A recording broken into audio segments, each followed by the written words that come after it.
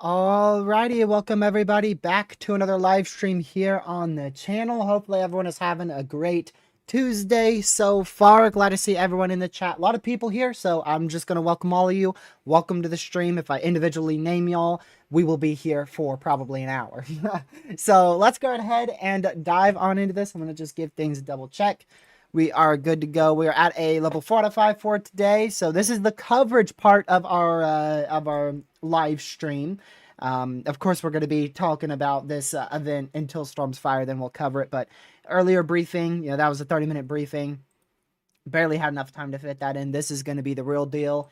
We'll be here for multiple hours covering what is likely going to be a major tornado outbreak across Illinois and Indiana, and what's likely going to end up being a significant hail outbreak out there in Texas. So we've got a very significant severe weather event that is on tap for today, especially across Missouri, Illinois, Indiana, even into Michigan, as well as into barely portions of Iowa and barely portions of Ohio. Also back down towards a good chunk of central Texas and south central Oklahoma.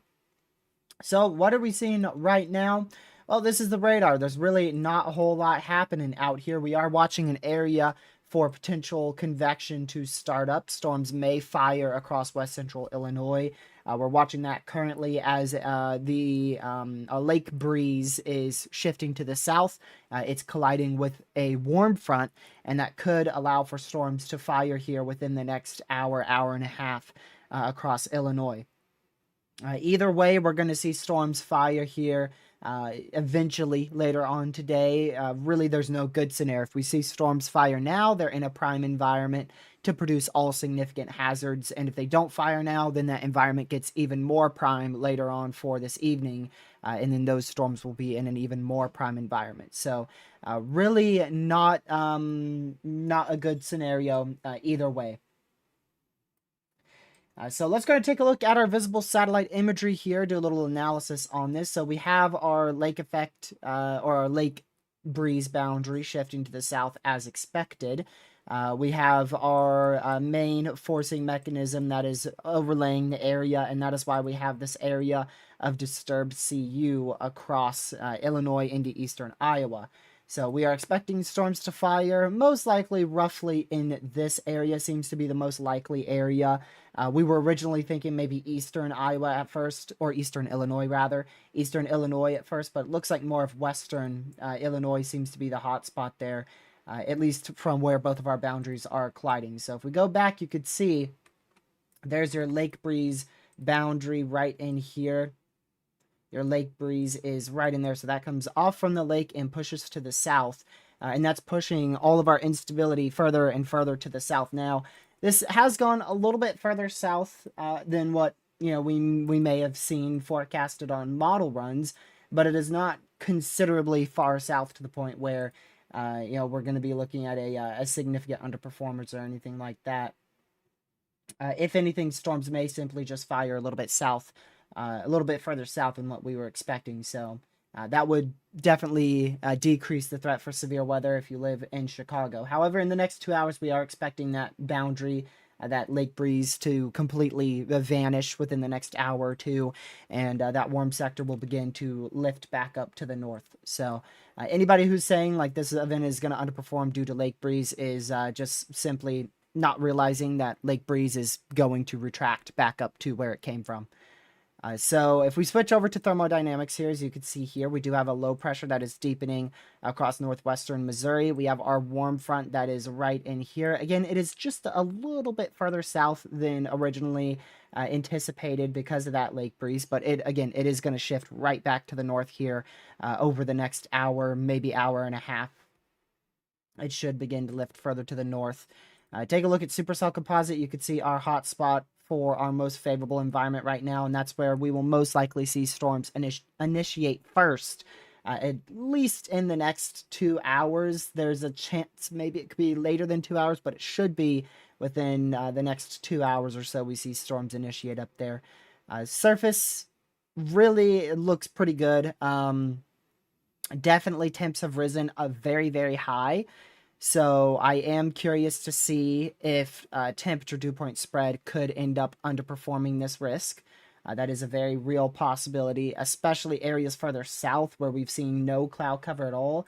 You guys are getting up into the 80s. So definitely not the most perfect moderate risk. It doesn't look like it's going to be a like a perfect type of environment where we'll see like a high risk issues or something like that. But it's definitely an environment that is capable of producing long-tracked, strong to intense tornadoes. And remember, we'll have to see if storms fire. That is definitely something that we'll need to watch here, because if storms do fire now, then there is a little bit of a chance that they may be a little bit more elevated. But if we end up waiting until 7 o'clock tonight, then those temperatures will be lower than what they are now, and thus not as bad of a temperature dew point spread. But definitely a little bit of a skeptical risk here, but all it takes is one supercell in this environment, latch onto that warm front, and we'll see a long-tracked, intense tornado across Illinois and into Indiana. All right, let's go ahead and also take a look here at our mesoscale discussions. We do have mesoscale discussions out from the Storm Prediction Center out there in Norman, Oklahoma. Oh, we might have to use WeatherWise here. Might be too much traffic on the SPC site. So we're going to turn on WeatherWise's MCDs. Yeah, we're going to turn on WeatherWise's MCDs here. That way we don't have to wait for that to load. We've got two mesoscale discussions here in effect from the Storm Prediction Center. I'm going to go look up the details on it really quick, so that way I can relay that to you. Let's see. National Weather Service. All right, so this southern one here, this one you see highlighted in red, including much of south central Texas, especially including San Angelo, Abilene, Texas, Junction, Texas, some pretty populated areas there. A tornado watch will be issued later this afternoon. The potential for a few tornadoes, one strong, 65 to 80 mile an hour wind gust, and 2.75 inch hail to 4.25 inch hail are all possible. So very significant severe weather is going to be possible across that red area that you see here in central to southern Texas. And again, a tornado watch will be issued. Can't read that discussion. Okay, there we go. 5 p.m. So a tornado watch will be issued within the next hour and 20 minutes. And then further up to it's an ice storm warning in Michigan. The heck? Further up to the north, up here in Illinois, Indiana, Iowa, northeastern Missouri. If we take a look at that MCD, I'll get to that super chat in just a second. Let me just finish reading this stuff off.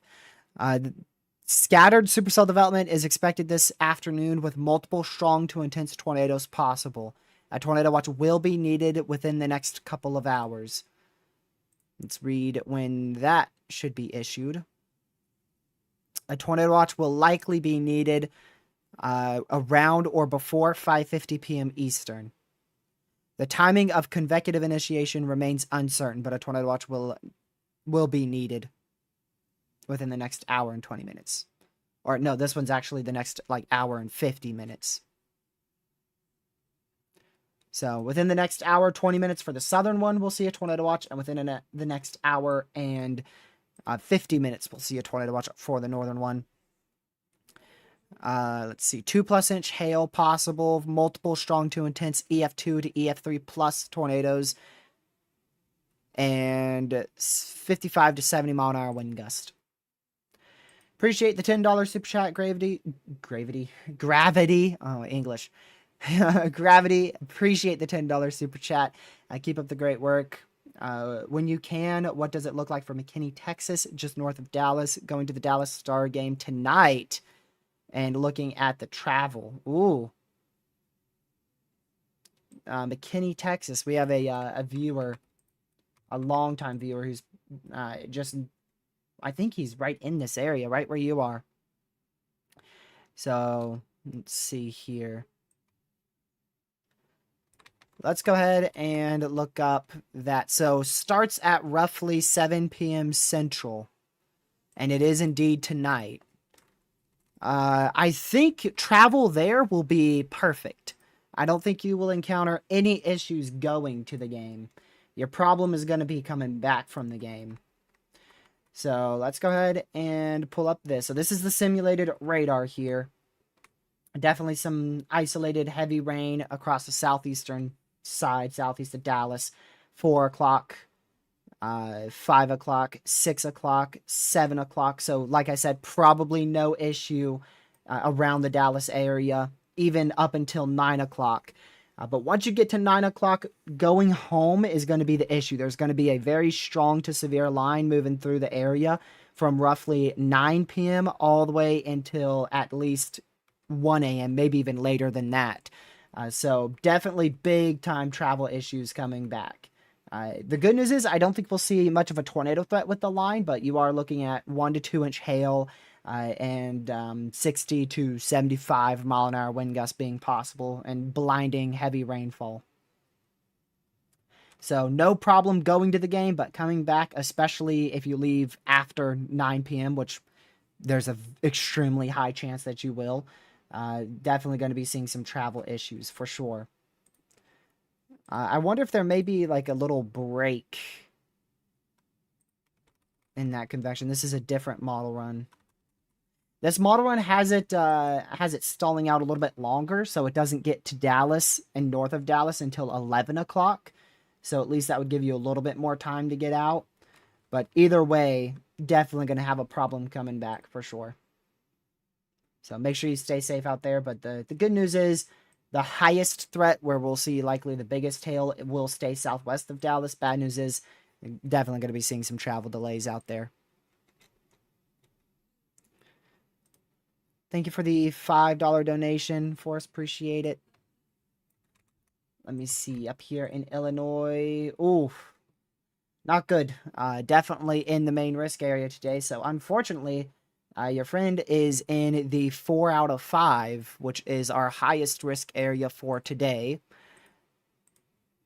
Definitely looking at some significant issues there. There is uncertainty on when storms will fire, but most likely problems will begin after 6 p.m. Eastern. So he needs to be extremely weather aware from 6 p.m. Eastern all the way until at least 1 a.m. Eastern. So if you don't know what that is in Central Time, that's 5 p.m. Central till midnight Central. And very, very significant severe weather threats up there. We're talking about the potential for 60, 70 mile an hour wind gusts Hail will likely be an issue, 1.5 to 2.5 inches in diameter. But the biggest problem is the tornadoes. Very, very high-end echelon threat for tornadoes. Multiple strong to intense tornadoes are likely in this dark red area, and your friend lives on the northern side of that. So extremely big issues up there. Make sure your friend knows where a safe spot is. Make sure his family knows where that safe spot is.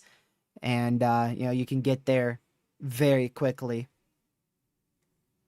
if that tornado warning is issued for their area. $2 donation at Branch County, Michigan. Thank you for the $2 donation. Appreciate it. So you're on southwestern Michigan. Storms will be dying out, which is good, really good. They'll be dying out by the time they get to you, but likely still severe, roughly around 1 a.m. Central Time, 2 a.m. Eastern Time. You're looking at 70-mile-an-hour wind gusts being a real possibility, 1 to 2 inch hail, and a few tornadoes, maybe even 2 or 3 strong. And that's for southern Michigan. So, you may not get a strong tornado, but I do think the damaging wind threat is going to be more widespread and is likely to impact your area. So definitely, make sure, if you're planning on going to sleep tonight, make sure you have your phone fully charged and turned up all the way. That's if you can even fall asleep with these storms rolling through. I know if I was in that type of threat, honestly, I wouldn't be able to go to bed. I'd have to stay up. My body would be like, what are you doing trying to go to sleep? You ain't going to sleep. You gotta stay up, watch the storms. But the good news is, like I said, storms should be on a dying trend by the time they get to you.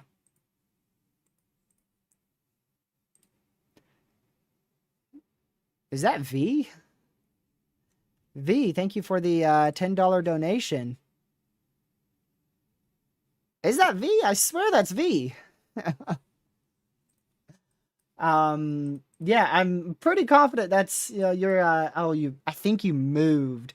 You're like somewhere in here. You're a little southwest of Indiana. We're unsure about how many storms are going to fire.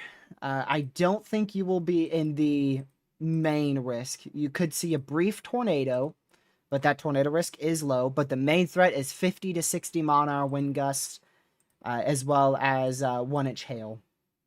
So I really don't think it'll be too significant for your area. Just a whole lot of rain, some wind, and maybe some small to large hail. And unfortunately, the timing is like all overnight. It is fully overnight. Storms probably won't arrive till roughly, let's see, 1 a.m., 2 a.m., 3 a.m. That's like 3, 4 a.m., and then it's going to continue throughout much of the day tomorrow. But once those storms pass you, the main storms will pass you about 7 a.m., 8 a.m. tomorrow. So from to give you a timing, 4 a.m.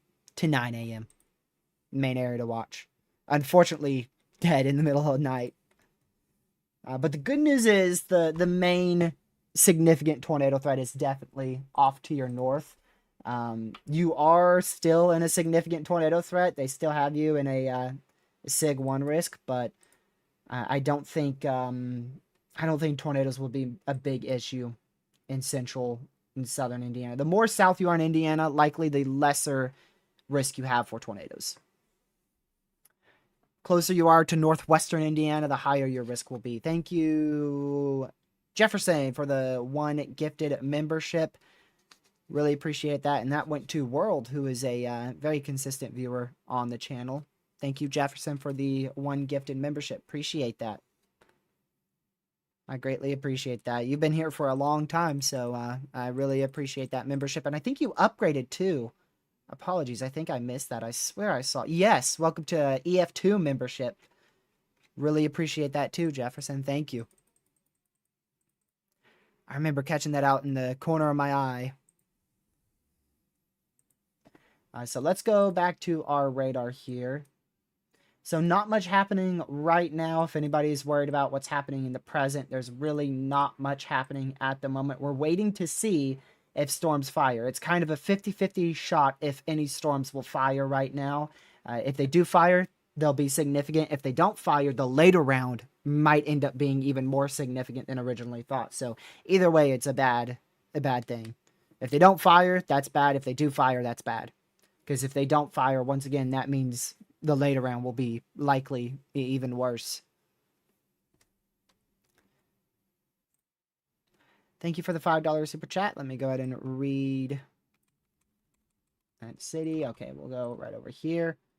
Northeastern Indiana. So you are pretty close to the main risk, but the good news is storms should be dying out by the time they get to that area. So overnight severe threat, big time damaging winds will probably end up being the main threat. 70 mile an hour winds will be possible across much of northern and northeastern Indiana. Some isolated large hail of 1.5 inch in diameter, and then can't rule out a tornado or two, and there is a chance for a strong tornado. So make sure you are, make sure they're hyper weather aware. Timing is overnight. I'm not sure if I told the timing. The timing is roughly midnight till 3 a.m. That's a good, decent timing right there.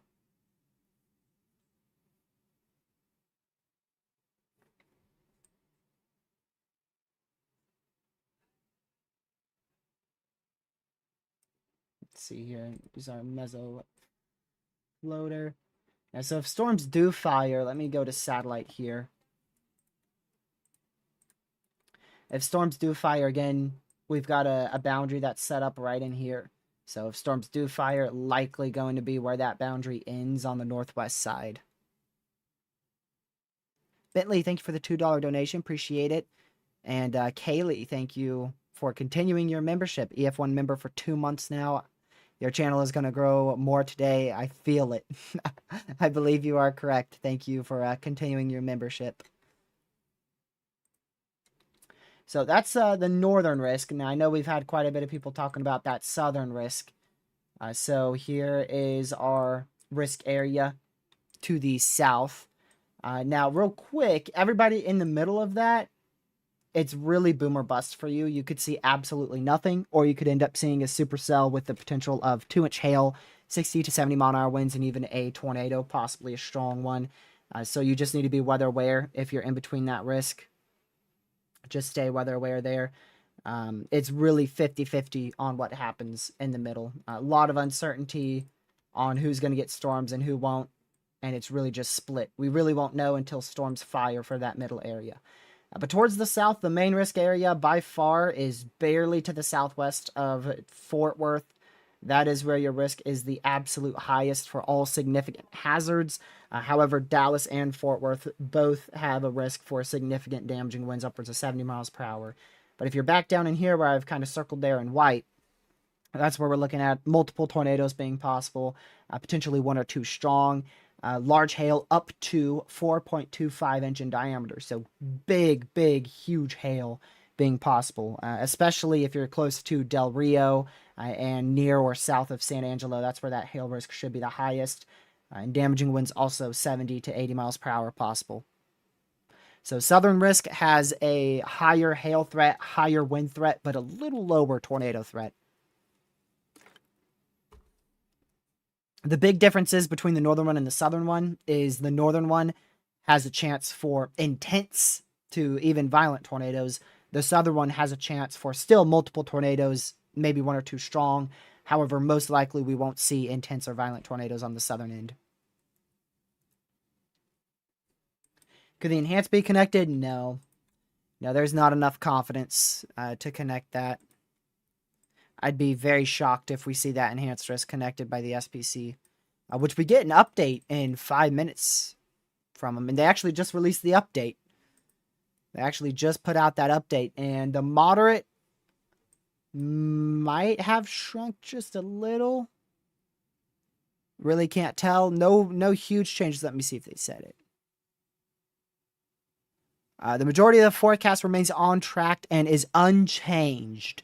I thought the moderate maybe shifted a little south. Modest adjustments were made to the enhanced risk in the southern plains.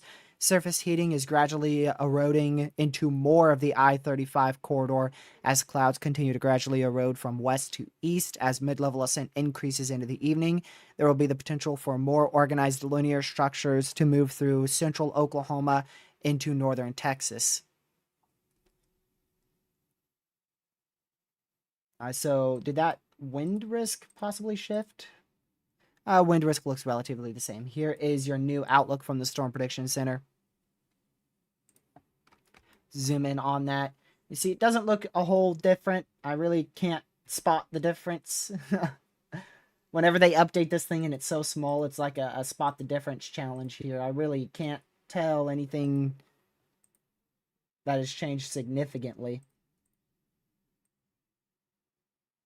I mean, it looks almost exactly the same to me. There's your tornado risk. Still have a 15 Sig 2 up there in Illinois and Indiana. Still a 5 Sig all the way through into Texas. Damaging wind risk still 30 Sig across central Texas.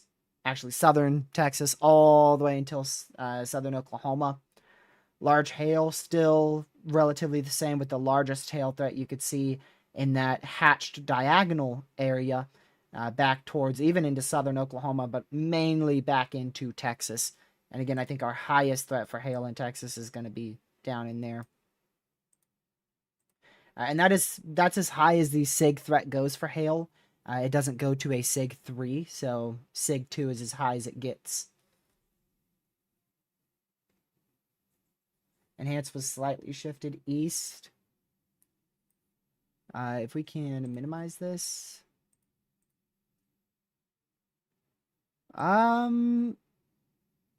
Yeah, maybe. It looks closer to Dallas. Yeah, maybe that wind risk was shifted a little bit more to the east-northeast. Maybe a little east-northeast on that new outlook. Thank you, Jefferson, for the $1 donation and the $5 donation. Let me Stoneham, Texas. Is that the right area? I think you're good. I mean, you have the risk for some thunderstorms for sure today, into the overnight hours tomorrow.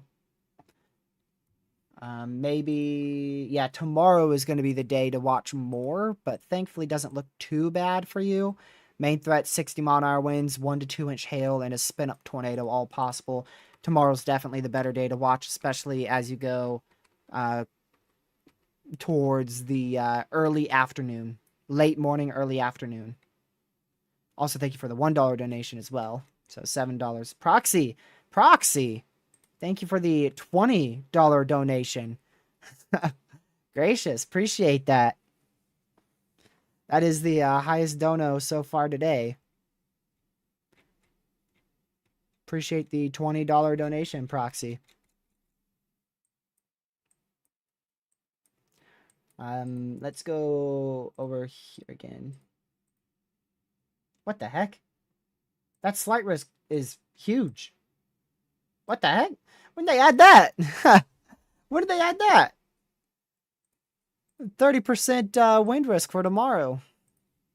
They must have updated that on the day 2 outlook, and I just missed it. Tomorrow has a whole lot of uncertainty with it, I will say. More than usual. Not certain in tomorrow's severe threat by any means. But definitely mainly a damaging wind threat, but I would not rule out a few tornadoes, and I do think we could see a strong tornado or 2 tomorrow. Actually. Well, if we see a more of a cluster to semi-discrete mode, it wouldn't shock me if we get a 10 sig tomorrow. Where would it be? I would say that 5% probably is going to get extended more to the west. Yeah, definitely. I think that 5% probably will be extended further to the west, like that. And then it wouldn't shock me if we get a 10 sig, like right in that corridor. if storms end up being semi-discrete, which right now it's kind of 50-50. Some models show a line, some models show more of a semi-discrete mode. And then this risk I'm not impressed with at all. I think we could see the main threat is hail and wind. So I would be really watching for a 1 to 2 inch hail, 70 mile an hour wind gust. And then I think we could see a tornado or two, and one of those could be strong. But it's very sloppy. Definitely a sloppy, both modes are sloppy. Wophus is running, ha ha ha.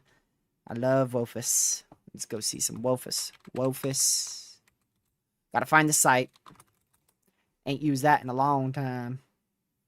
If you didn't know, Wophus is a more short-term. What is this? Did they like change the site or something? It's like a better HRRR, so it's made for short-term forecasting. Short-term being like within the next 6 hours. It's made for that. That's what it's typically the best at. Alright, so let's just, this is my first time looking at this, so I don't know what this is going to have. We're going to look at this together. Alright, we've got 18 members to look at for this. So there's 18 possible outcomes that this shows. Well, definitely not a big fan of the first outcome right off the bat. Now, that second round isn't horrible, but that's definitely not a look you want to see. That's for dang sure. Look at that. That would not be fun. Let's try member number 2. Oh, more explosion in the first round here in the next couple minutes. We can pretty much make that an outlier because I don't see any storms firing. So that's pretty much an outlier, but if we just continue with that, let's see what happens. And definitely not a good scenario either. Wophus 3. I want to see if any of these don't form storms in the next 2 hours. More storms here shortly. Oh man, not fun either. Definitely a bit on the weaker side with the second round, but still you'd end up with at least 3 notable supercells in that far southern one, likely producing an intense, potentially an intense tornado there. Strong to intense. The fourth one, a little weaker with the first round, still get 1 good supercell. And then you just get multiple supercells firing up there, eastern Iowa, central Illinois. Now, remember, these are likely going to be hailers up here. Those will likely be hailers, but these will likely be strong to intense tornado potential. Let's go to Wophus 5. A lot of these have it. Let's see. Let's just check this right now. Within the next 20 minutes. 1, 2, 3, 4, 5, 6, 7, 8, 9, 10, 11, 12, 13. Okay, so we're like, this is very confident that we are going to see convection here within like the next 20 minutes.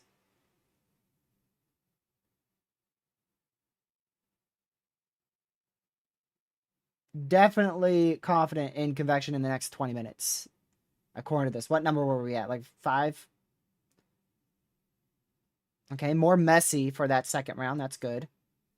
This one. Ooh, the first round is everything. The first round is pretty much your main event in this one. Number 7. Definitely messy, but still. I mean, let's just rapid fire all these, right? Look at the updraft helicity track specifically in this area. We're going to just rapid fire all of these. Ready? Looks like some pretty good agreement that we're going to see tornadoes somewhere in the area that I've circled. Oh, that's a little bit further off to the north, quite a bit. Still pretty good, still pretty good. Those are firing, most of those would probably be hailers. Still good, yep. Pretty confident that we'll see tornadoes today. We are getting new Wophus runs right now. Let's just see what these show. Okay, all of them show convection in the next 30 minutes. Although the last one, Ensemble 18, doesn't show as much convection in the next 20 minutes. But pretty much all of these show convection here. And looky there. Good news is I believe that is formed north of the front.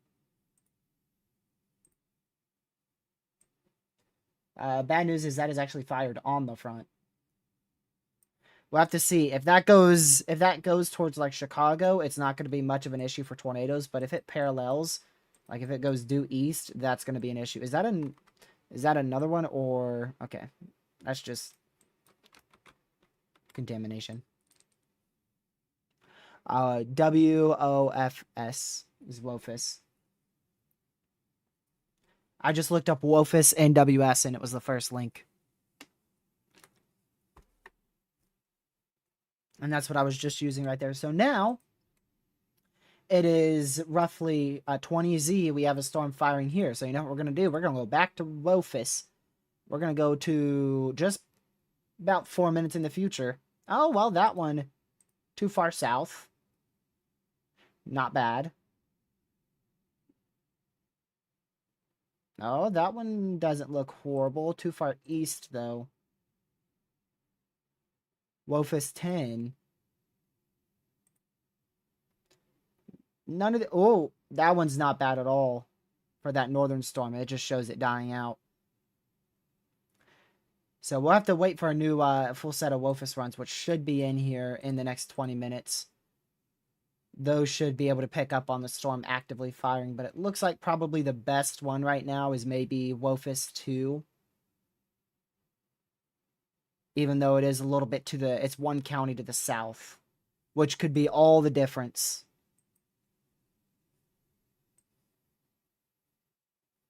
So if we go to satellite here, you could see that's our boundary, which is, by the way, going north now. Looks like it's going to start heading more north. It's actually a little bit difficult to tell exactly where that boundary is. But you could see it roughly stopped in there. And now it's likely starting to go more north. So what I did to get to this site is I looked up WOFS one space being WOFS space NWS. Enter. First link at the very top. Scroll down not too far, just a little scroll. It says access live real-time data. I clicked that. And then once I clicked that, it popped up like some warning that they're like shifting or changing the domain. And I clicked the second option instead of the first one. If that doesn't work for you, well, then here's the gift of a link. So that will work. That should work great.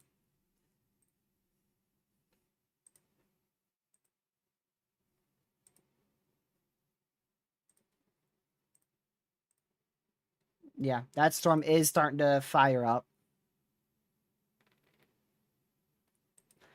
Yeah, they switched the domain. I don't know exactly why, but they did.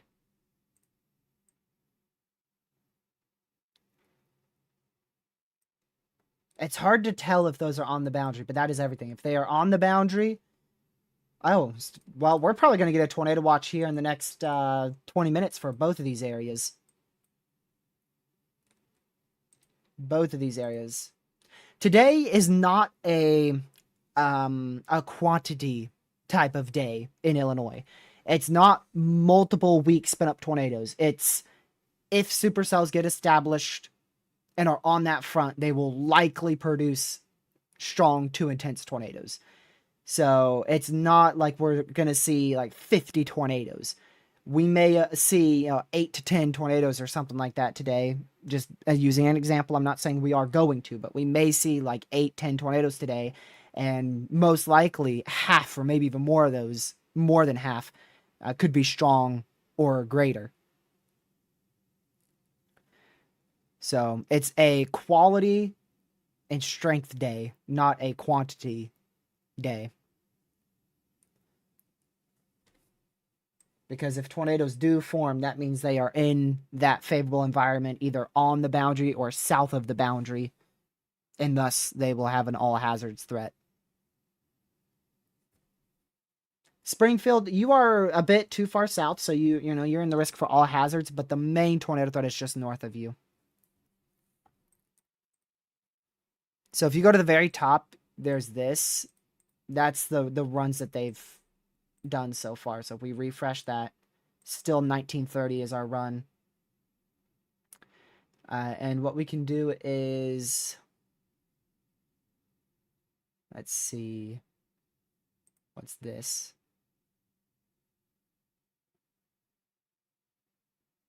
"90 percentile." We don't really want that.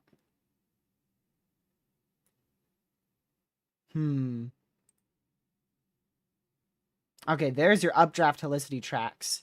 That's what I was looking for. So if we can try to do that, maybe a little bit. It's very difficult to see them. Very difficult to see them. But you can see a lot of our members show storms firing in central Illinois roughly around 5 p.m.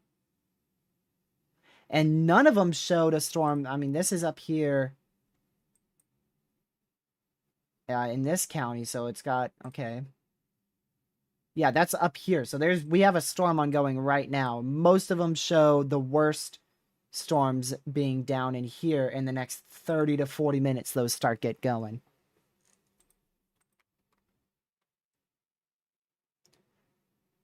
And then you can see later tonight, a lot of them also show our main second round back in here. I know that's very difficult to see. I apologize. I don't know if I can make that bigger somehow. But it's roughly right in there. How concerned am I today from a scale of 1 to 10?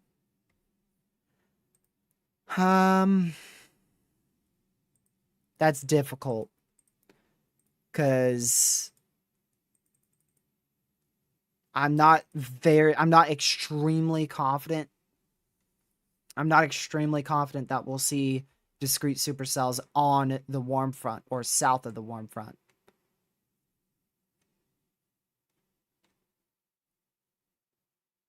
So it's hard to say. I would say, I'd say a 7.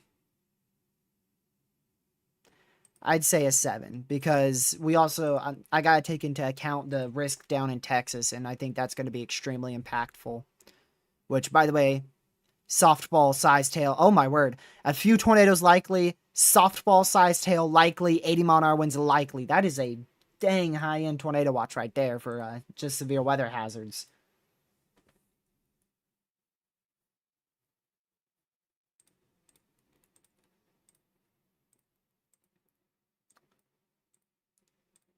Uh, 60-40, 60-40, 70-70. A little bit surprised that wind threat isn't higher, considering they said 80 mile an hour winds likely. I was expecting this to be like 80, 60.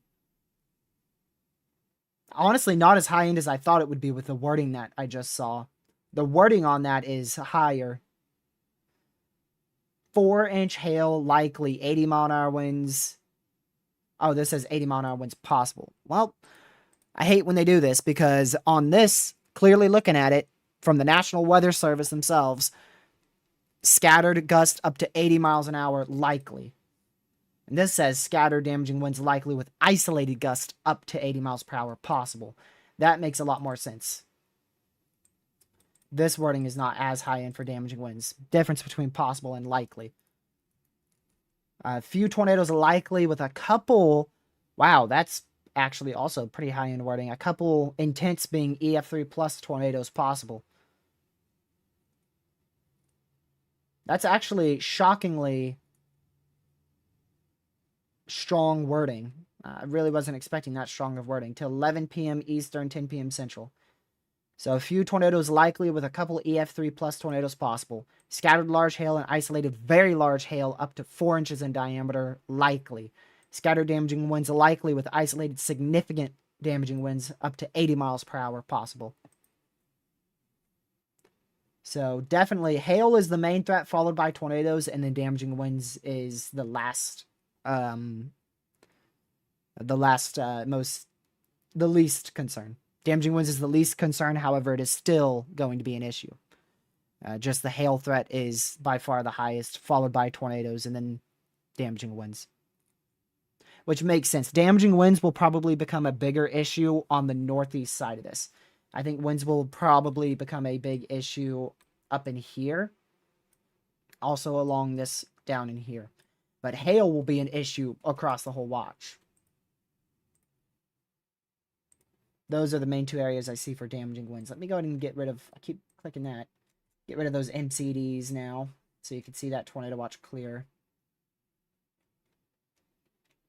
Boom. So there's your tornado watch. If you're in the purple area, make sure that tornado preparedness plan is ready to be sprung into action. And I expect a northern tornado watch here very soon. Probably within the next 15, maybe 30 minutes.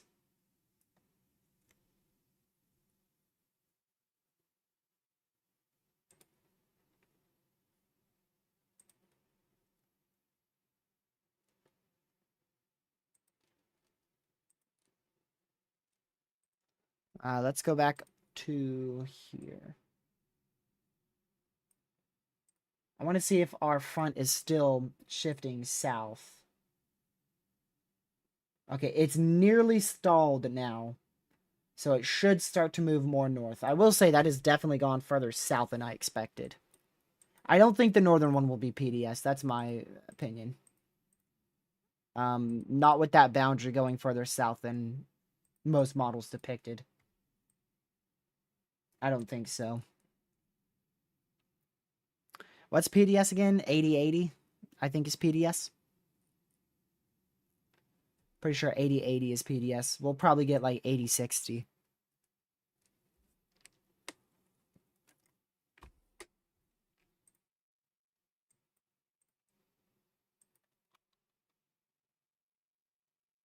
Yeah, we're really having to watch down here. This, I'm not too concerned about this because I'm pretty sure this is just going to go to the northeast. That should be in a relatively stable environment. I'm not worried about that. I'm watching more down here for any blips, a county to the south. This is the area I'm watching. Because that, now that I see that that is moving northeast, that is very clearly going to be northeast of the main instability axis. Which, by the way, we could take a look at now because we just got a new mesoanalysis update. Yep, and you can see that is going to go northeast and out of the main front. So your main environment is just one line lower than that. This is your main environment. Right in there. That's your primary environment. Now let's look at supercell composite and see if that's... Okay, that's definitely gone up. Definitely gone up, especially in eastern Illinois and a little bit there in Iowa. Surface observations. Dew points definitely have gotten a bit higher here. You're into the mid to upper 60s in a lot of this area in here.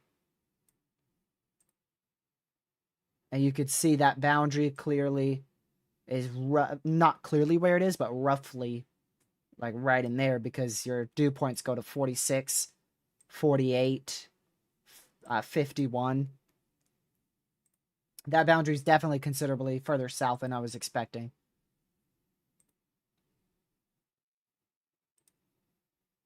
Which that isn't necessarily a bust mode for today. It is an underperformance factor, but it's not necessarily a bust factor.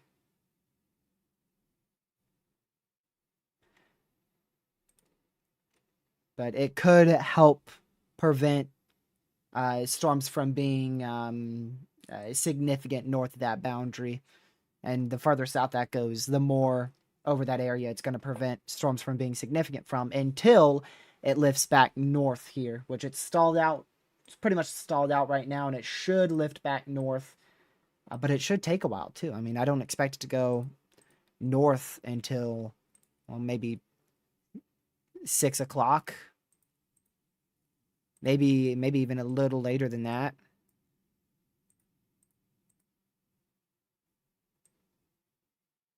And that's if it even goes back north. It may not.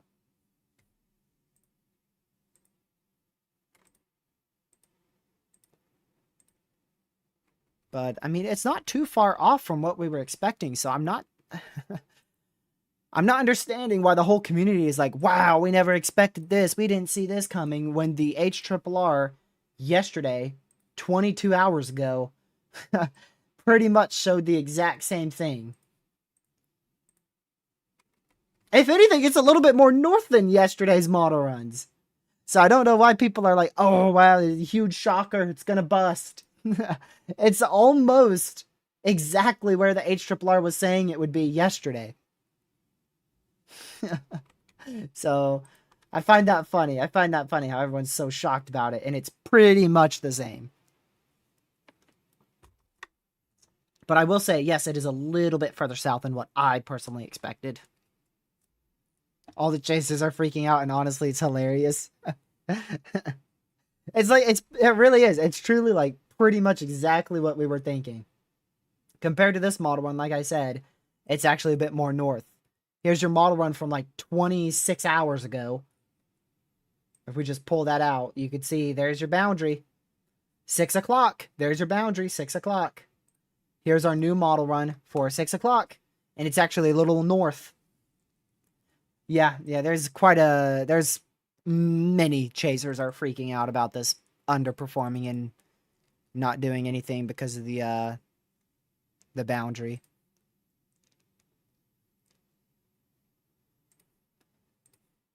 I've seen a few. All right, here comes the new 20 UTC Wofus. And you could see it's accounting for, well, that's actually not even the storm, actually.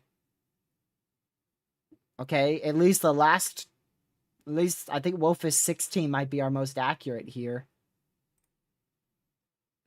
But I'm not seeing anything firing here. So, let's see who wins. Does the HRRR win? Which I didn't show you, my bad. The HRRR does not have, oh, Lord have mercy. HRRR does not have initiation until about 8 o'clock. I didn't see this part of it. Doesn't have initiation until about 8 o'clock tonight. And then the Wofus, most of the Wofus runs show initiation in the next, now, across Illinois, central Illinois.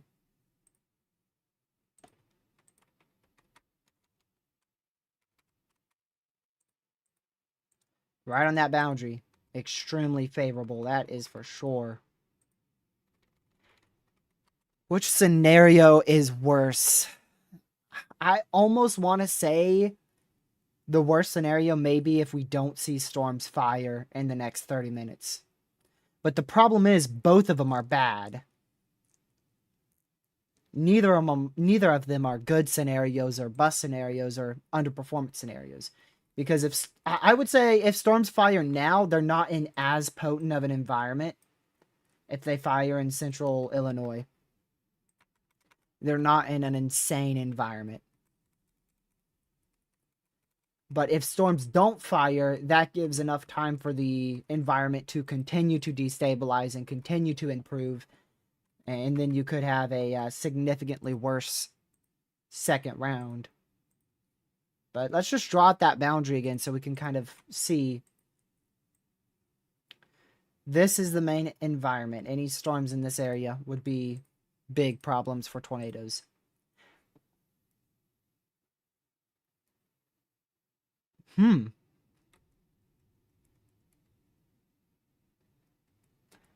Are you seeing what I'm seeing?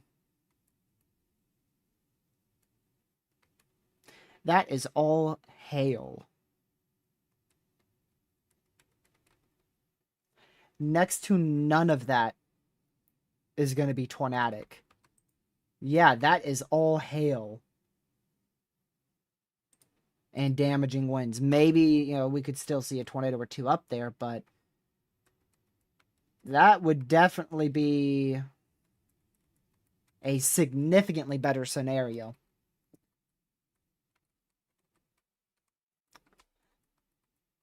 So we'll have to see if that does happen.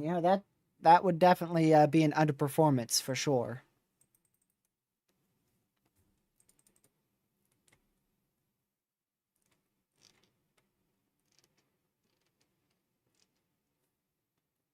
Let's go back to our radar here.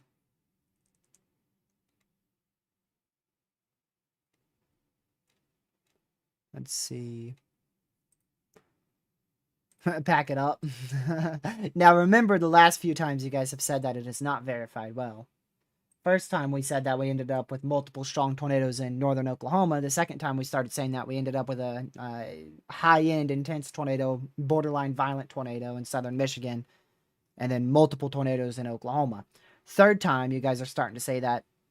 Let's see how it goes. So far we are, you guys are 0 for 2.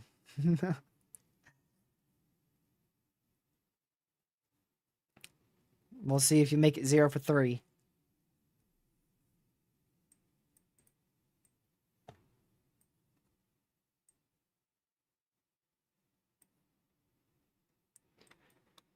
Let's go to CC.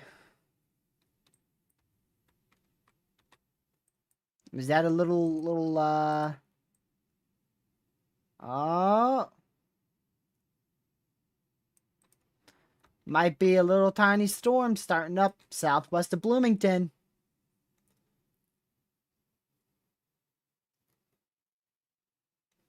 Let's see what Wofus thinks.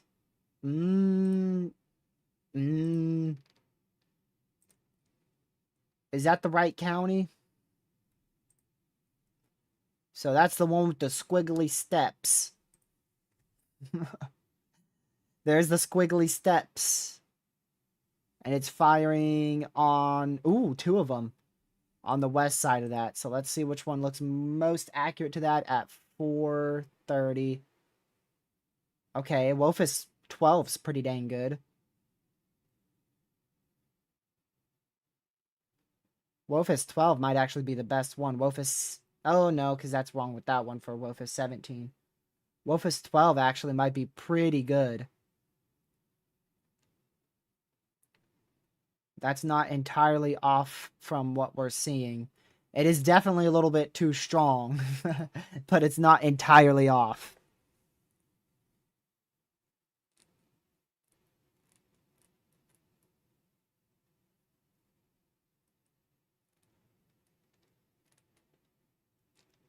Do a poll. Sure, we'll just do a quick poll.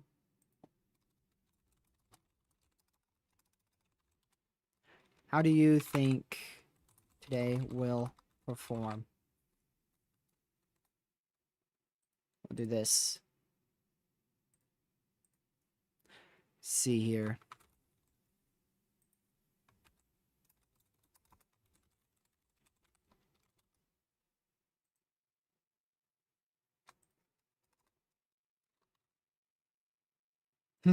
I'm not voting.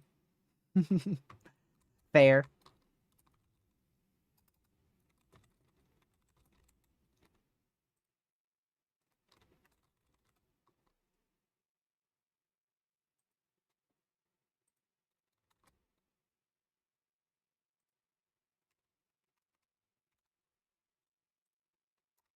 Okay. There you go. Vote away. 4 options. Bust, underperform, but 1 plus strong tour, and then perform.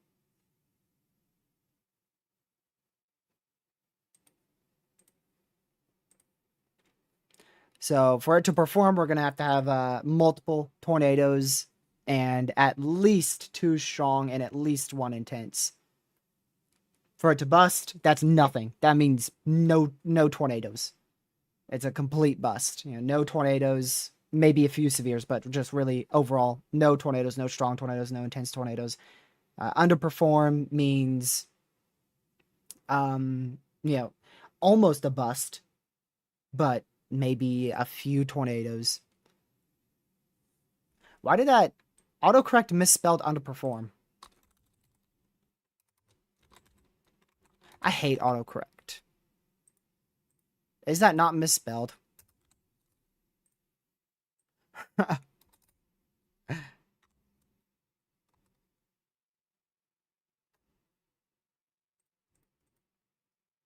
Under preform. You know, that might actually be right. Other than the last one.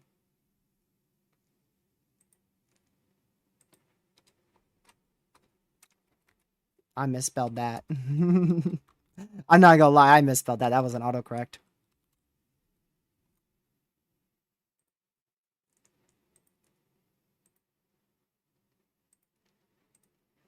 It's ER, not RE. Good old misspellings. I never claimed I was smart with spelling.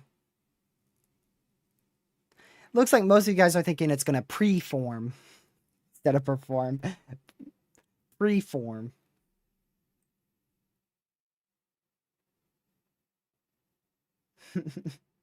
Like pre-fire. Uh, yeah, so it's got 67 votes right now. Of course. Underperformed, but one strong plus tour is also pretty dang close too.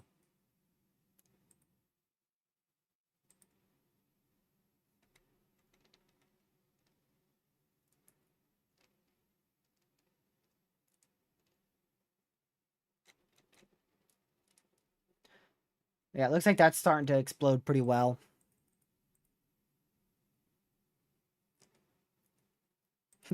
Not everybody wants to vote. It's perfectly fine if you don't want to vote. It's just something to see.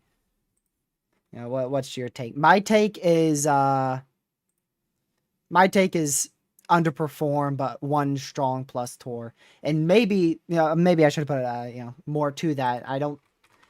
It might be an underperformance, but we could see like two strong tours, one of which is intense plus.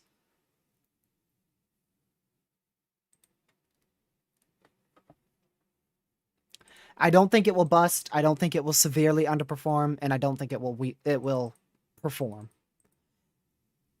I think it will barely underperform.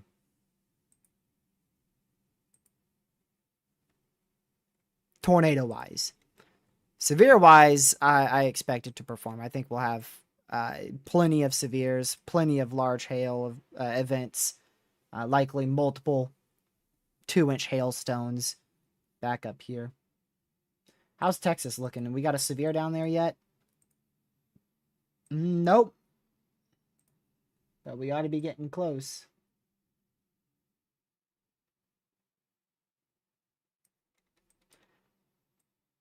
Texas is probably going to be the first storm. Texas is probably going to be the first state to have a severe thunderstorm warning with this event. All right.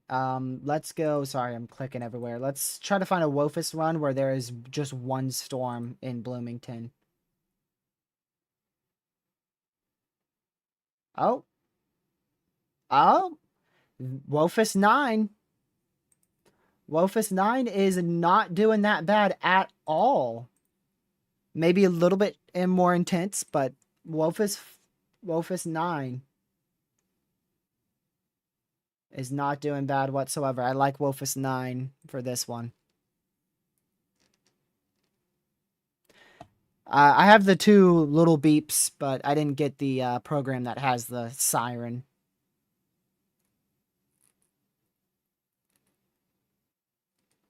I'll let that poll run for a few more minutes. I don't want it to run like through the entire event because then as things occur, people are going to be switching it up.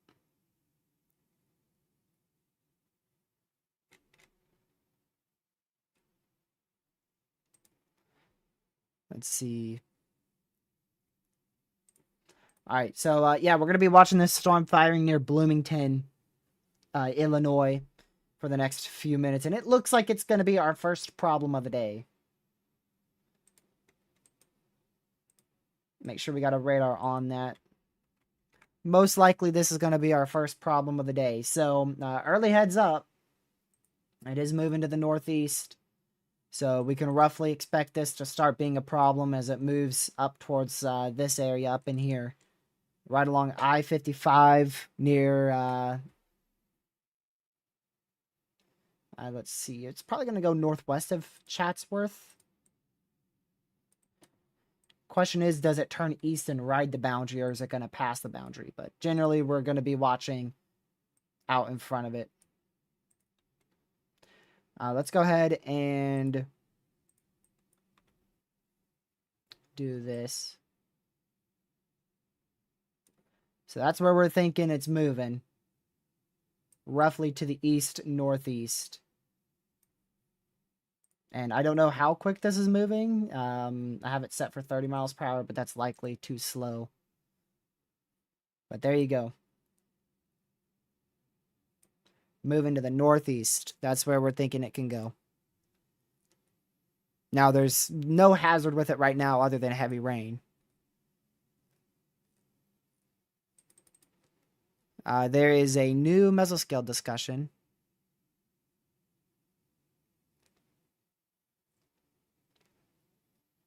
New mesoscale discussion for, is that Kansas?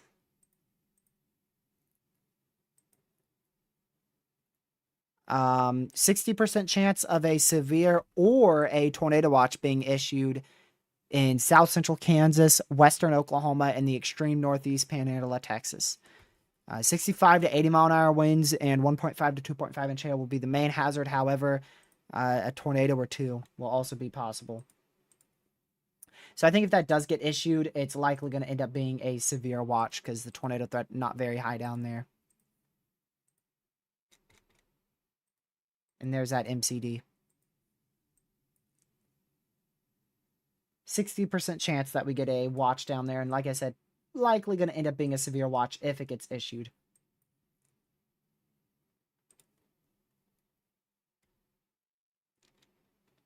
North of the main one. Yeah, the thing is, though, that's most likely going to just go north of the boundary and not be a big issue. If we take a look at our boundary is it's just south of all this cloud cover. Our boundary is somewhere in here. Take a look at radar. And you could see that is going northeast. Now, if it turns east, it could ride the boundary and be a giant issue. But most likely, it's just going to go right past that boundary.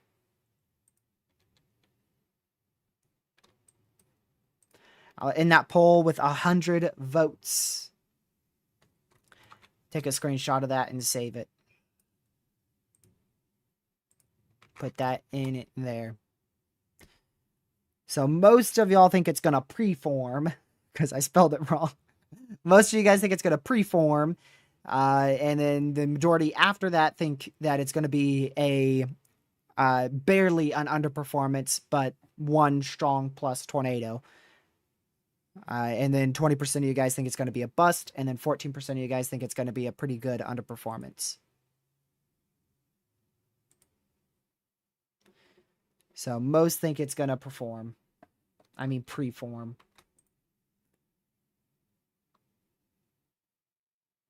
Yeah, Wofus 9, again, that's the one that I think is the most accurate right now. And that has this storm really exploding over the next 20 minutes into a supercell by the time we get to 5:10 Eastern, which is 20 to 30 minutes from now.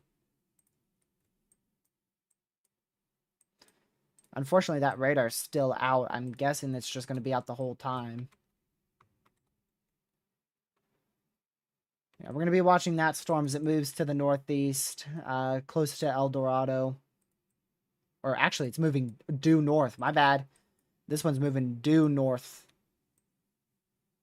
So it's actually going to be heading up towards likely Big Lake, or very close to Big Lake. But these storms are starting to explode.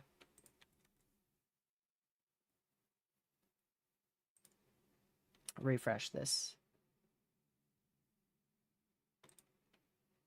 And it is a severe thunderstorm warning somewhere in Texas. It is the panhandle of Texas.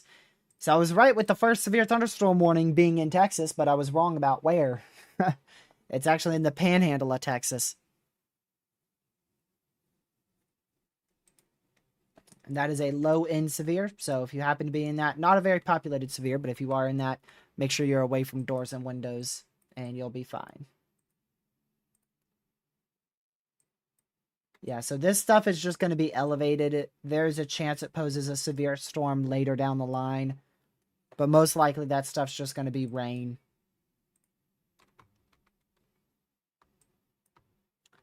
Need to keep an eye out for any other storms that try to fire out here. But right now, it's just this lone little guy right here in Bloomington that is likely going to explode over the next few minutes and eventually few hours. I don't even know if you could look at the environment. Oh, big bold letters says environment. This is your supercell composite. Huh. What I find interesting is that if this wants to load, the supercell composite continues well into the whatchamacallit, outside of the boundary. Right where the green and blue meet, that's where your boundary is. Let's look at wind shear. Oh, none of these are going to work for us, so I'll go back over to this. Again, Wolfus 5 was the one that I think is most accurate. Or not 5, my bad, 9. And that shows another storm forming, 2 storms forming northeast of our main one in the next 10 minutes. Which there's one of them. That's the one of y'all already called out. And then I wonder if that might be the start of the other one right there. Might be the start of the other one right there.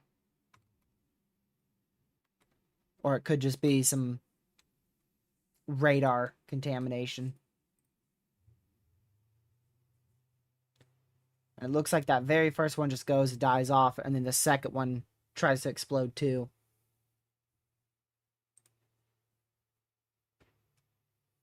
Refreshing that.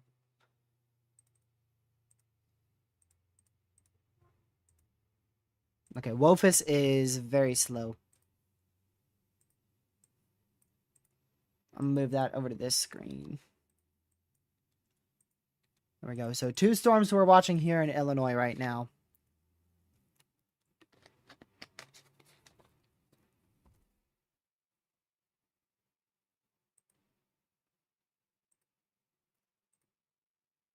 Did I break Wolfus, or is there just too many people watching Wolfus right now? Oh, there you go. There's your other severe. I was expecting them to warn that. There they go. Severe thunderstorm warning out here in south central Texas. This was the one I expected to be our first severe. However, our first severe was actually up here in the panhandle of Texas. So second severe of the day out here in something. 2 ways I want to pronounce that, but I don't want to end up mispronouncing it. So that's that town here in south central Texas. A supercell is a thunderstorm, a rotating thunderstorm. Typically, they're discrete. So if this storm here in Texas is rotating, it'd be classified as a supercell. But right now, we don't know if it is rotating or not, so it could be a supercell, and it very well easily could be, because it's all by itself. Typically, when they're all by themselves in a very potent environment like we have here in Texas right now, they can quickly become supercells. No tornado to watch out just yet in Illinois. I really don't think we're going to see a PDS tornado watch today. I don't see it being needed at the moment.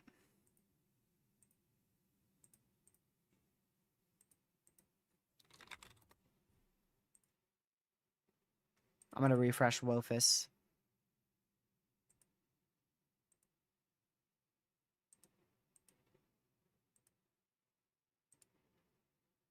Let's see.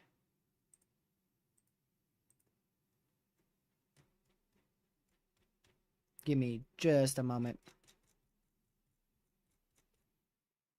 Yeah, Wophus is completely broken for me now.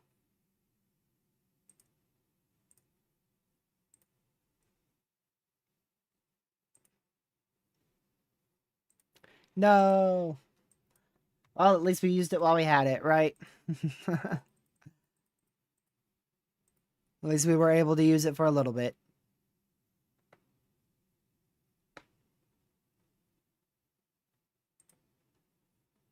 Let's go to HREF SPC.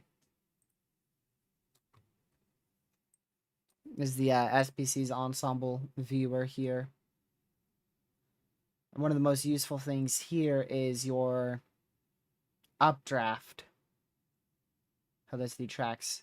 Forgot they have the tornado probabilities on this. So this shows the peak environment definitely being, and our peak tornado threat overall being like 11 o'clock tonight.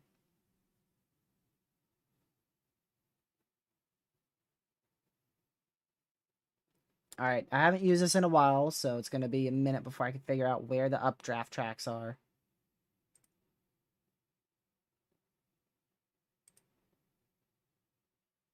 Well, there you go. There's your ensemble wind speeds.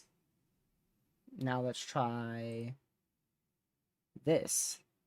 Is your 4-hour updraft tracks. So that's where storms can fire. And you can see there's definitely 2 hotspots there. There's also a third hotspot. There's a hotspot here. A hotspot all down in here. And then actually maybe a third hotspot right in there in southern Kansas, northern Oklahoma. So what we're going to do is we're going to go back to College Due page and we're going to go check that. Yeah. That definitely fires storms, likely severe storms there. So we'll probably see a severe watch get issued out there for northern Oklahoma, southern Kansas, maybe the northeastern panhandle of Texas here.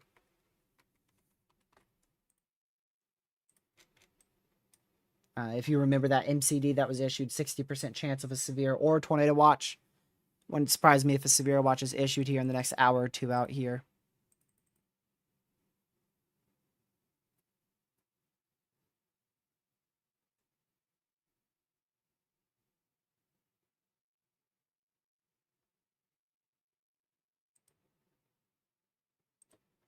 Be patient, y'all. I can tell you that. Don't call it a bust too soon. A lot of people are going to.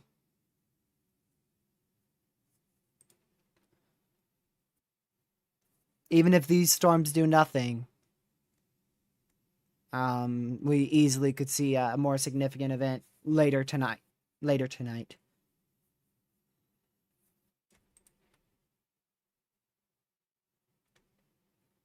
Tell that to people on Twitter. Unfortunately, they never listen. They're not going to listen until there's like a bunch of tornadoes on the ground. They'll be like, oopsie.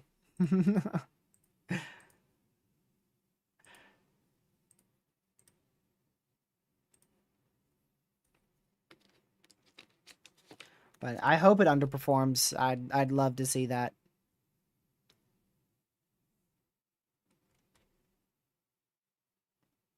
I had a tornado warning in Mississippi, northern Mississippi yesterday. Yeah, I think that was the one. Isn't that the one we were covering? It just came across my feed when I was scrolling through the National Weather Service tweets. Pretty sure we covered that one.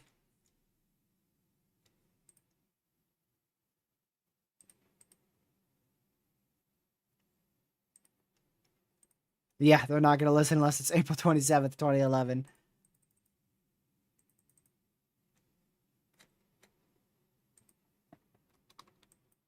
How far is the warm front going to retreat later? I don't expect it to retreat too much. The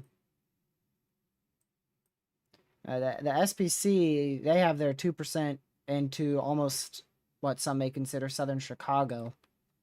So it shouldn't retreat too far. Likely it won't retreat further than the moderate. If we take a look here at the HRRR sub-hourly, take a look at the dew points, it's roughly in this area right now. And let's see if this shows it retreating any further north. Not really. I don't expect it to retreat too far north. The main area where it retreats further north is where it's very far south in northern Indiana. You could see that moves rapidly to the north, northwest. But as for Illinois, it shouldn't retreat further than on the northern end of that moderate. Here's what the HRRR has for later today. So this is for 4, 4:15, 4:30, 5 p.m. Eastern. This is in 10 minutes, 9 minutes from now, actually. 9 minutes from now, the HRRR has nothing firing. This is 6:30, 7, finally 7, 7:15. Just, hello. Bunch of storms. 7:30, 8:30. You could see, really, not a lot of these would be a huge issue. The one that would be the biggest issue would probably be this one in this scenario.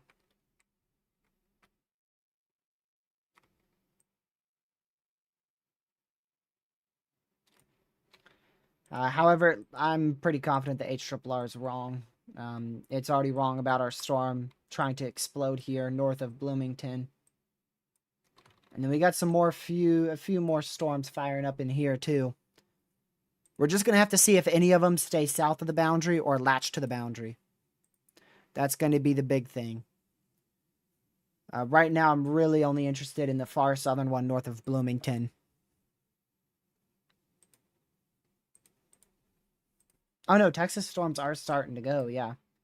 We've got one severe still out there, but they haven't, they're not extremely significant just yet.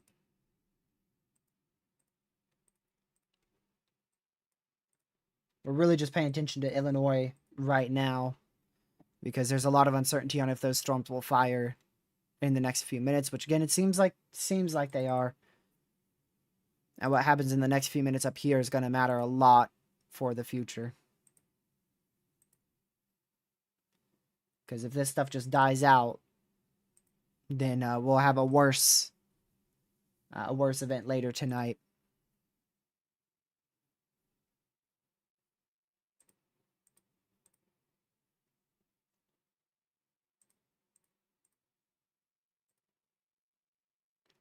Let's see.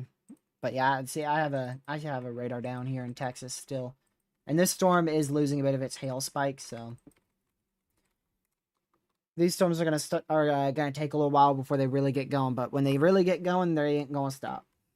They're gonna go from normal severes to destructive severes in the matter of an hour.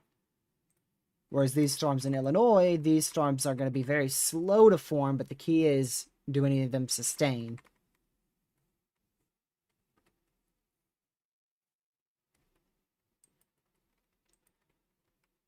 Which again, it looks like these are going to be just rain, maybe some lightning. If they can grow upscale and become stronger, those southern ones could be a hail threat. But really not worried about anything up in here. Now these firing down in here, I think there's 2 or 3 little storms firing in here. There's quite a few. But most of those are not going to survive.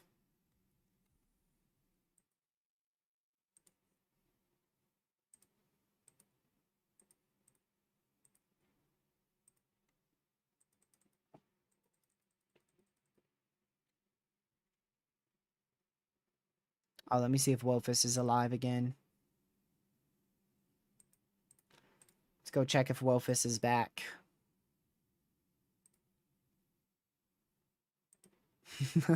I think the weather community broke Wophus.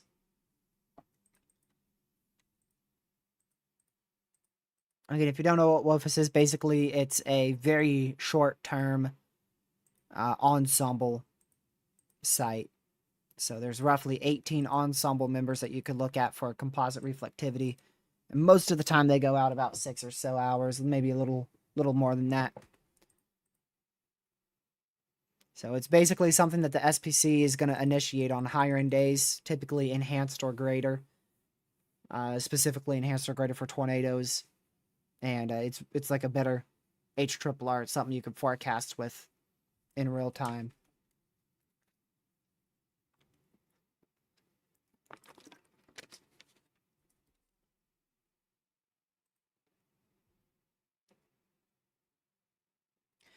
I know that's not true, Grumpy Grandpa, because I know it was running the other day. 70-60? Yeah, no shocker. I said 80-70, so I was a little bit too high.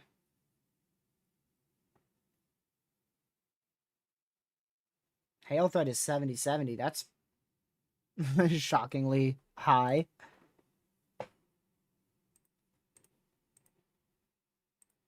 So there's your tornado watch. Few tornadoes likely. Apple-sized hail likely. 75-mile-an-hour wind gust possible.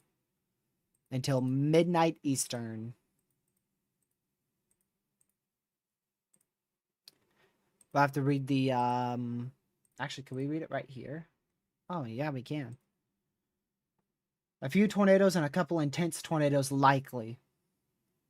Scattered large hail and isolated very large hail up to 3 inches in diameter likely.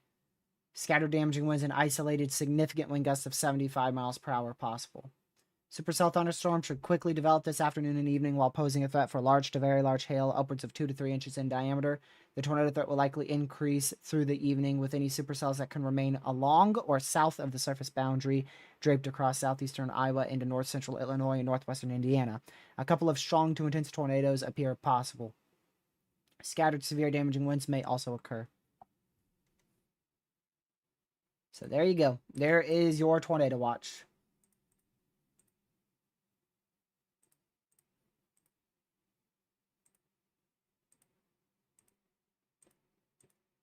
Let's see. Some of that model, it's not even in a tornado watch. Good old weather forecasting. We'll likely get 2 or 3 more watches up here later on.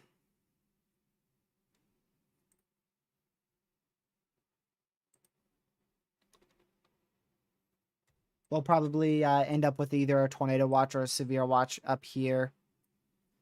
And then likely a tornado watch over here.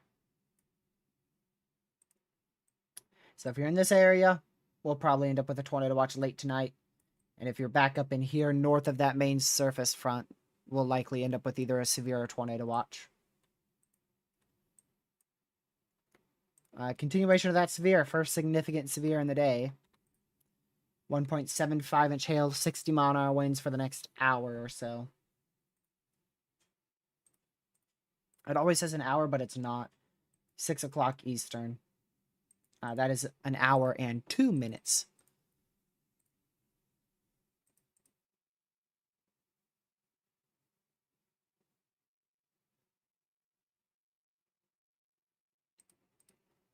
Let me see.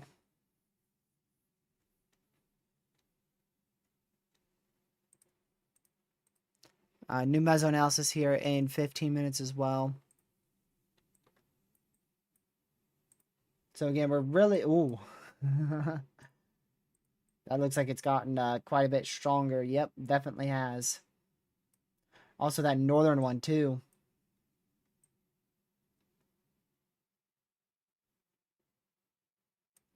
The more north they move, the lesser threat for severe weather they're going to pose. And that just died off before it got to Chicago, which is great. So if these move north, they're going to likely go north of that boundary if they haven't already, which I believe this one already has. And this one's probably got an hour before it does so too. They're expected to move east if they stay on the boundary. However, these are prefrontals. Main event isn't until 8 o'clock tonight.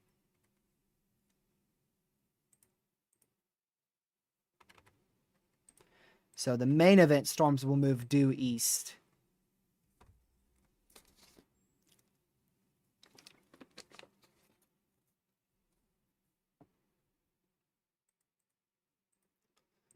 getting a new HRRR, and then it looks like the new HRRR is finally catching on to initiation with the prefrontal stuff, at least the newer one. So even then, so it says in 1 hour this storm becomes significant enough to likely be severe, but it looks like it already went severe. And then it just moves northeast, probably north of the boundaries, so it would be a relatively short-lived severe threat for an hour or two. So we'll watch this as it goes to the northeast. That's the area to watch, apparently, according to the HRRR. That is the region to watch. So it should start to turn more east as it hits that boundary, but eventually it's going to be able to pass north of that boundary.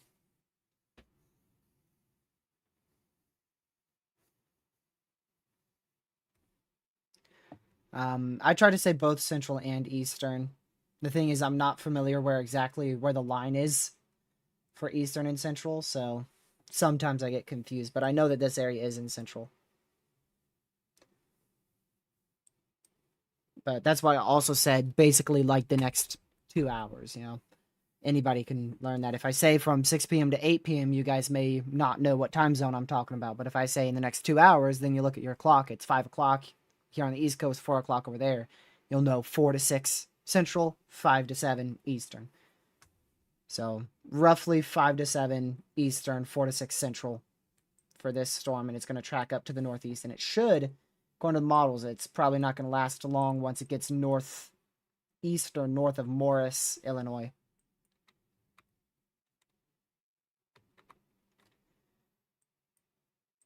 But we're going to be watching this closely. It's about 30 minutes, so roughly 4:30 Central.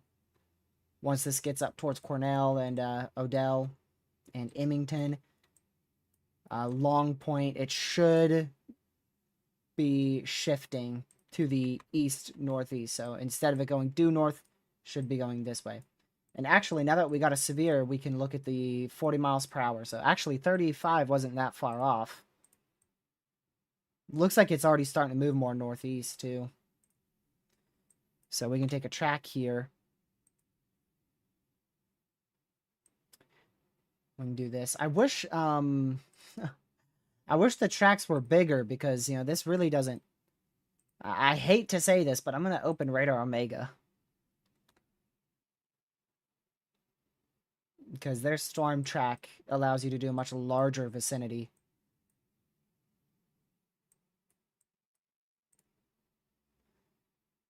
Let's see here. Okay. So what we're gonna do is we're gonna go 1, 2, 3. I might actually need to disable the watches and warnings because that's Radar Omega for you. Linear path speed is 40 miles per hour.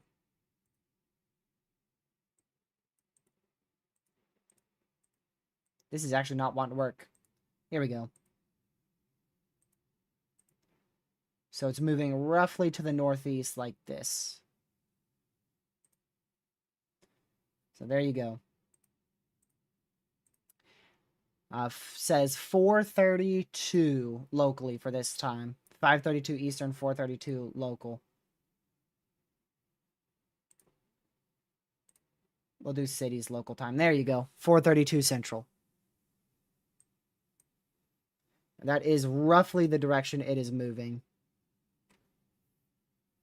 Might be a little bit more west, but roughly in there.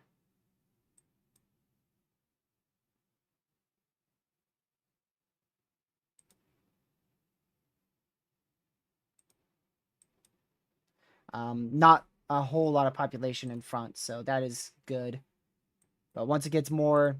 Yeah, you can see really a lot of this stuff's just trees. There's a few towns here. The most populated seems to be Dwight, Odell, Cornell, that area. 2 severes in the northern panhandle of Texas now.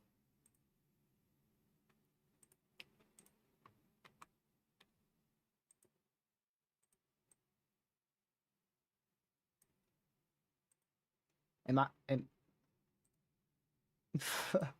What am I looking at?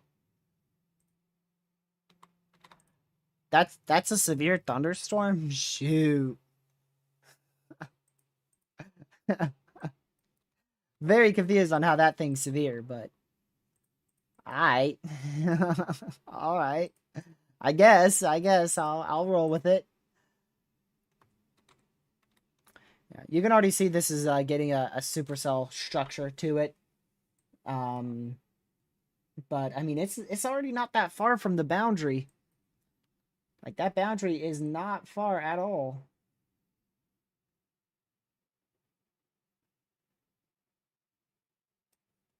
Not far whatsoever. Boundary's like right up in here.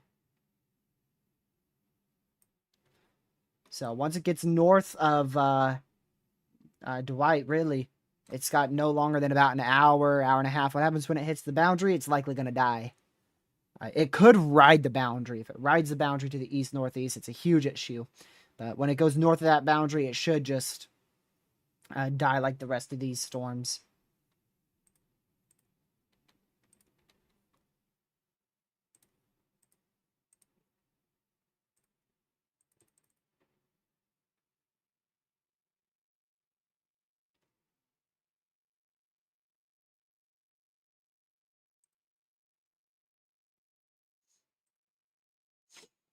Let's see here.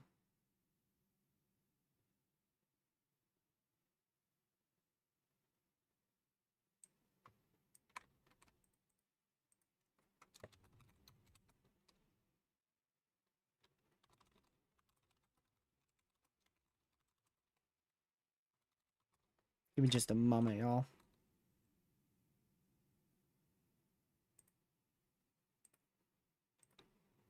Okay.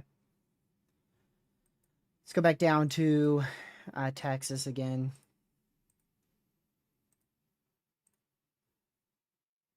Yeah, these are really going to explode here. If we take a look at our newest model one, is the sub-hourly in yet? Okay, it's getting in now, actually. You can see these are really going to explode here in the next hour. So a lot more activity expected across southern Texas in the next hour. And then again, really wouldn't be shocked with a watch coming out here in northwestern Oklahoma, northeastern Texas Panhandle, even into southern Kansas. Wouldn't be surprised if that area gets a watch. And then here's what the HRRR thinks this storm's going to do. So right now it thinks it's not here. It thinks it forms in roughly 30 minutes. And then it peaks on that boundary at 6 o'clock. And then once it gets north of that boundary, it starts to die. But it actually gets a second life, 7 o'clock.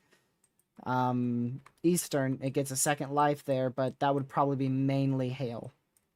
So for those at local time, roughly this storm should be the strongest at 5 p.m. Central. After 5 p.m. Central, it should get north of that boundary, begin to die. But if it can get back on that boundary, there's a chance it could re-intensify, drop larger hail, and maybe even become tornadic again if it can stay on that boundary. And this is for 6 o'clock Central. Yeah, this storm has at least an hour. It has at least an hour. I don't know if it has a chance to be tornadic, like rotate, but I don't know if it's got enough time to fully produce a tornado.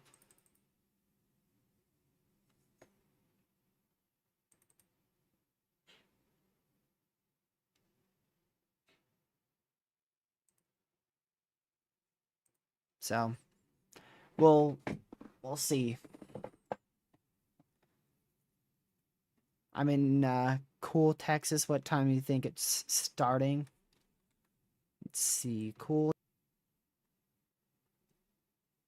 Just northwest of Weatherford. It's gonna be a little while, I can tell you that. I don't know how accurate this is, but this says the worst of it is about 8 o'clock. The worst starts at around 8. That's what I would be thinking.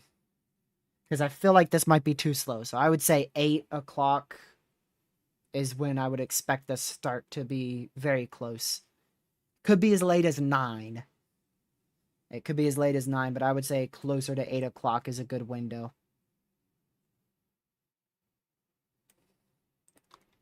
We'll have to see where these storms move. Because if these storms down here move due northeast, it's going to be... It'd still be about 8. I'd still be thinking right about 8.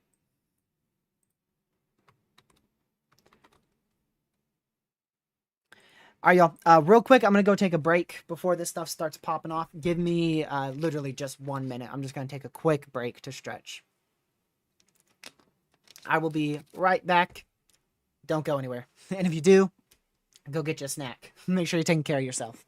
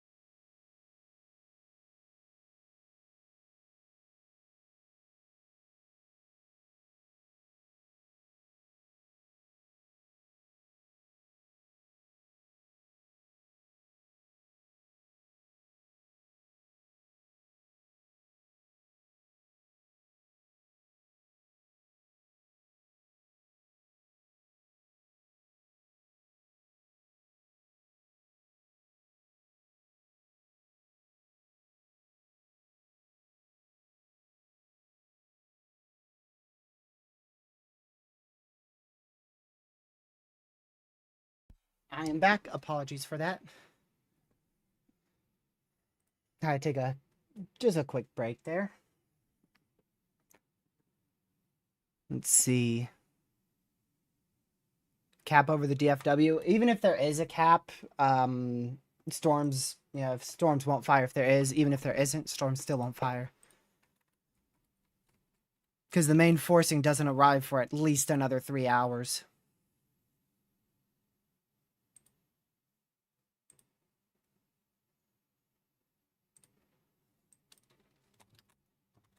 Yeah, this thing's probably going to try to go tornadic in the next 30 minutes or so.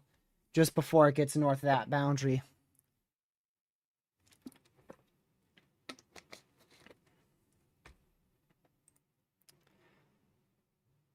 Let's see here. Davenport, Iowa.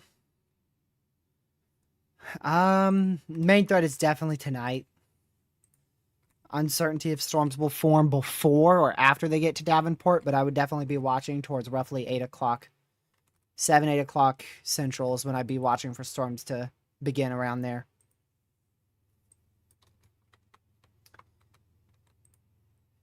Man, shows you how good your environment is when storms explode like this.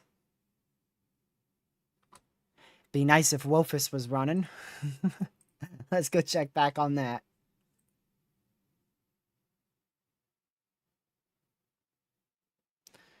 Let's see.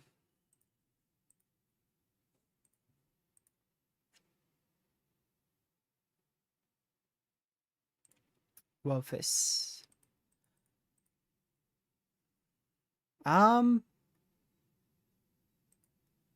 Let me select something on the 930 update or 1930Z update. But it's still not running for me.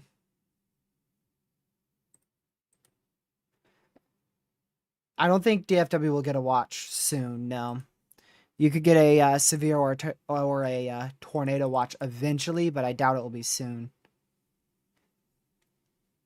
It's likely going to be closer to 8 o'clock before you guys get in a watch. Maybe even a little later. But that does depend on, what you consider as soon. Soon for me is like 30 minutes to an hour.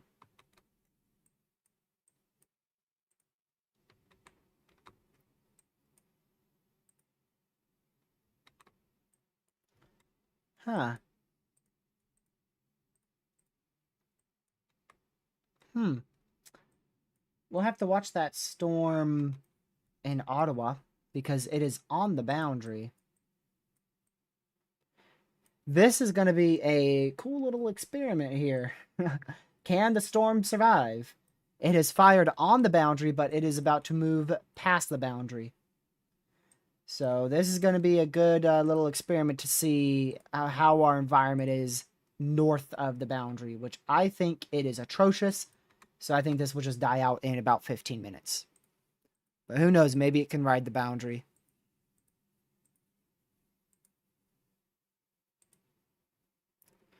We're getting a new mesoanalysis here.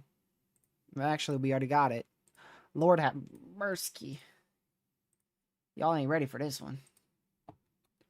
So there's your boundary. Still, relatively the same. Maybe a little bit more northeast now in Indiana. Maybe the slightest bit more north in Illinois. But the big thing is your supercell composite. We are favorable across a very large chunk of our warm sector now. It goes off your screen. We are extremely favorable in here. And if we go to, we can even look at significant tornado parameter here, clear all this out. You can see our SIG Tor parameter is highest actually just south of our main storm, and then of course back towards near our low. And the thing that I'm curious about is why the supercell composite is more favorable, or somewhat still more favorable up into, even into northern Illinois. It's still favorable. Like up in here, much of that area, yeah, is without instability. So you know what you look at, you go at your, get this off, vorticity 3 cape. Yeah, there's no instability up there, so it's just wind shear up there, and apparently it thinks that's a favorable environment for tornadoes up here. Great photograph, but most unstable instability, but that's not your surface-based or mixed layered. If we take one just south of our Bloomington storm, wow. No wonder why there's a moderate today. No wonder there's a moderate. And let's go to where it's going into. So this is just before it gets north of that boundary. It might have a little bit more room to go with than I thought. It might have another hour instead of another 30 minutes or so. Right, let's go right on the boundary. 0 cape. I mean, look at that fall off. It's literally, it goes from 0 cape to 2,600. It's how sharp your boundary is. It's hard to say exactly where that boundary is set up.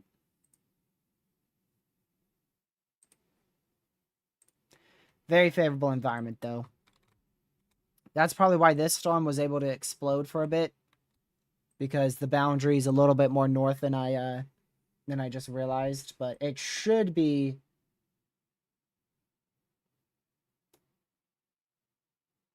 It should be dying out soon. Yeah, the boundary's moving north. Sorry, I didn't say anything right there for a bit. I was looking at satellite, especially in Indiana. It's definitely moving more northwest now. So your boundary is slowly going more north. It's going pretty far north in here. It's moving decent, but back down into Illinois and Iowa. My word, I keep confusing those two states. Illinois and Iowa, the boundary's slowly moving north. Indiana, the boundary's moving a bit quicker.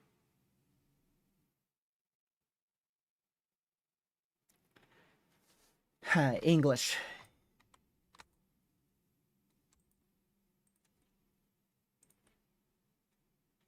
Let's see what else we got here.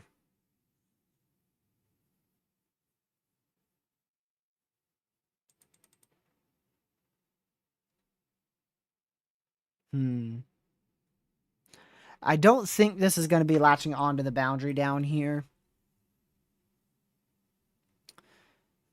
It could, but I just don't see it latching on.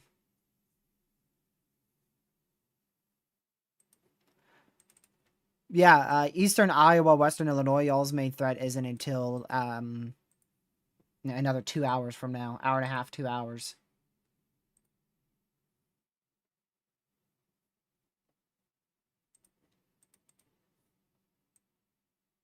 And the cloud cover is very far and few between out here. There's next to no cloud cover. So even when this storm rolls through this environment and takes the environment out, it's still going to be able to recover because storms won't be in this environment for probably another 3 hours.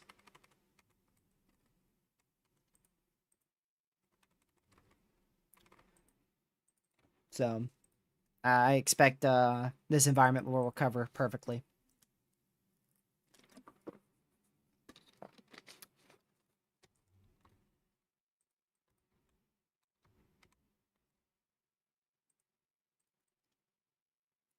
I don't see any evidence of a notable cell split, but I do see what you guys are saying with I think it is cell splitting because I do see this purple DBZ moving a little bit more northwest than this purple DBZ. Like you could see it's trying to expand to the northwest. I can't tell if it is cell splitting, but it may be. I would definitely be watching for a tornadic circulation now. So definitely a big heads up, Cornell, Odell. Make sure you guys are indoors, away from doors and windows. You're about to start, especially if you're in Cornell. Heavy rain's about to start soon, likely hail as well as 40-mile-an-hour winds. And then once you get to the end of this storm, the hail is going to get larger, winds will get rougher, and then we could even see a tornadic circulation trying to form by the time it gets up towards Cornell and Odell, Illinois.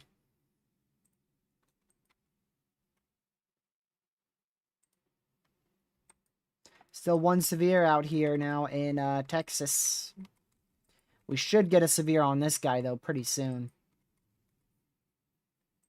And then we have our few severes back up into the Panhandle of Oklahoma, Panhandle of Northeast Texas. Welcome to the stream, Catman. It's disgusting outside. It was bad out here. I think it got to either 84 or 85 out where I am.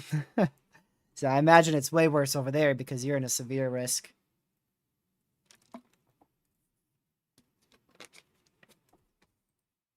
See a lot of people talking about wind shear not being strong, so I'm going to go check that.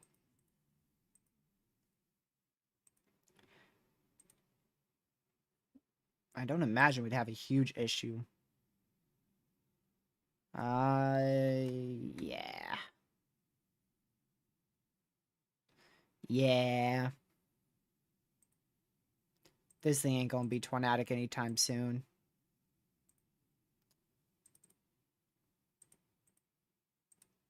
It might be able to rotate just a bit, but I don't think it's gonna go full-blown tornadic for a while. Your main wind shear doesn't arrive till 7. But the thing is, you've got good to mid-level wind shear, so that's definitely going to be enough to get it to rotate in the mid-levels, but can that mid-level rotation go to the lower levels? That's the question. So it's, it could be spinning quickly in the mid-levels, but as it goes to the surface, it weakens.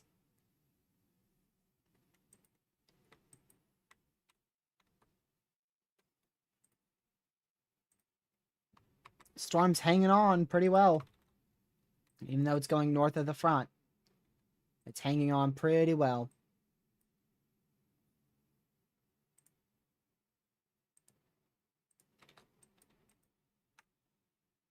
Let's see. Oh yeah, Wophus is back. Let's go. We got Wophus again, y'all. Thank goodness. Okay. That's 4:30. Let's go over here. So that one's wrong, that one's wrong, that one's wrong. Oh boy. None of these are going to be right, are they? Wrong, wrong. Ooh, ooh. That one's actually a bit right. Wophus 4. I like that one. Wophus 5. Wrong, wrong, wrong, wrong, wrong, wrong, wrong, wrong, wrong, wrong, wrong. Okay. Wophus 4 and 5. Wophus 4. Let's see what that has. So it's roughly in the same spot. Big difference, though. This guy attaches to the boundary. This guy attaches to the boundary. See how it's moving east? It's moving northeast, northeast, and then it starts shifting to due east. Now let's see if Wolfus 5 follows the same way. Nope. So see the difference? Wolfus 5, storm explodes, potentially tries to be tornadic, and then starts to die off. Wolfus 6... actually, we'll go back to Wolfus 4. Wolfus 4, storm turns east, latches onto the boundary, and becomes significant for hours. So if it turns east, significant for hours. If it doesn't turn east, likely not going to be an issue for too much longer. And then you have Wolfus 6, which is just, yeah. Thankfully, that is a extremely unreasonable scenario, though. I want to go through all of these again. Yeah, pretty much every Wolfus member has a good tornado threat today. And that is only through the prefrontals. This is till 7 o'clock Eastern, 6 o'clock Central. And again, after 6 o'clock is when we're expecting those storms to start popping up in Iowa.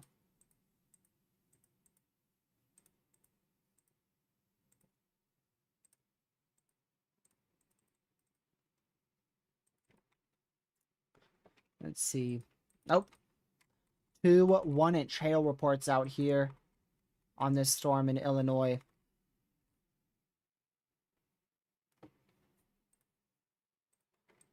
It does look like it is undergoing a cell split, by the way, which might favor an east turn. I think that's going to favor an east turn. Because this is, you've got 2 cell splits. You've got a cell split, obviously, on the north, this.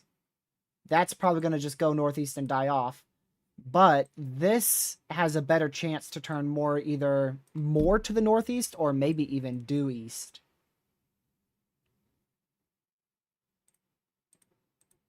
You may even turn a little bit more due east there. We'll have to see. That split might help favor an eastward turn. And it's still got a little while left. I'd still say it has about 30 minutes before it gets north of that boundary, so... It gets north of that boundary once it moves into this county is where the boundary is pretty much no longer present. So it's like roughly when it gets past that.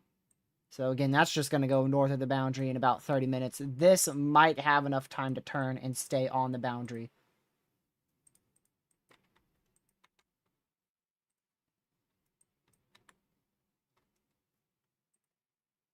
Tornado Watch is bugged out.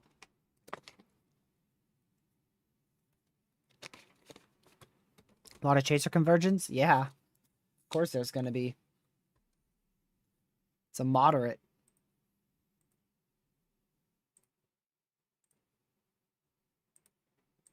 Yep. Just your average moderate risk in 2026. And notice how there's like barely any chasers down in here. Even though that's in the enhanced risk, that shows you, the main area that we're really watching is in here.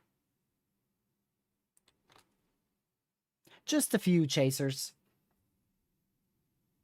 Oh, Lord have mercy. That's a lot more than a few. A lot of them are on this storm, that's for sure. I hope. I was really hoping that it would loop. Man, it would be so funny to watch them all just run away like flies when the storm starts to die. That'd be funny. Well, otherwise needs to add that. Oh, well, you just saw an update right there. But it would be so cool to watch them all follow the storm, and then when the storm starts to die, they all just flock away from it, book it away.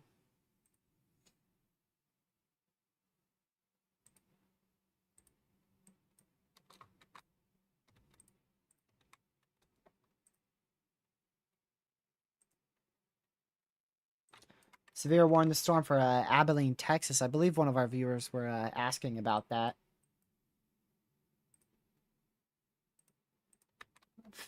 Oh, are we sure it's 50? Oh, I don't know about that. They have it warned for 50-mile-an-hour winds, but honestly shocked that's not for 60 or even 70-mile-an-hour winds there. But definitely 1.5-inch hail possible with probably both of these storms and at least 50-mile-an-hour wind gusts possible with these. That southern one is going to move a little bit more east here. So this might split like right over the city of Abilene, Texas. You guys might be perfectly fine in downtown Abilene, Texas, or just to the west. But if you're on the east, southeast side of Abilene, Texas, definitely going to be having some issues there for hail and winds.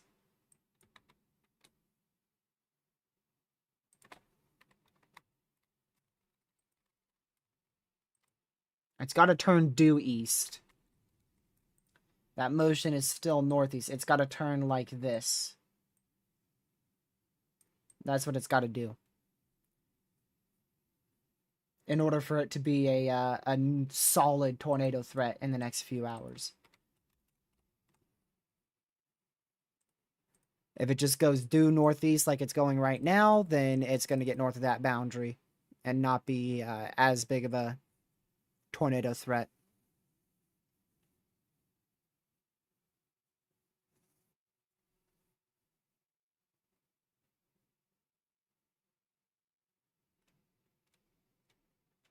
Let's see. Yeah. Still surprised that storm in Morris is hanging on. Look at that. I'm shocked that thing's hanging on. It's in like an environment with 0 cape at this point, so very surprised that thing's hanging on. If it hangs on for longer, it's going to start producing some pretty good hail.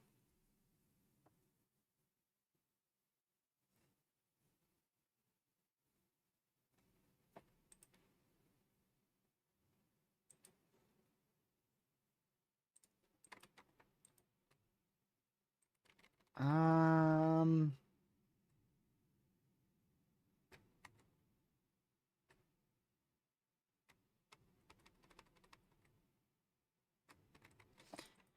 so it looks like this is probably going to be a problem.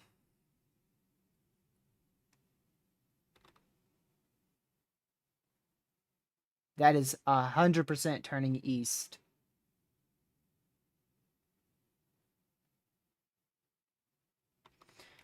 So this is likely going to be a big issue.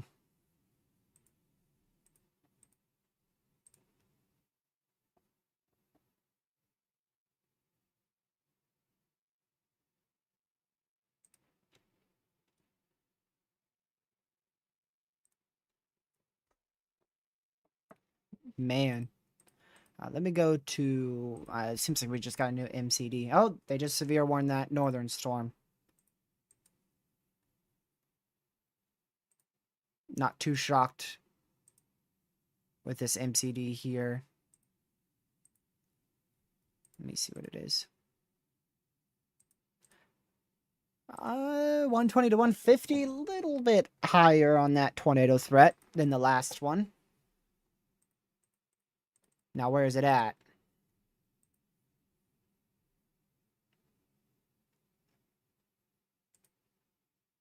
Okay.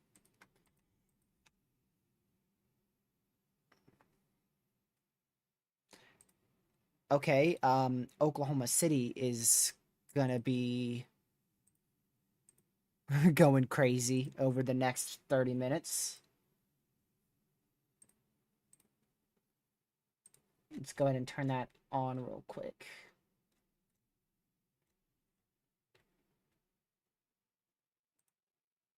Getting a new mesoscale discussion coming in for Oklahoma. So this will probably be a tornado watch also for Fort Worth, maybe Dallas.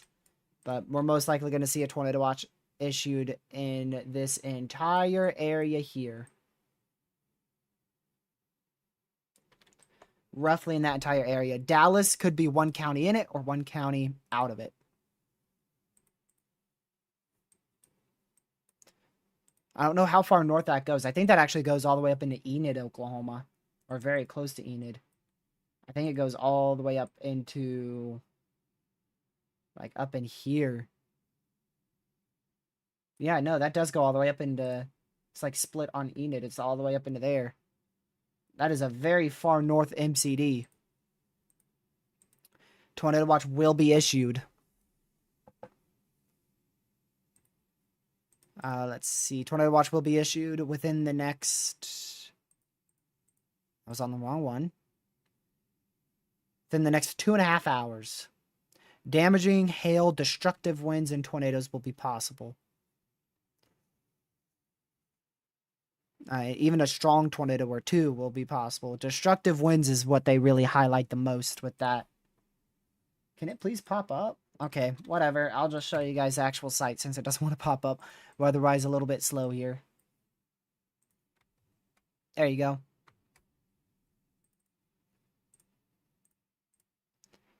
There is your MCD. We'll wait for it to see. We'll wait to see it on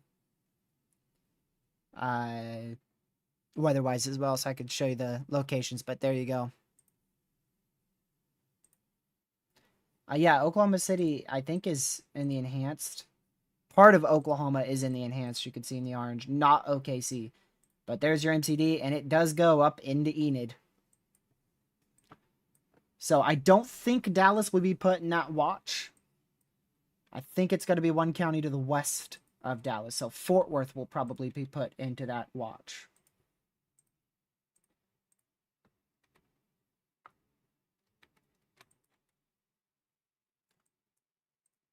Oh, they also severe warned that storm. Yep. So we're really starting out. 1, 2, 3, 4, 5, 6, 7, 8, 9, 10, 11, 12 severes. I believe we are at 12 severes. Either 11 or 12.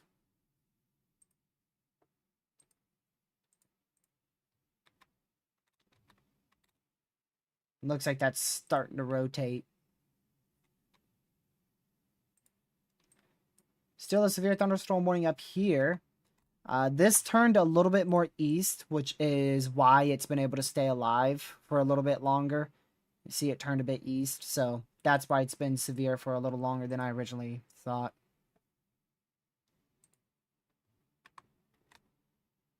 And this, I believe, is almost moving due east.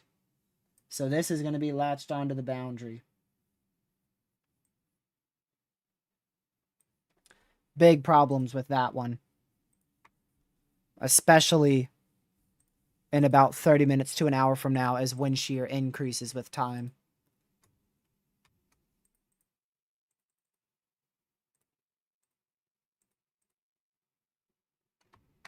Let's see, Wofus.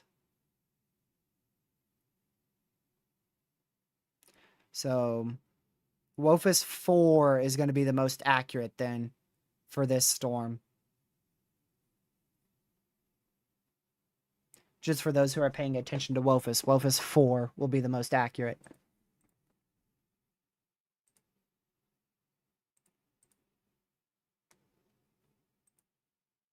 Let me go to, let's see. Guys, believe me, there's plenty of chasers. Y'all don't need to name every chaser in the YouTube algorithm in order for me to see the storm. If I click on any of these chaser feeds, I'm sure they're going to be on it. In Texas, brief tornadoes, possibly even a brief strong tornado.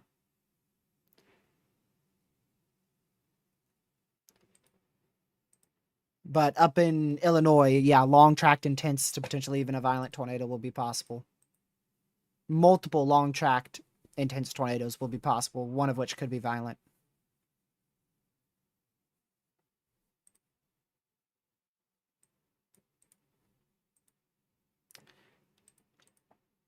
Let's see.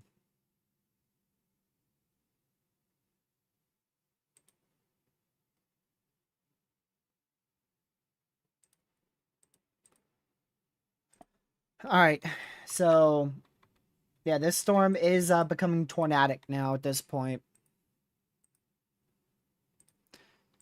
So we should see a severe thunderstorm warning, probably to or possible with it extended to the east.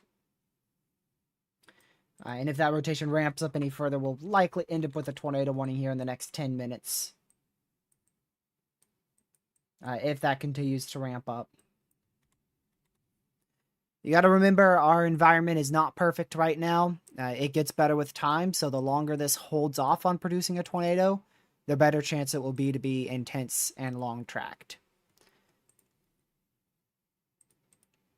We do not have a good amount of lower level wind shear right now, so the mid levels of this thing are likely absolutely cranking, but the surface probably not cranking as much.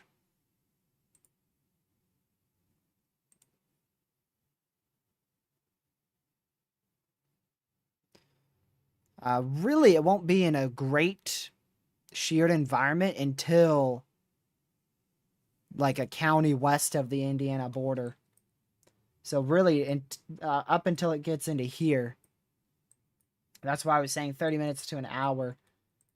It'll be in the best environment in roughly an hour, maybe hour and a half is when it will be in the best environment.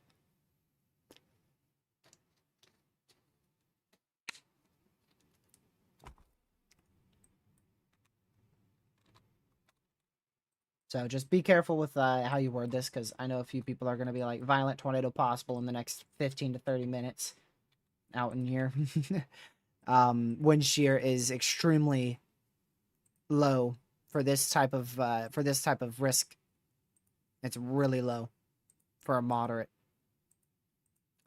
But that changes significantly as we go later into the late evening hours.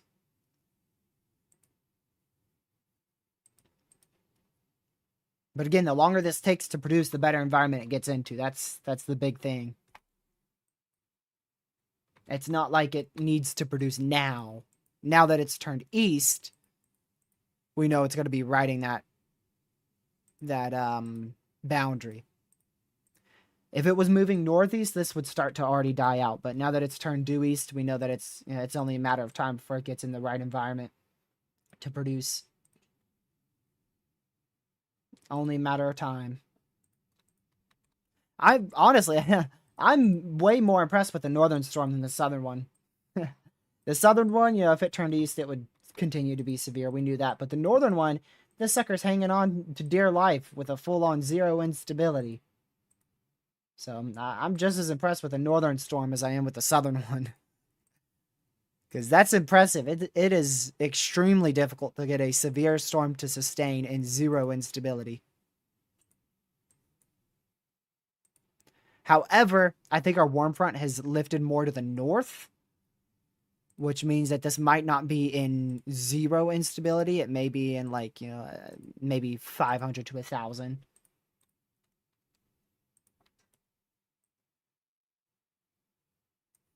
We'll see at the new mesoanalysis in 30 minutes if that environment's moved more north or not. Yeah, like I said, Tracy, it's going to take a little bit for this to get going. Which is why, if it keeps increasing in rotation, I see a tornado warning being needed. But right now, it's still, that wall cloud is still fairly far up.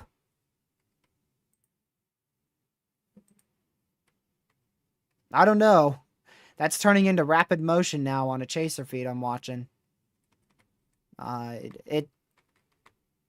It's... I can't quite tell if it's like about to drop a tornado or not.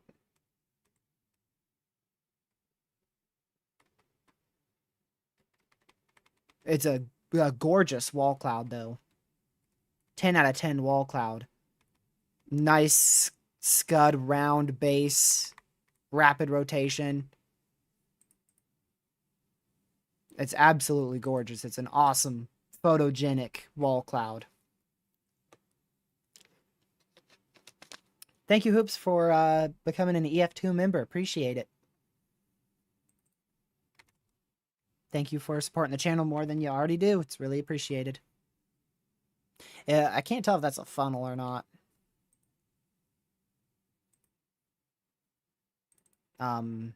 Pull up a closer chaser.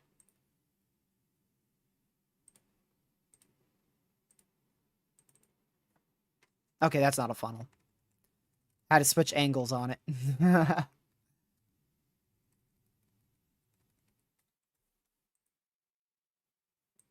Oh yeah, it is hooking. Yeah, it's got rotation. Honestly, it probably needs to be tornado warned at this point. It's not guaranteed to be violent or intense, but there's a likelihood that if it keeps going east, it's going to enter an environment that will be favorable for an intense tornado. Whether or not it uses that environment up or not is just up to Mother Nature. Sometimes we can have a storm in a very favorable environment and it barely produces a weak tornado, and then other times we can have a storm that is in a relatively favorable environment and then goes on and produces an intense to violent tornado. So really, it just depends. It just depends. The environment is favorable for a strong to potentially intense tornado, but only time will tell if it actually produces one.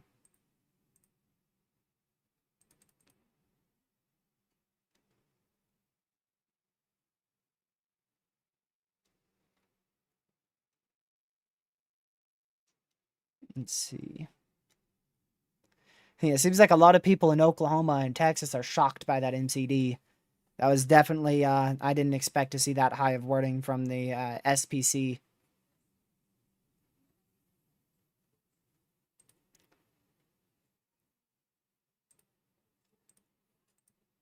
SPC seems very confident that we'll see a very significant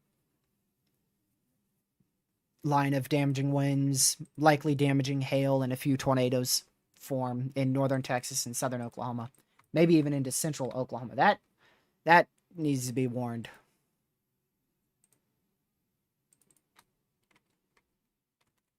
That needs to be warned because that's continuing to improve with rotation.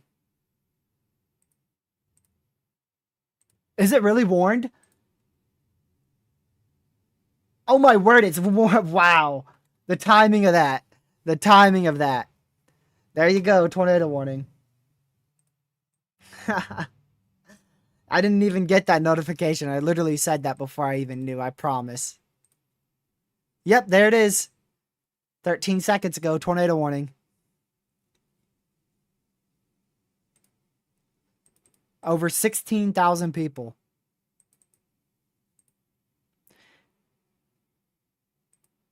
An on-time tornado warning. I'm not used to that. Okay, Ben. Man, why you gotta do the National Weather Service like that?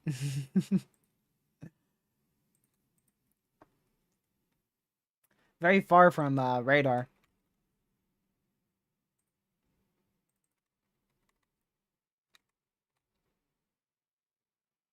Very, very far from radar. It almost looks like it's on the ground.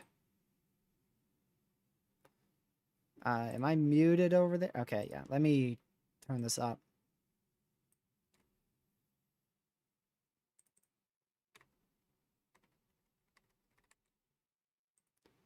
Apparently it's on the ground, but I can barely see. I don't see any dust or anything being lofted.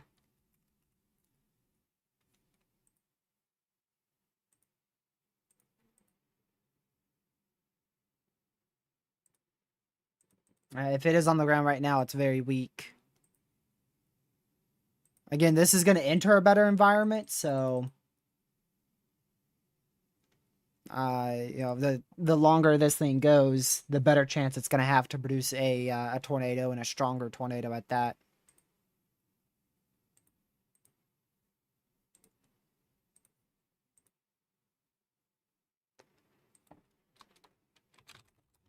Let's see.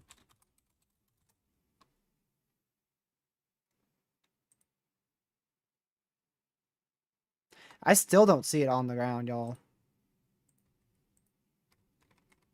I've looked at 3 different chasers, and none of them have a perfect visual on it to where you can confirm it.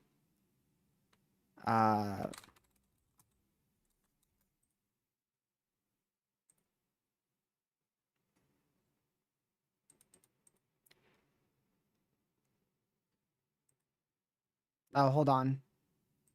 We got to go to that.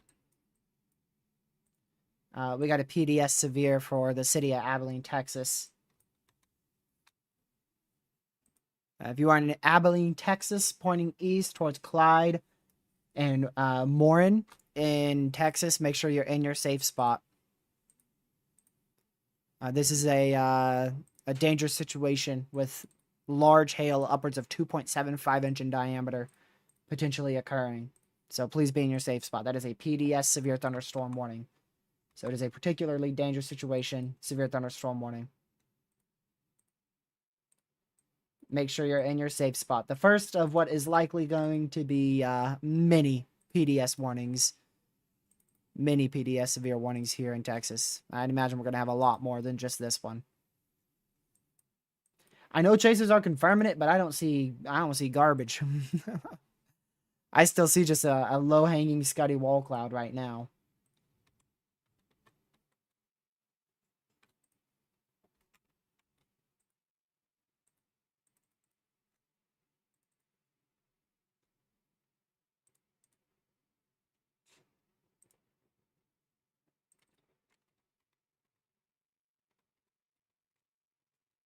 Oh, I could see a funnel getting a bit better defined.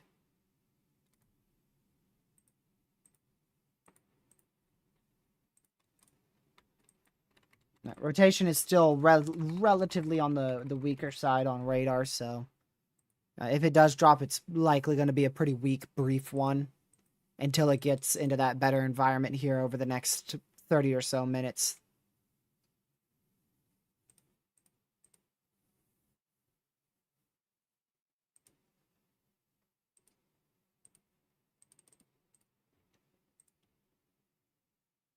New MCD again. Northern Oklahoma, southern and eastern Kansas.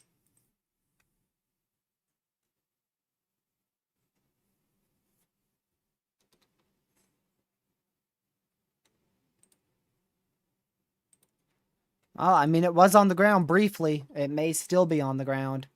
I do see a screenshot of a chaser feed. Chaser posted tornado on the ground.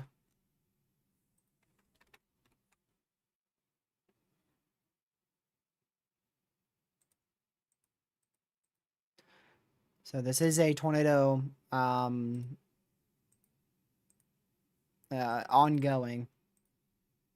Want to go back to that MCD here that just got issued. Cody, it could be on the boundary for as long as it wants. Be on the boundary for 4 to 6 hours, really. Being reasonable, likely 2 hours.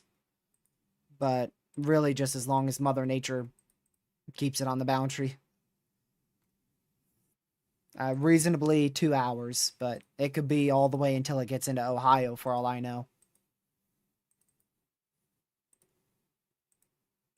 Well, the boundary, yeah, reasonably is 2 hours because the main boundary stops right here. The main boundary stops here into Indiana and then shifts due north. So realistically, 2 hours, if we're being realistic. But the supercell itself could continue even all the way into Ohio as long as the environment continues with it.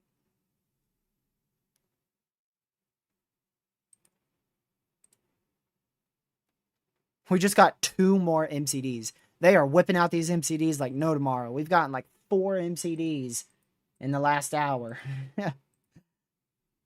1, 2, 3. We've gotten 3 MCDs in 22 minutes.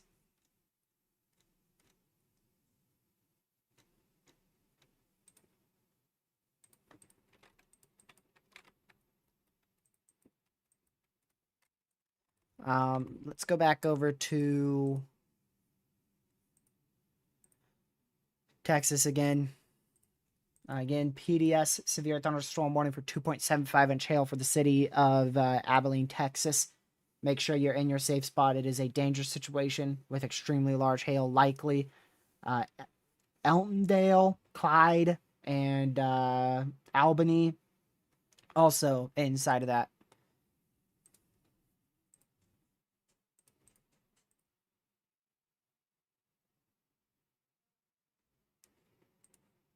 Severe thunderstorm watch likely in northern Illinois for elevated supercells and bows with large hail. So a lot of hail, damaging winds, and maybe even a brief tornado with elevated supercells north of the boundary in Illinois. Severe thunderstorm watch likely going to end up being a tornado watch, though, to be issued within the next hour and 15... Oh, in the next 2 hours and 15 minutes across southeastern Kansas, western Missouri, and extreme northern Oklahoma. This does not include back towards Tulsa, Oklahoma. It will be in eastern to south central Kansas, northern Oklahoma, and extreme western Missouri. Severe thunderstorm watch or tornado watch, but like I said, it's likely going to end up being a tornado watch to be issued in the next 2 hours and 15 minutes.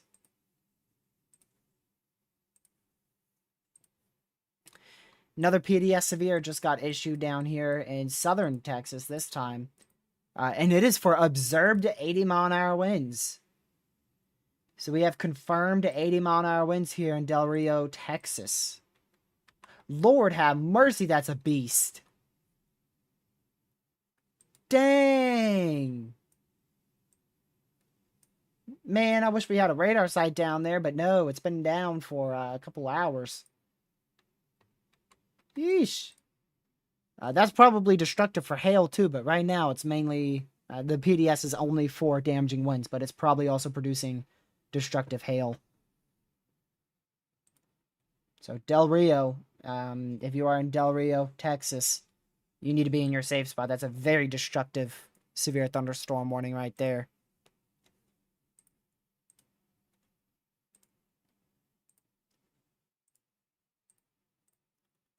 Is that another MCD? Nope. It's the one I just read.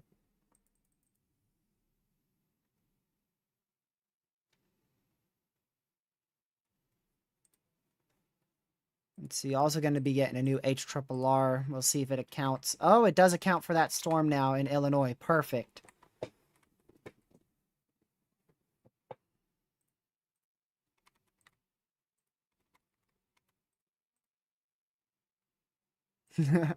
How many MCDs we going to get? Let's see. We've already gotten 1, 2, 3, 4, 5, 6. We've had 6 so far. We'll probably get at least 3 more. At least 3 more. Although that's probably the bulk of the MCDs for a while.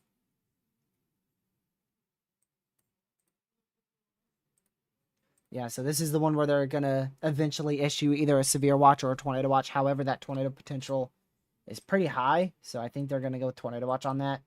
And then this one will likely be a tornado watch right in there. And then again, this one will likely end up being a severe watch. Mainly hail damaging winds up here, but we could even see a brief tornado or 2.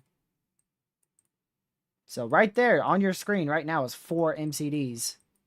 1, 2, 3, 4 severe weather MCDs, and there's also 1 precip MCD right there. And apparently I'm missing 1 more MCD somewhere.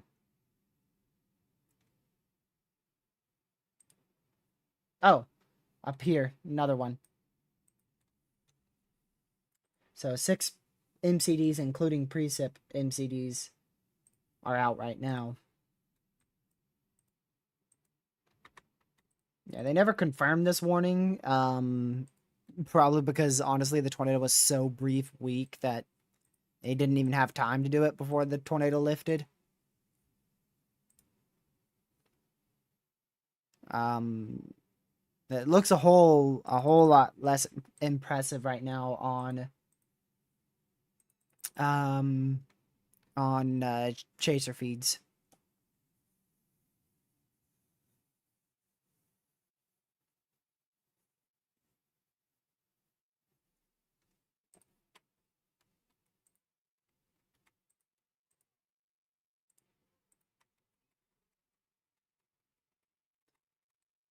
Let's go to the HRRR here real quick. I want to show you this one because this is the one that finally accounts for that storm in Illinois. Although it's dead wrong on the positioning of it. That's fun. That's like, it's a quite a while off there on that. But yeah, you can see that storm continues up to the northeast, rides the front, which in this case it wouldn't ride the front because the front is further to the south than that. But the storm is actually down here, whereas AAA thinks it's up here. So in reality, it is going to be riding the front. And then this is the stuff that's going to develop later.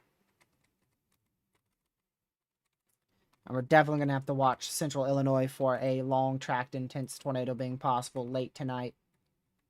But hopefully it could just end up being a big clustered mess like that. That would be awesome.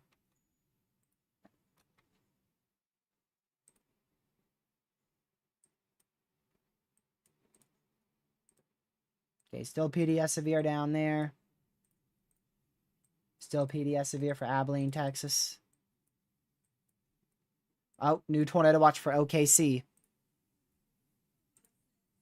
New tornado watch now out for Oklahoma City, all the way up until far northern Oklahoma, too. Huge tornado watch with that one. A few tornadoes likely. Softball-sized hail likely. 80-mile-an-hour winds.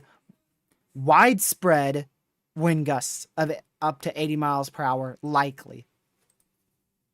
Widespread wind gusts up to 80 miles per hour likely. So that should be a pretty high prob watch for both wind and hail.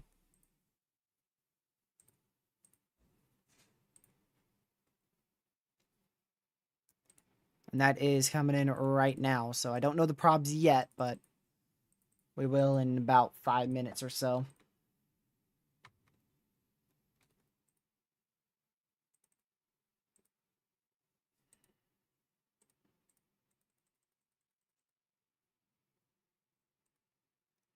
So now that this storm's produced likely one brief weak tornado, it's probably going to be able to try for a strong tornado here as it enters what's most likely a better sheared environment. Again, we won't get our, oh Lord have mercy, 80, 60, 80, 60 for wind and hail on that new watch. Tornadoes on that is 60 and then 20. But yeah, this is likely going to be entering a better sheared environment. Look at the probs on this. If I can get it to the right thing, gracious day. I'll wait for that to fully come in before I show y'all. Yeah, 60-20 tor, 80-60 wind, and 80-60 hail.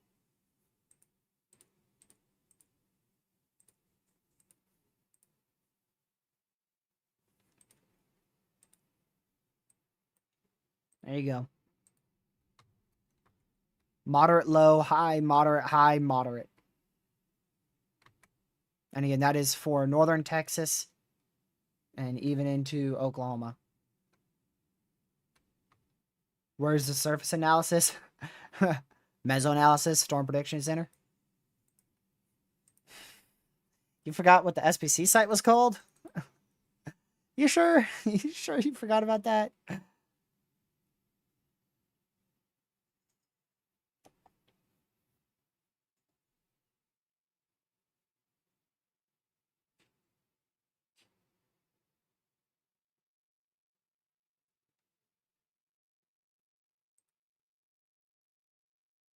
Let's see.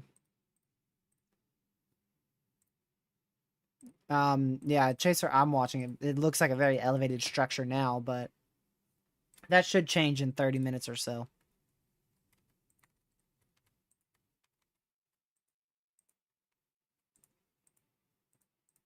Man. Talk about an uptrend for OKC. My goodness. Oof. This is going to be a long night, y'all. It's going to be a long night. This is going to be one of the most widespread severe weather outbreaks I have tracked in almost a year. Because, yeah, that is a big uptrend. We're going to have severe storms from probably southern Wisconsin, central Michigan, all the way down to the Texas-Mexico border.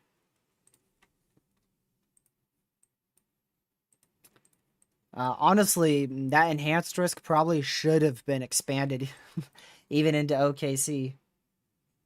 Really, that enhanced could have gone a little bit more northeast with that newer guidance.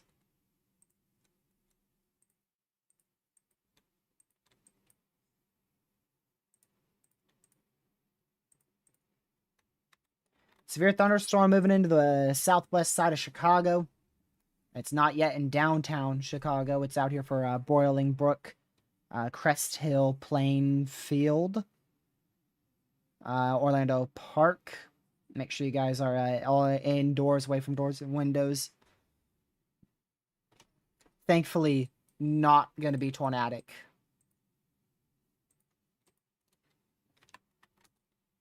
How's that storm still alive? I'm guessing our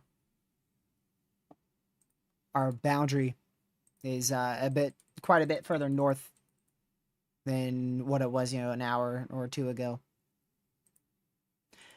You know what? I bet our instability is starting to pass the main boundary. We had kind of two boundaries. We had a sea thingy-mabobber, lake sea boundary thingy-mabobber that came off of the lake and shifted south, and that pushed our entire warm sector to the south. Which I don't think that's technically considered a boundary, but it's just, I think it's sea breeze, lake breeze, something like that. Pushed all of our main warm sector to the south, and now our warm front has met that boundary or breeze. I don't know if it's a boundary or not.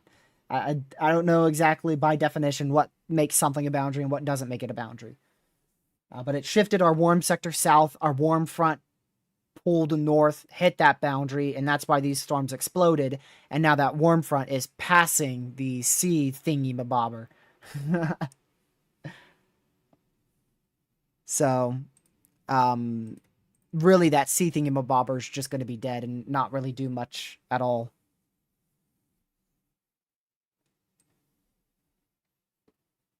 Basically meaning that our environment is getting more favorable for severe weather north of the sea thingy.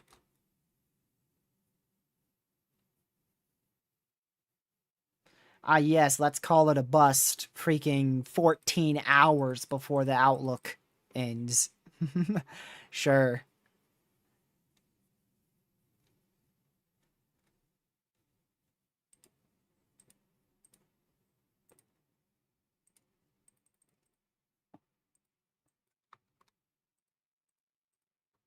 Let me see. Mesoanalysis here. Waiting for mesoanalysis to come in because I want to see if that warm front is lifted north of the breeze.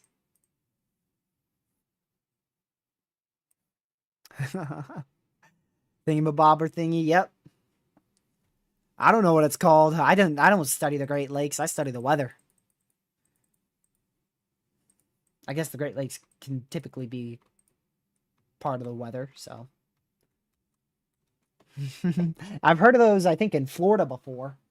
I'm pretty sure. Pretty sure I've heard of those in western and eastern Florida before.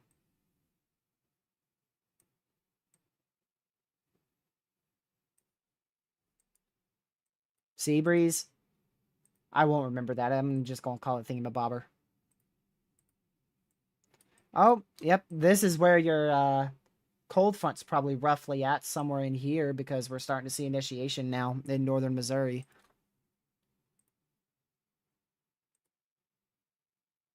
Actually, that should be prefrontal stuff. Yeah, your cold front is actually like back in here. So that stuff should be some prefrontal things.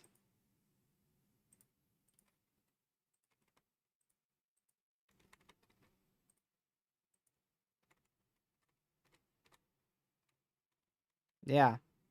Your cold front shouldn't be that far east. That should be that's prefrontal stuff.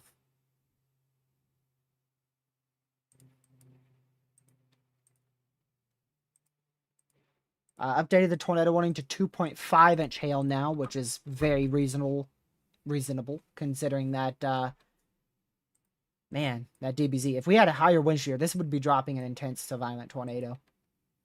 If we had better lower level wind shear, Like if this formed in, instead of it forming an hour ago, if it formed in 2 hours, this would be a giant tornado threat. Unfortunately, though, our wind shear does get worse with time. Or wind shear gets better with time for the storm. Worse for the general public and worse for overall if you don't want to see a tornado. Your wind shear is improving with time.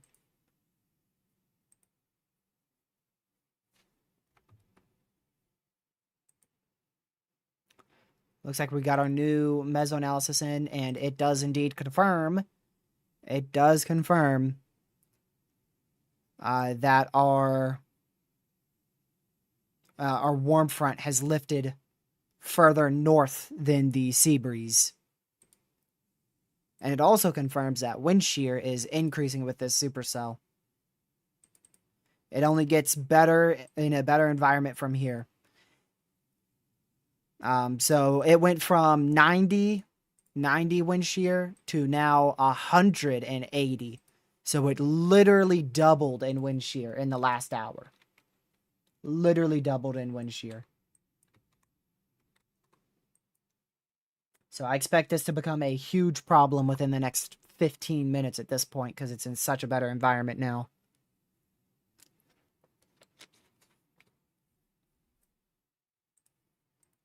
And in an hour, it's going to be in 200 0 to 1 kilometer SRH.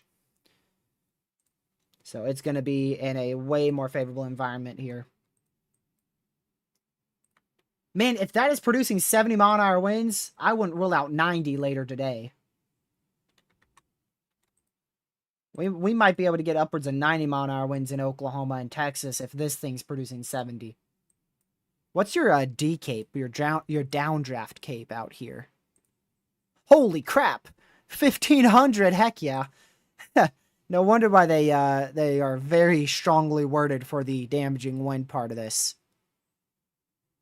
3,500 cape. I feel like that is overperforming exponentially. Yeah, it is.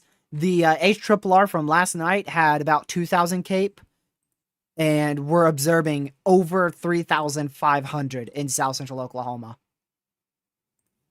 It is overperforming by double. Or near double. Double in some spots, and near double in others. For instance, southern Kansas, the you ready for this one? The HRRR had 0 cape in southern Kansas, and there is 3,000 in southern Kansas, South Central Kansas. The HRRR had 0 out here. There is 3,000 in like this spot in South Central Kansas. So big overperformance on instability, and I have a really good feeling that's probably to do with the lack of cloud cover we've seen. This was quite a while ago, a few hours ago. Lack of cloud cover across our open warm sector, and so that just skyrocketed that instability. Yeah, we are underway with what's probably going to end up being a major severe weather outbreak today across multiple states.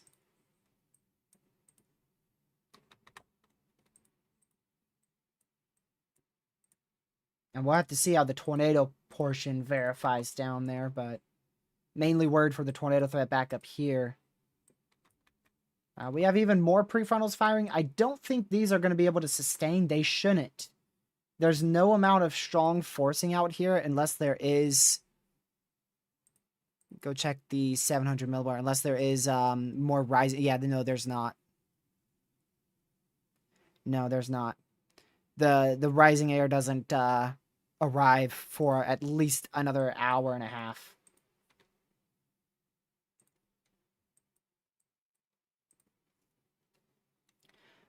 I don't think it goes moderate for wind, but it should definitely be a larger 30% wind risk, and maybe, I don't know if it quite hits SIG 2.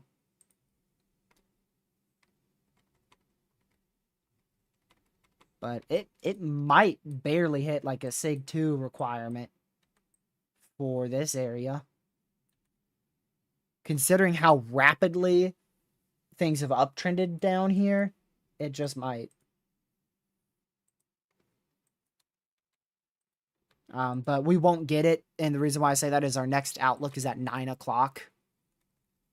And by the time we get to 9 o'clock, 9 o'clock. 9 o'clock's going to be like the peak of the wind threat. 7 to 10 is like the peak of our severe threat down here in Oklahoma and Texas. So who knows? Maybe we could get a last second SIG too. Nope, no tornado watch for you yet, Brooklyn. Not for Tulsa. At least I don't think. Nah. Wait. I didn't realize how close that was for Tulsa.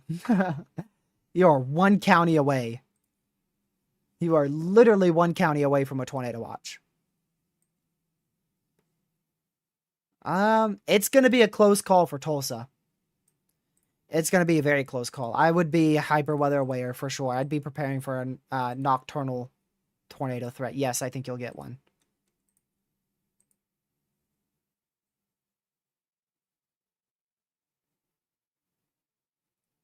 Yeah. We just got a potentially upwards of 4-inch hail report in Odell, Illinois.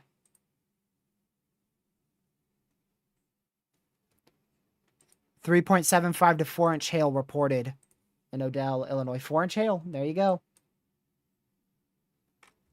I don't know if that's the same report I just saw. I think it is. This one's southwest of Odell. So your first 4-inch hailer comes from Illinois, not Texas. Shocker right there, to be honest with you. I was like 99% sure it would come from Texas first. I'm very shocked that it is Illinois to get the first 4-inch hail report. What's the temps out there in Oklahoma? Low to mid 80s with dew points in the low to mid 60s. So for sure a hail threat and wind threat. But as the temperatures cool later tonight, I would not rule out a couple of tornadoes and maybe even a strong tornado or two in Oklahoma. So I think I think you guys are up for a big severe threat in central Oklahoma. Western Oklahoma, I think for the next hour or two, things are going to stay relatively on the elevated side of things.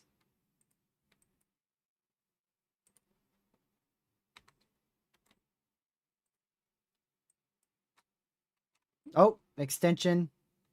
2.75-inch hail. We also had a 74-mile-an-hour wind report. It was actually from a station, Del Rio International Airport. So this has been upped to still a PDS severe. It is still the same. 2.5-inch hail and destructive for 80-mile-an-hour winds. So it is still the same severe. However, it's an extended severe. Still the same hazards, just an extended severe. 2.75-inch hail. So that's what warranted our PDS severe for hail for Abilene, Texas. Somebody reported 2.75-inch hail right there.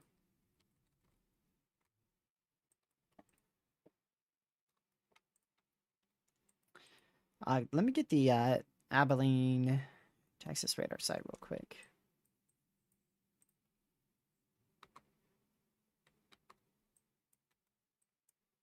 All right, now let me go look at surface observations.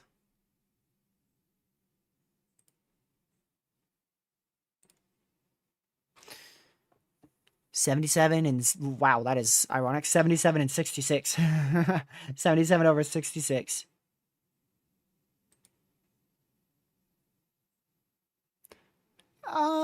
Wind shear. Lower level I know is going to be an issue. Let's see if it is. Big issue for lower level wind shear. Mid-level should be decent. Oh, mid-level is actually horrible. Mid-level is really good. Wow, this supercell down here is in the almost the perfect environment in Texas. It's got an enhanced amount of lower level and mid-level wind shear. This thing is in it's in 20 supercell composite. That thing is in pretty much the most perfect environment that we have in the state of Texas right now. 20 supercell composite. This thing is in a prime environment. The only thing stopping it from producing tornadoes is the elevated profile. The fact that temperatures are almost into the low 90s here is what's going to prevent this from being a strong tornado threat.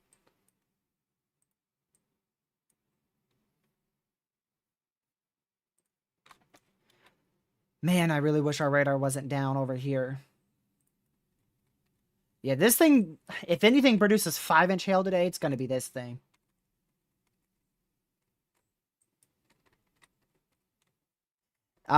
Actually, Ben, no, you have 36 supercell composite on the last EF5 tornado we had. June, not June, is it?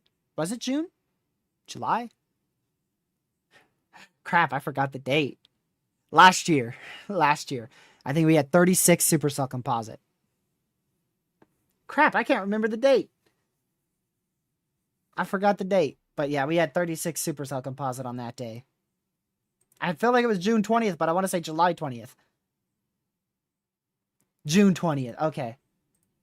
My brain fog out of nowhere. If you told me that, if you said when was the last EF5, I would have been able to say that in a half second yesterday. Today, it's just fog. For no reason.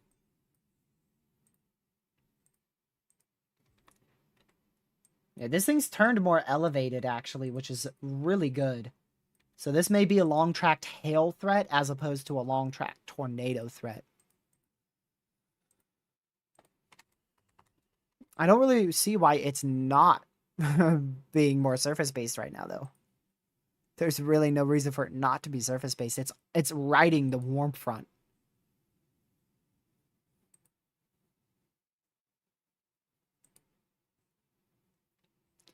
I mean, you do have a 15 temperature dew point spread.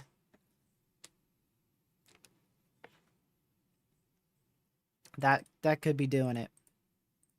The temperature dew point spread from the MEDAR just out in front of this is 15, 16. I think it's 16. So behind it, it's more surface-based, and in front of it, it's more surface-based. But right where this storm is, it's actually more of an elevated profile. Big-time hail on it, though.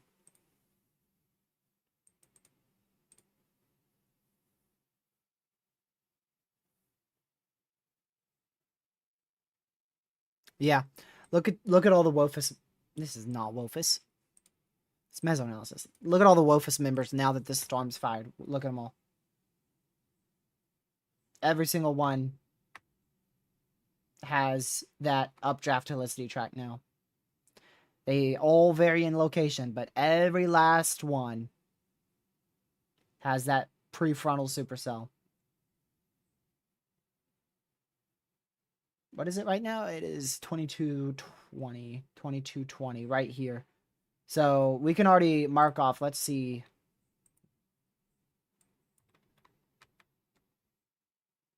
Me no likey those storms. Ooh, me no likey those storms one bit. Oh boy.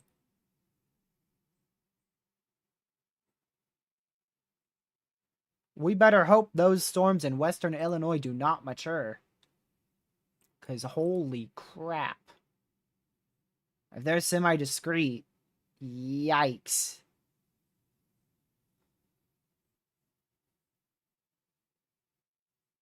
Okay.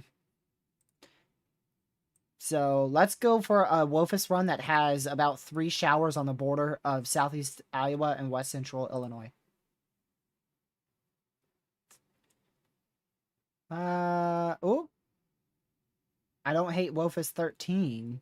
Only problem is it has a random supercell in central Illinois that's just not there. Ooh. That one is not that bad. Only problem is it already has a random supercell behind this one, and that's not happening. None of these are great.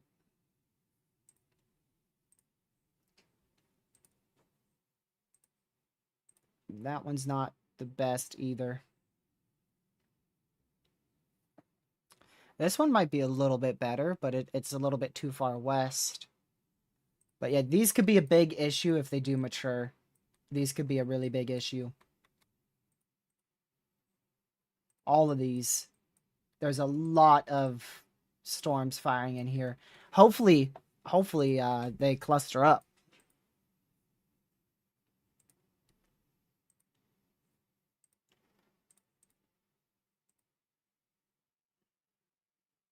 All of them are firing on a warm front. All of these are on the warm front. Let me see. Your low pressure is like right back here, and then your cold front's like roughly in here in the warm front. So you have like low pressure, cold front, and then the warm front right in there.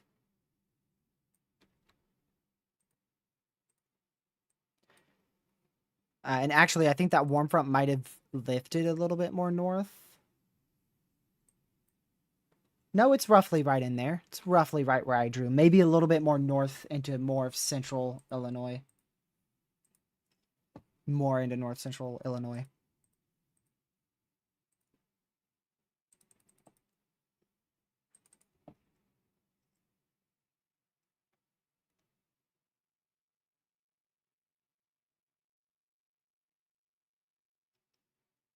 Let's see.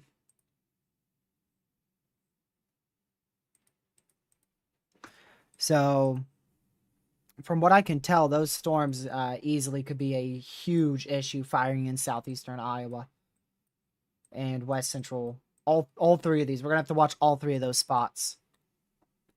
All three of them. The good news is the wind shear is on the lower side of things. The bad news is, just like with the storm further to the east, give it an hour or two, and most likely these are going to be in a significantly better sheared environment.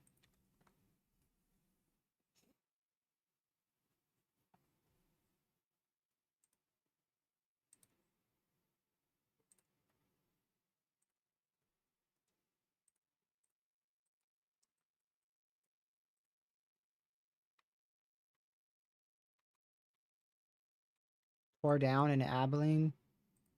Oh, well, I'd say you're right. I would say you're right. First observed warning of the day.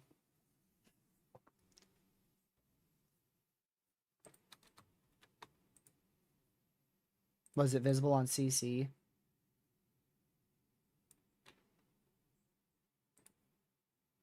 Let's see here.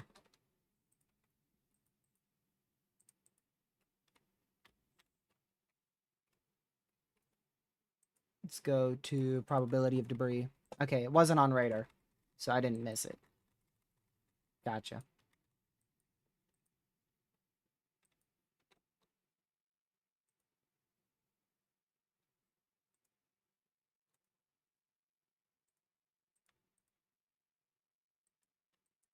I'm gonna switch, and I'll keep that radar. Keep that radar.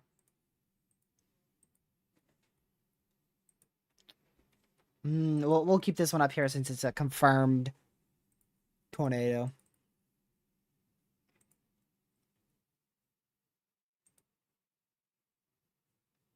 Oh, tiny little thing. Pretty big funnel at the top, but touch the ground. Looks pretty tiny.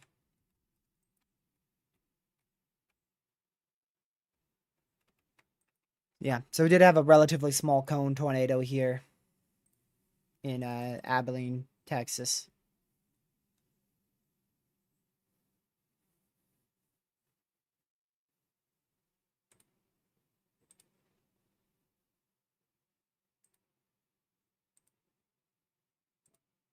Let's see. Looking for any more reports here. Not really too visible on radar though, but that is that was a tornado on the ground and still could be a tornado on the ground. Well, we were tornado warning list for 1 minute. This one expired, and then for 1 minute there was no tornado warning active, and then we got that one confirmed. So for a whole minute we were a tornado warning list.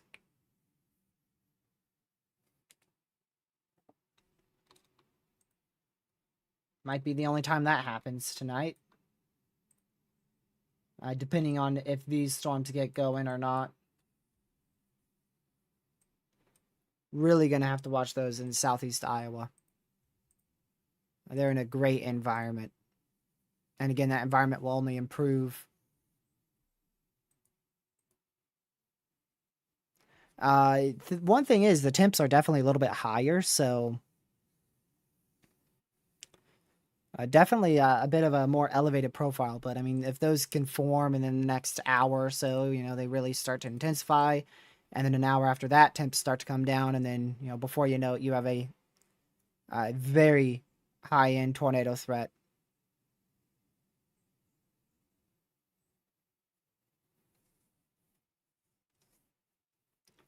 So yeah, still thinking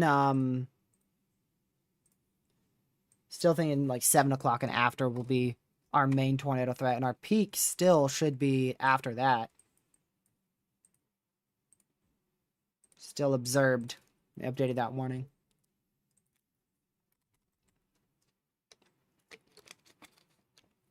For the entire event, our peak is from about 7 o'clock till midnight Eastern. Well, the good news is your environment doesn't really matter too much because you don't have a lot of forcing out there. So if no storms are there to take advantage of the environment, it doesn't really matter. But you are in a really good environment. You're in a really good environment. Aside from... Nope. You're in a really good environment. Yeah, you are. But the good news is by the time the storms in western and central Oklahoma get to you, they should be dying out. Oh, wait, tornado warning for 3-inch hail down here. Now, how are you guys able to know that that's tornadic? Maybe they received a report. Is that radar down for y'all, or is my software bugging?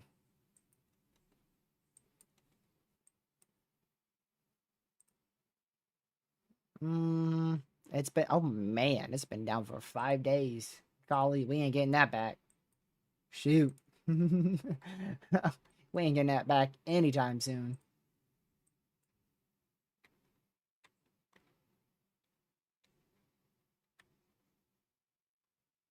I mean, I wouldn't be shocked if it's producing a big wall cloud. It wouldn't shock me one bit with the environment that it's in. But, oh, did they update that? Yep. Destructive for both hail and wind now. Yikes. That is a supercell, man. You ain't getting more supercell than that supercell. That is a supercell and a supercell and a half. That thing's got a lot of supercell with it. Supercell's got a hook. Supercell has a little butterfly split, and go back into the supercell. That thing is supercelling. That is for sure. We did get a severe watch up here in south central Kansas for wind and big time for hail. A very low tornado threat. Very low tornado threat. So they opted to go with a severe watch up here in southern Kansas. But again, we did get our decently high-end tornado watch for Oklahoma. Man, I really wish that radar was working. Would be awesome. That would be awesome.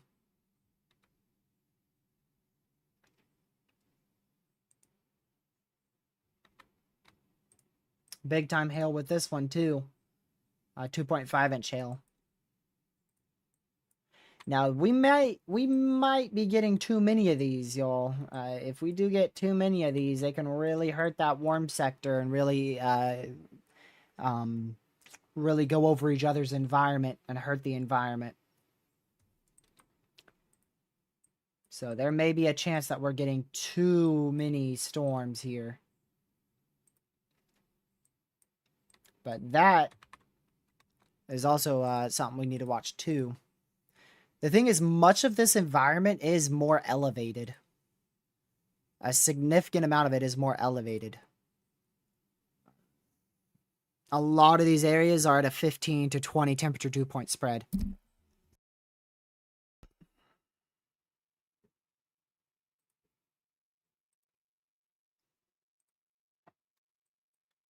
So,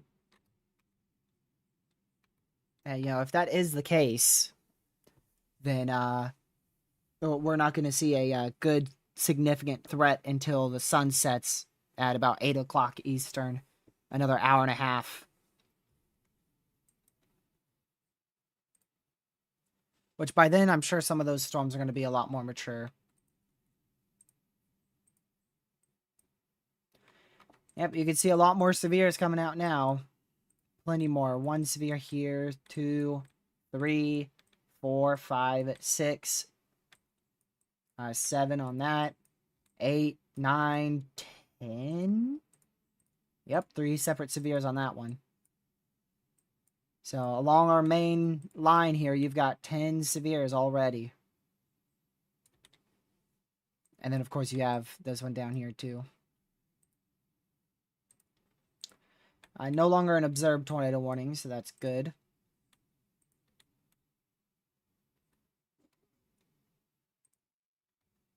Yeah, and again, I think this is really mainly a hail threat at the moment. Very elevated profile. There's 2 tornado warned ones, Proxy.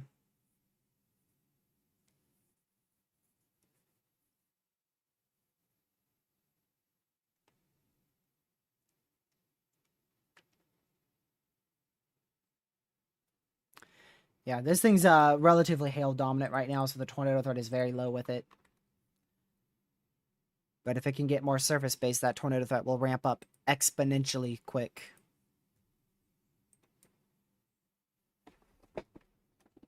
So no tornado threat with that imminently.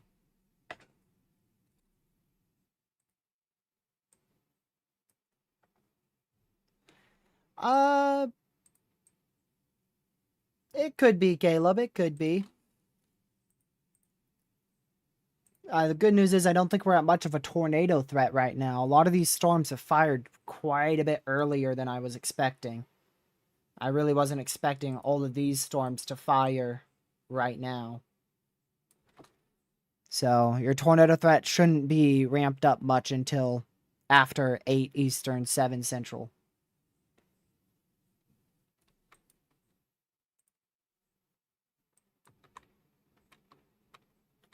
Rotation is starting to ramp up on that.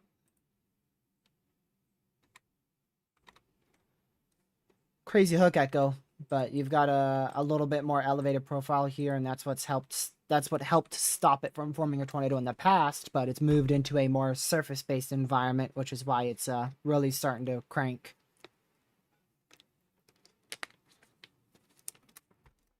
Do you think Central Indiana's threat will diminish at all? I mean, it's going to be present for sure, but your threat's not nearly as high as areas to your northwest.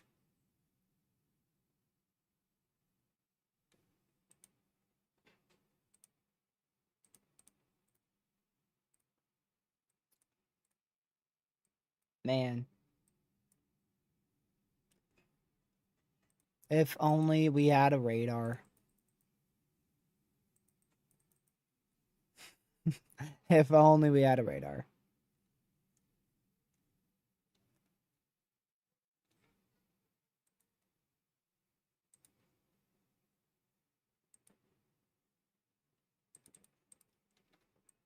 Yeah, there's no way to say if that's on the ground or not unless you get reports from it, from a chaser, unless a chaser reports it on the ground, or our radar comes back online somehow and is able to confirm a CC.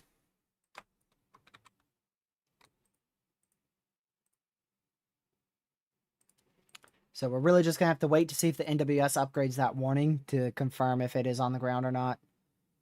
Whereas, when a tornado touches down, typically we can get a little bit ahead of the NWS and confirm it on radar. Won't be able to do that with this.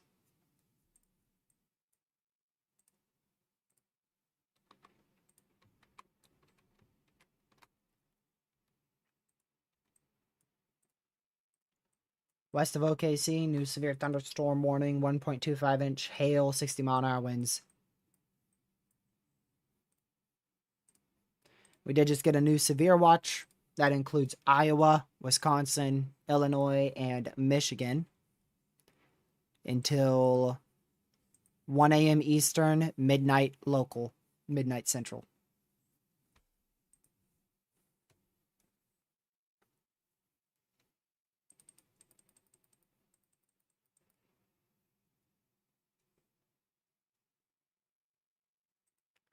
I know a few chasers that went south, but I don't know any of them who are live in Texas. But I saw a few chasers say they were going further south, targeting the southern mode.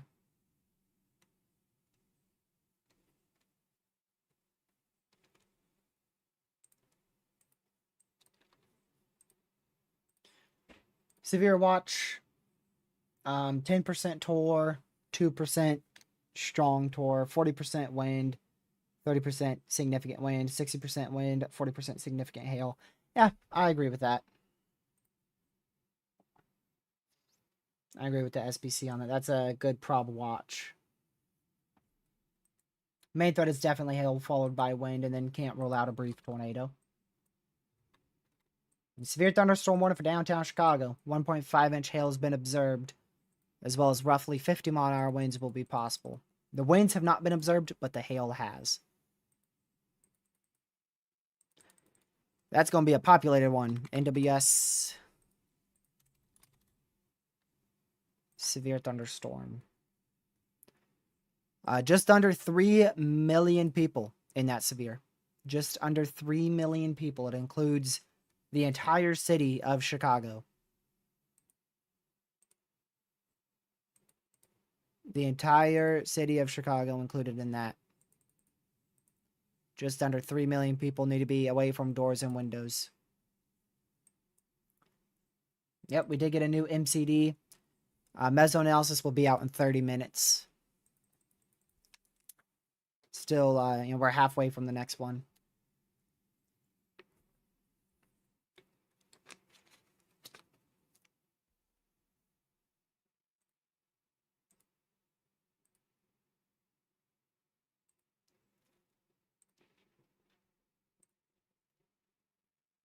That MCD will be coming out here any second for eastern Kansas, western, and northwestern Missouri.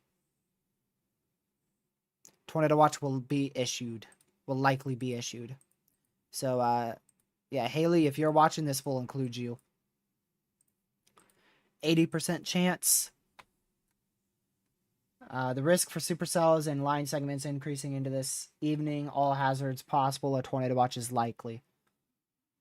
A few tornadoes, 1 or 2 strong, 2 to 3.5-inch hail, 55 to 70-mile-an-hour winds possible. And that goes even into western Illinois, where the other tornado watch is active. So that will meet the other tornado watch currently in southeastern Iowa, west central Illinois.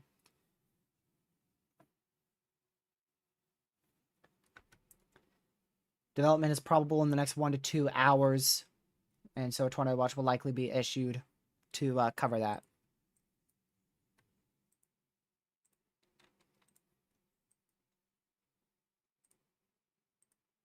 Okay, both still radar indicated there. So yeah, if we do get that tornado watch, what that's going to do is that is going to connect. I don't know exactly where it will be. That will connect all of our watches together. Depending on exactly where that should be, but it will connect them. I don't know how large that will be. But that will connect our watches all the way from the Texas-Mexico border all the way up to Michigan.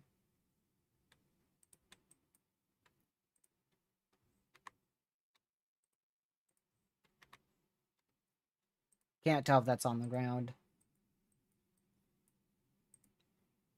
We also got a PDS severe here in Illinois now.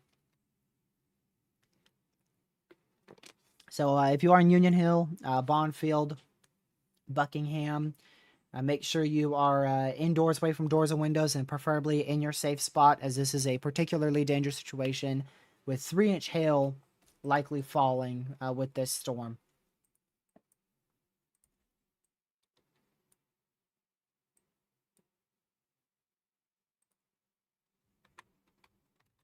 Yeah, big old hail spike too. Huge hail spike.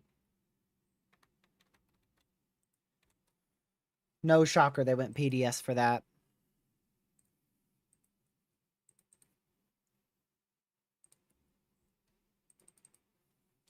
106 people inside that tornado warning in South Central Texas, by the way.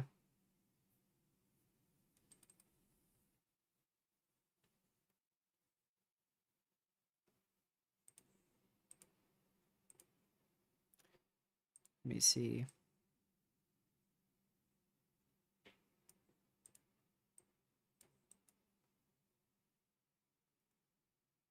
Yeah, we did drive through that weak tornado.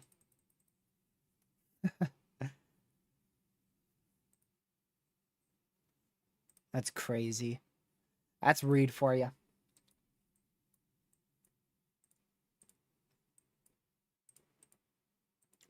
They downgraded that severe thunderstorm warning down here. Downgraded to 2.75 inch hail, but still a PDS severe. They also downgraded the wind threat from 80 to 70. Thornton, Illinois. Let's see. Yeah, you're good for now. There are likely going to be some thunderstorms later on in the day, but it looks like the severe storm is staying north of you.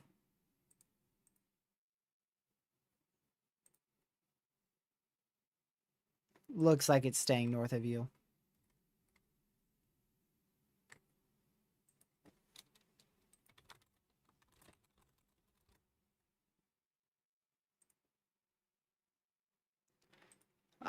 Now, I've got a question for those in chat here. If you are chasing and you were on this storm that is now relatively hail dominant, even though it looks great on radar, do you stay with it now that it is tour possible? Do you stay with it? Or do you book it to an interstate and book it to the west? You can either book it to this interstate, book it southwest, and like that. I don't know which way would be faster, but stay with it or go west. Wow. West, west, west, west. I leave. West, west. Booking it west, west. Well, that's pretty unanimous. I think west would be the better option there.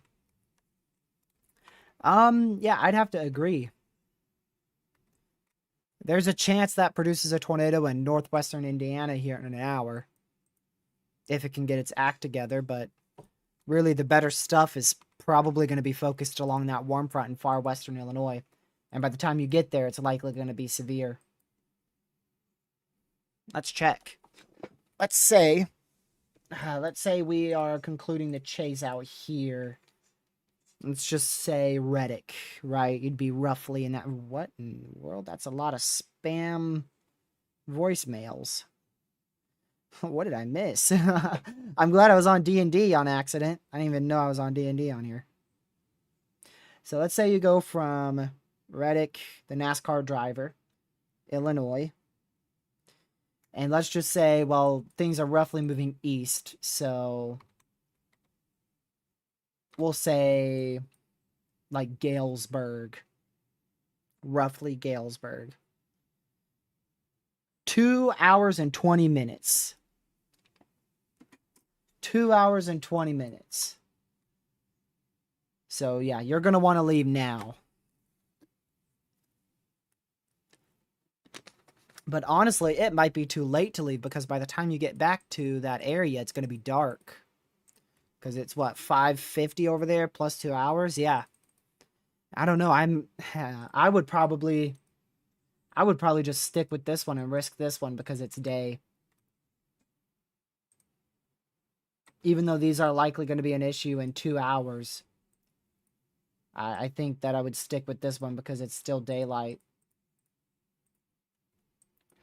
I'm sure sunset. Let's look at sunset now. How about that? When is sunset? Illinois. Not Vermont. Yeah, roughly 7 p.m. So you would get there at like, yeah, 8. 8, so I wouldn't go over there. I would have to stay with that. Just because if I'm chasing, I'm trying to see something. I'm not trying to get a tornado at 9 o'clock at night.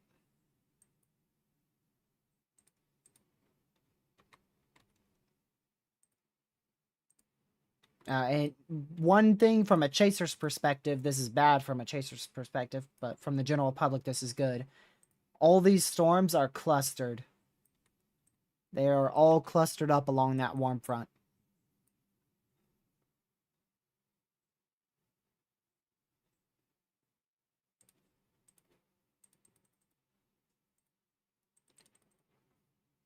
So if we continue to see that, might have a storm mode issue here. The thing is, like, all these are forming like on the warm front, so some of these might go north of it, and some of these might ride the warm front.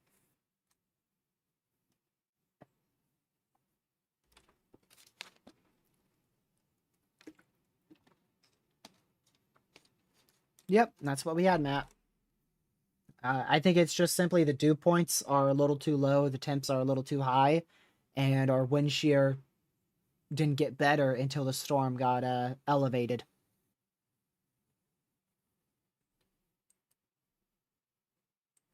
So I think it was just a perfect combination of the storm getting more elevated and the wind shear being too weak when the storm was surface based.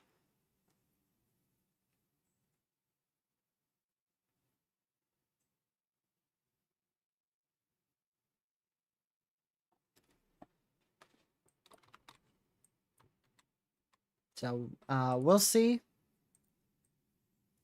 We'll see if all these can cluster together. What happens here? Let's go check on Wophus.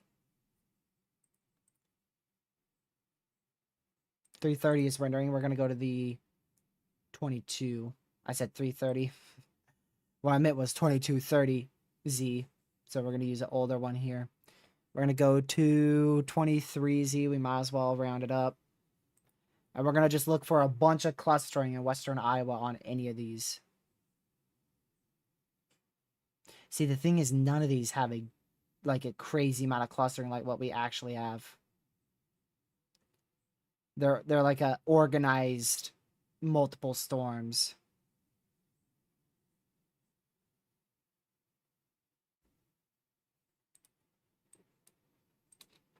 And then this one, southwest of Caleb, is not really organizing too well. Wonder what observed by a chaser. Yeah. Weather spotters have confirmed a tornado at 5:40 p.m. That was 13 minutes ago. 13 minutes ago. Chaser reported a tornado on this storm.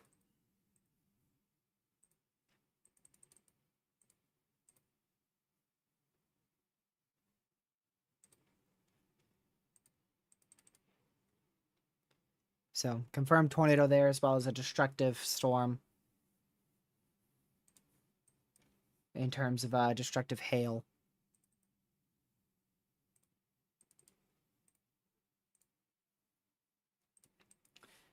But yeah, I think the main storm to watch out of this cluster is probably that far southern one in Burlington. We'll have to see if all of these just go northeast and get north of that front.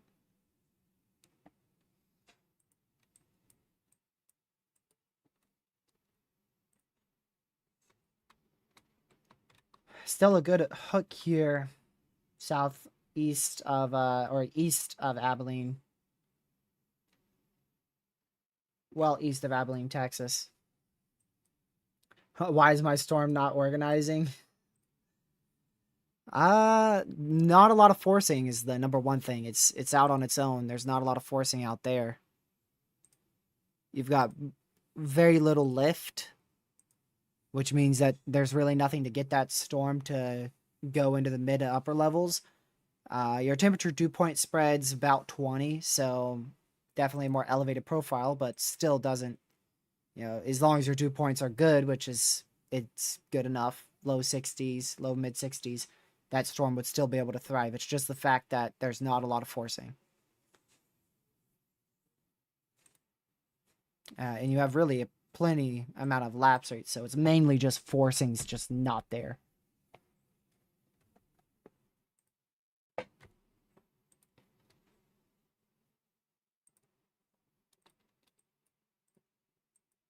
Observed 2-inch hail now moving into downtown Chicago. Look at that.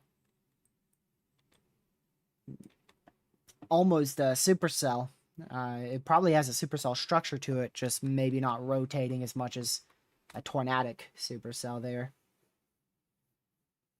But downtown Chicago about to get hit with a lot of hail and some isolated wind gusts.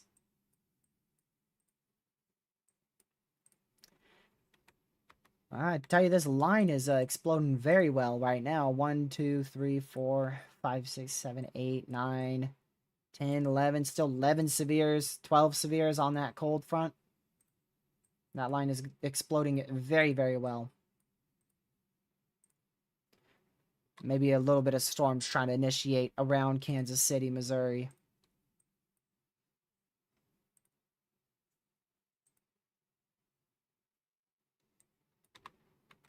Yeah, Crady's not wrong. I mean, this is the type of days where I don't want a storm to form near my house. Slight risks and marginals. I'm like, heck yeah, man, I want some storms, but moderate days, yeah, stay away from those. As a chaser, I'm rooting against storms on moderates.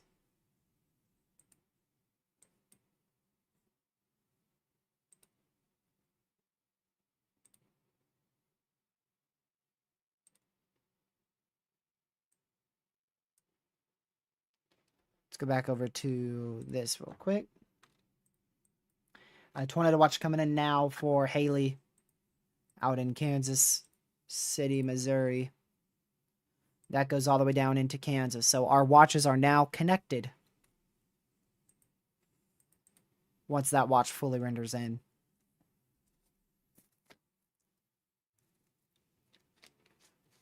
A few tornadoes likely, scattered, apple-sized hail likely, and 70-mile-an-hour winds likely.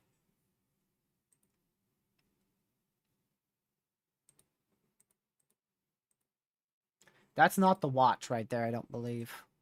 Pretty sure that's our, yeah, that's our old watch still.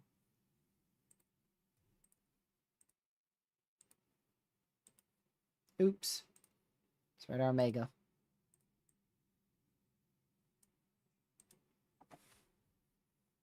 Yeah, we're going to wait for that new watch to come in. No probs on it yet.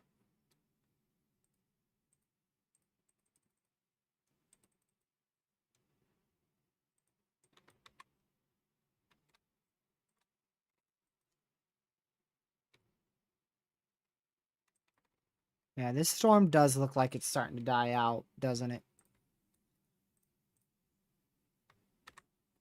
It actually, no, it might be dying out hail-wise because it's trying to get more surface-based. Because that's the first time in a while we've seen some notching.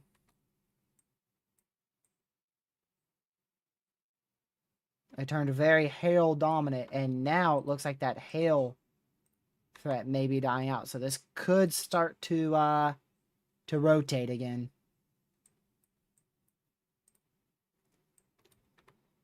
And then we just got a slop fest in western Illinois right now. Slop fest mayhem over there.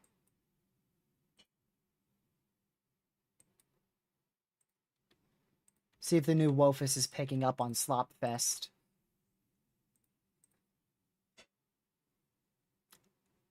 Nope. It's really not.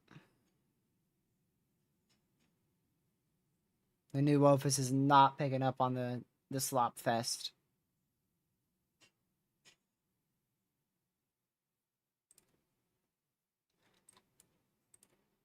Yeah, that's going to be one to watch very, very closely. See if the rotation can ramp up on this one. Northeastern Illinois. Definitely not the worst slop. It's pretty bad. You can't look at this and tell me you think a tornado outbreak's likely with this type of radar imagery. I do think it will sort itself out. We'll see some mergers. We'll see some storms die as they go north of the warm front. And we may eventually get 1 or 2 supercells that can plant and become a big issue out here. And then this stuff probably also going to become supercells and be an issue.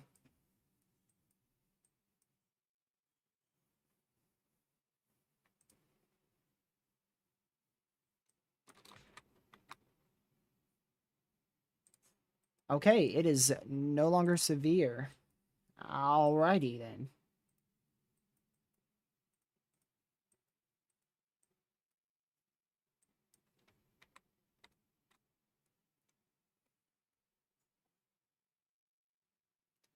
Um, so typically you issue the severe thunderstorm warning before the severe thunderstorm warning, the previous one expires. You know, you issue the extension before the first one expires.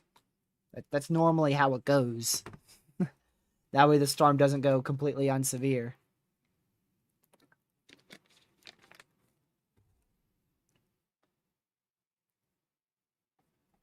It always does something when TRG says it's not going to do something.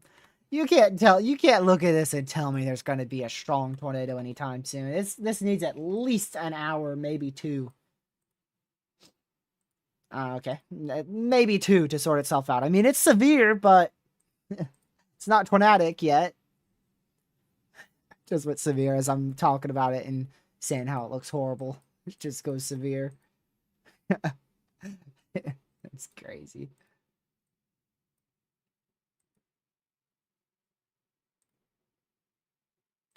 There you go. Observed 3-inch hail. There's your new severe. That is a weird looking severe, I gotta say. Weird looking severe.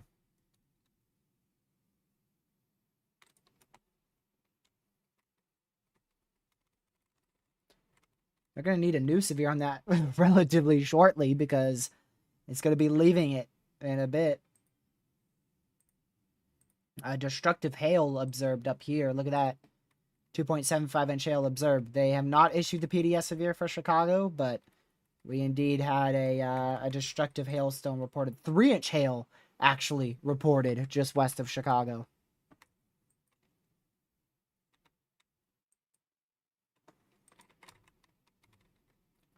Still, our biggest report was the 4-inch hail that this storm dropped earlier.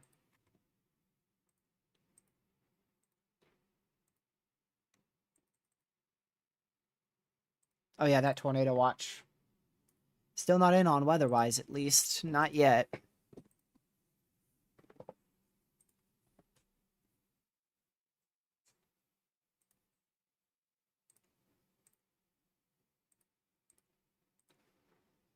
Man. Is that like bugged or something? Hold on, I'm gonna go on the SBC site. 60-40, 70-20, 70-60. So big time hail threat, big time tornado threat, and then still a big time wind threat on that new tornado watch. And that now connects the dots. The dots have been connected. Blue is severe watches, red is tornado watches. So you've got severe watches, a severe watch north of the warm front up here, north of that main boundary that's set up. Severe watch where we just have a few severes left. Our main tornado watch here in Oklahoma, Texas. Another main tornado watch in Texas and Oklahoma. And then your two main ones up here for your enhanced risks. Or for your enhanced risk and your moderate risk up there. So we've got 4 tornado watches, 2 severes, 6 watches overall. And then we'll probably end up with at least 2 more watches. Another one in Texas will likely be issued late tonight, and another one in Oklahoma will likely be issued later tonight. That might be 1 watch, might be 2 watches, and then we'll probably get another watch up in Michigan, Illinois, and Ohio tonight.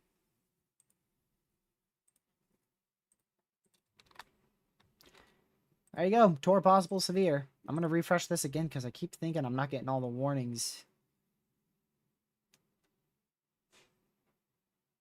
It's definitely bugging on me. Yeah. Otherwise, it's having a little bit of problems with the watches and the warnings.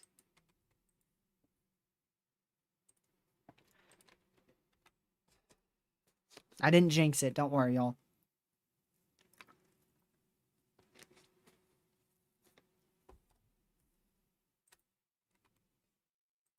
I did not jinx it. Trust. I mean, they still look very sloppy. So I still think, you know, they're going to need an hour or so to really catch up.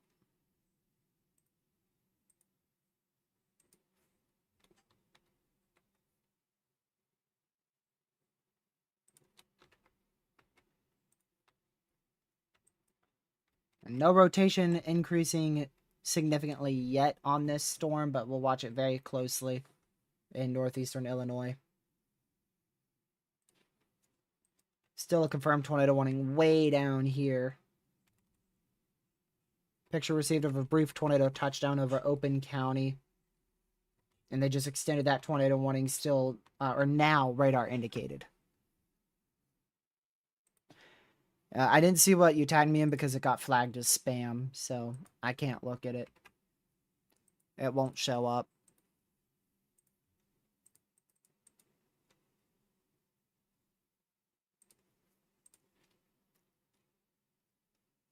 Like when proxy ats me once, I get the first at, and then after that, I don't get a single one after that, so I have to go to his profile and look at his replies.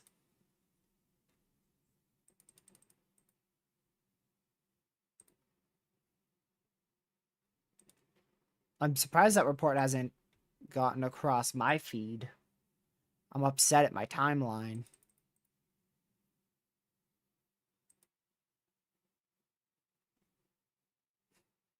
Oh, shoot. Already PDS severe. Dang, okay, maybe I did jinx it. That thing went from a normal severe to significant severe to destructive in the matter of like 10 minutes.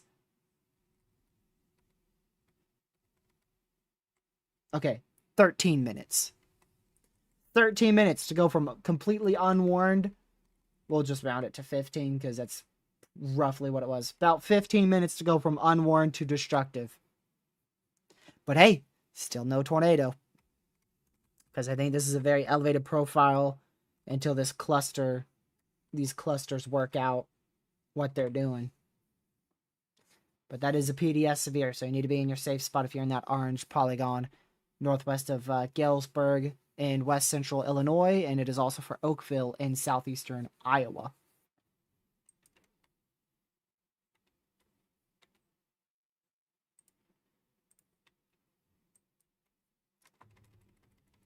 Good news is that hail core weakened rapidly as it moved into Chicago, but still could be getting upwards of 2.5-inch hail here in Chicago, Illinois.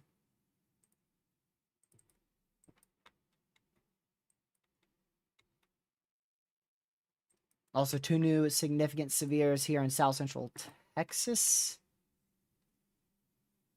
For El Dorado, 1.75-inch hail, and then well southwest of El Dorado, 1.75-inch hail.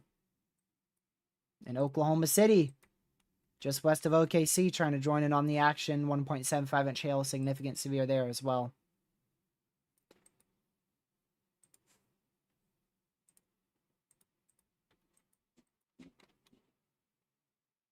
Go back up to this radar. There you go. Now we're back up into the border here of Illinois and Iowa, southeast Iowa, west central Illinois.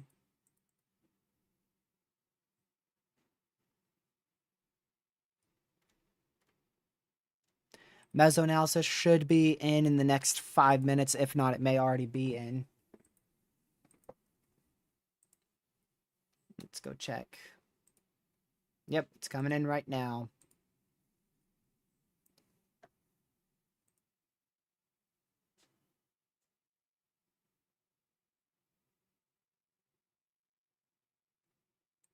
Let's see.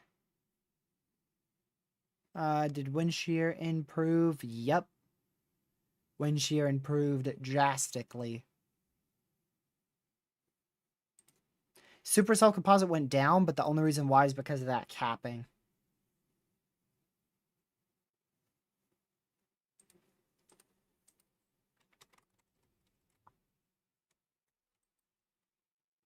Let's go check back on Weatherwise. Okay, Weatherwise is catching up with the warnings, but not the watches. There it goes. Caught up with the watches. Severe thunderstorm warning northwest of Kansas City. That's significant. 1.75-inch hail.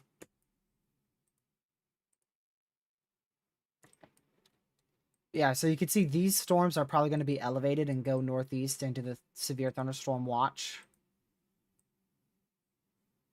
Unless they turn east and ride the boundary, and then these are going to probably end up being our biggest tornado threat. Softball sized tail, PDS, severe thunderstorm warning. This is an extremely dangerous situation here. Very, very dangerous severe thunderstorm warning going into this city here in east central northeastern Illinois. 4-inch hail likely falling with that.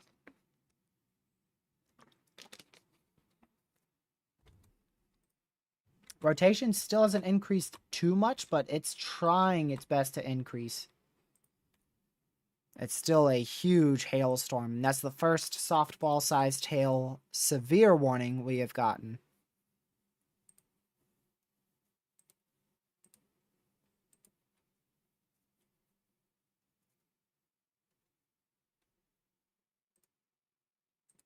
We also got a new HRRR.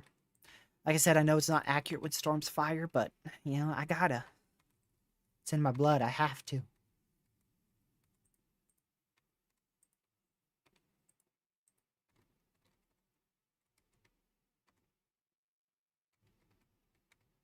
Yeah.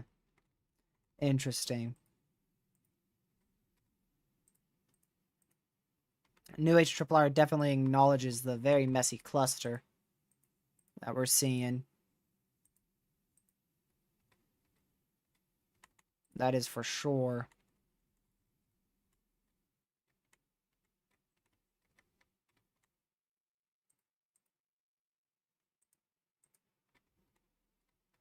Yeah, HRRR has these two supercells just really riding the warm front together in a bit of a clustered mess. And then it wants to fire like 2 storms off of this for some reason. It's being stupid with this one.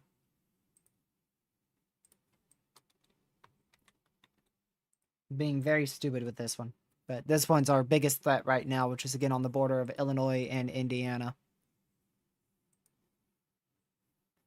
Which this is actually in probably... This is probably almost in the most prime environment we have in our risk today.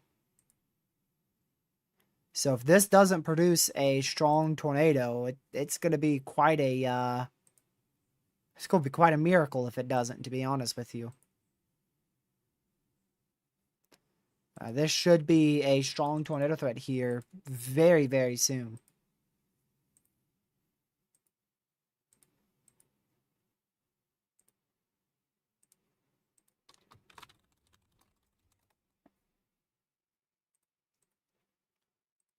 Let's see. Yeah, that rotation's really starting to ramp up here. Trying to ramp up.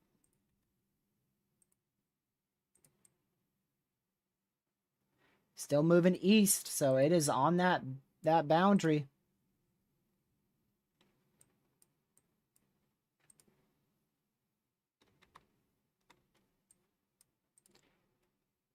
Man, three severes out here in eastern Kansas.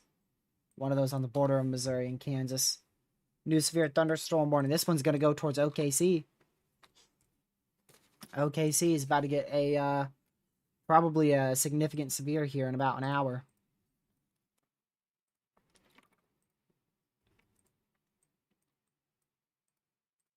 Down to 1 tornado warning. But we are probably going to get a second one here. Any second. Ooh, any second. For a second, forgot it was a hail spike here.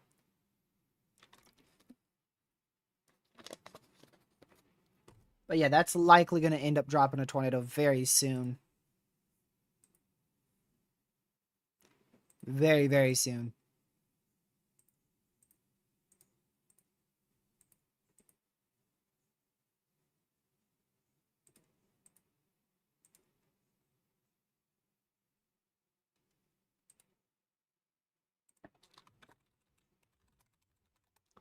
Hold on.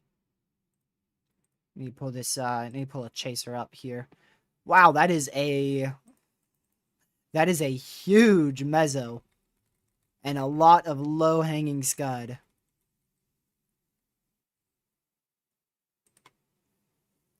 Holy crap. Oh, very good call on that one.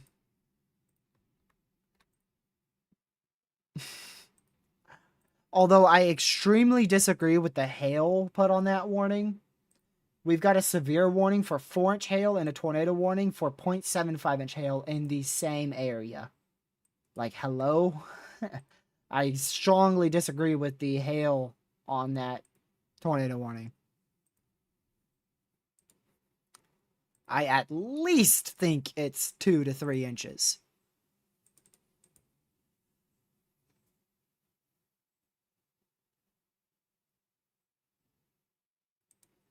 At least.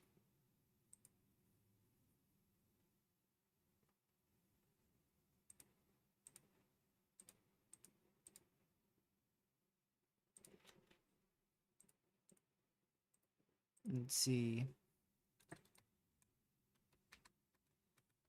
A very, very rapid rotation. This is about to drop a tornado. Really soon.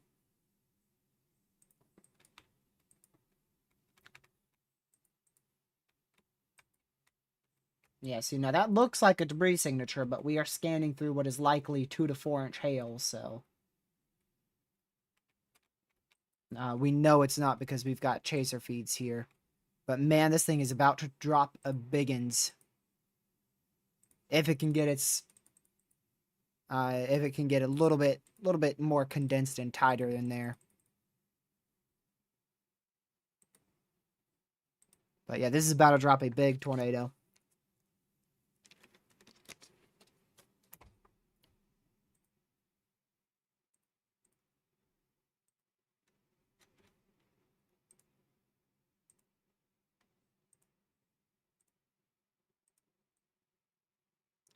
I still can't see if it's on the ground. I mean, I've got a pretty clear visual, and I don't see it on the ground.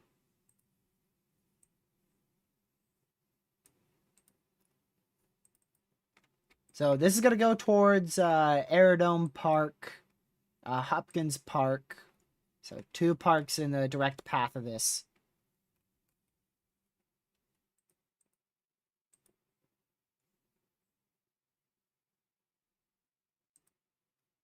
Large cone. I see a tiny little rope tornado that it is on the ground.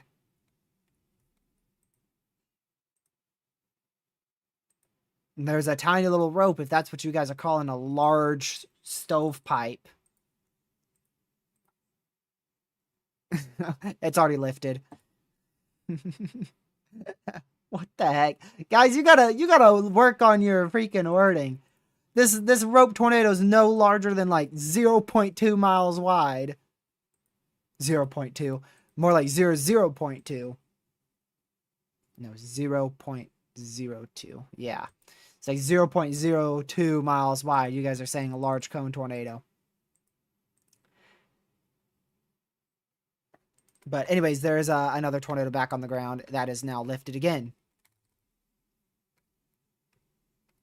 This thing is up and down. The first one was an itty-bitty tiny tornado. Second one was getting a decently large and is already lifted. Unless that is like the same... I don't think that's like the same rope. No, that's not the same, Caden. No, it is not. No, there's no way because the rope was significantly further off to the east, on really far off to the right on this chaser. It was really far off to the right, so there's no way that's the same tornado.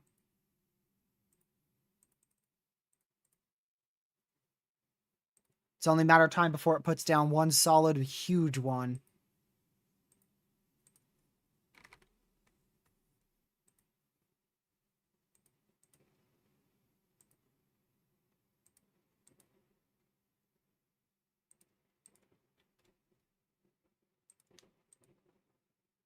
Just a matter of time. But again, this is going to go towards Aroma Park, Hopkins Park, and then downstream it's got to go towards Lake Village in Indiana.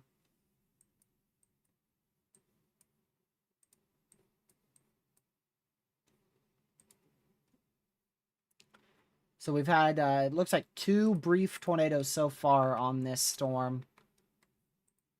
Actually, if you count the one from quite a while ago, 3 brief tornadoes on this storm. And I think this is the first chance it's had to drop a strong, long-tracked one.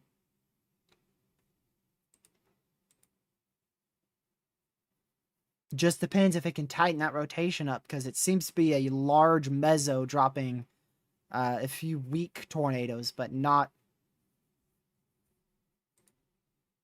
really dropping one big one.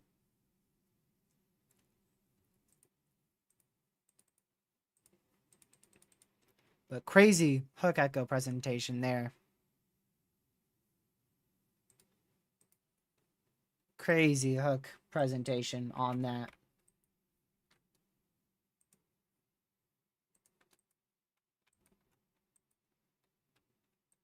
Let's go back to, I want to check here. Now, see, these are severe, but not a tornado threat at the moment, which is what I was expecting.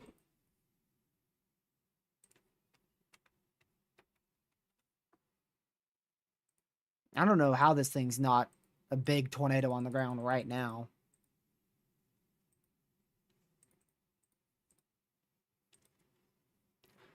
Maybe there's too much shear. Thing's got so much shear, it's just a huge area of rotation. I don't know.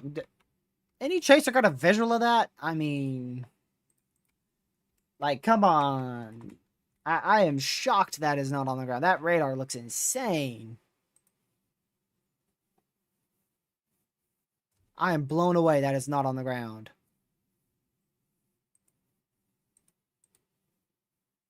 Wow, that is insanely quick rotation. Holy crap. Insanely quick and tight rotation. But yeah, that CC is still, it's still there, but it's hail. Is that it on the ground? I think, is the mezzo, it's like the mezzo's on the ground now, is it not?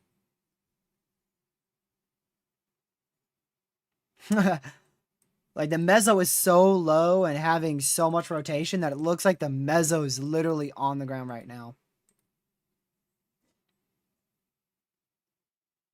Oh, that ain't a mezzo. Yeah, that's a tornado. It's on the ground. It is definitely on the ground now.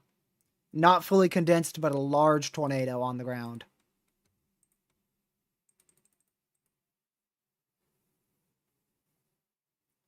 Dude, there's rotation everywhere. There's rotation all over this storm. From this chaser feed, I mean, he looks every direction, there's rotation, and then one of those directions, there's a bunch of debris being lofted. A bunch of dust.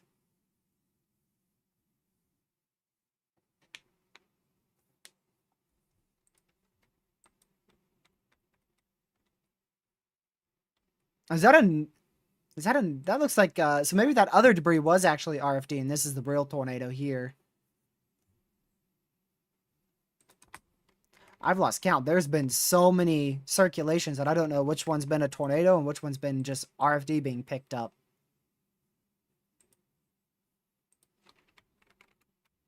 But either way, whichever one, it's on the ground.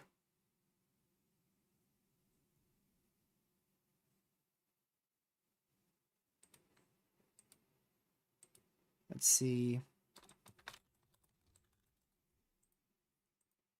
Oh my goodness. Okay, yeah. Yeah. Huge tornado on the ground. Intense tornado ongoing. Holy crap. Yep. That is what I expected right there. There you go. Giant stovepipe in progress. Intense tornado ongoing.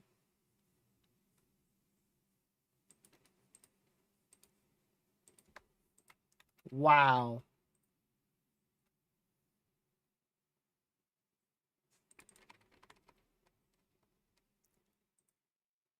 Gracious day.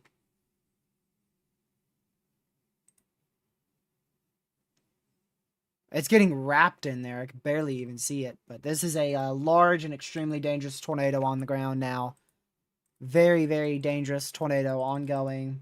Heading towards Aroma Park.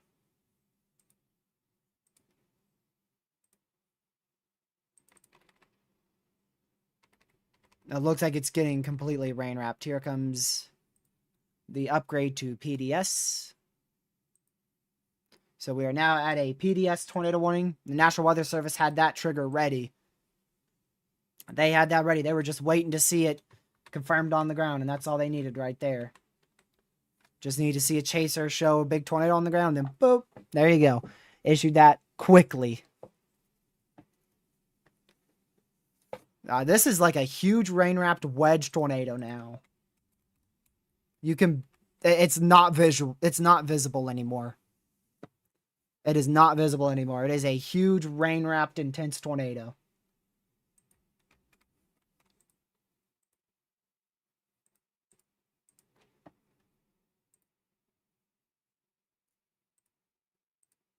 Wow. Oh, visible. Starting to see it a little bit more. It looks like it's still a cone.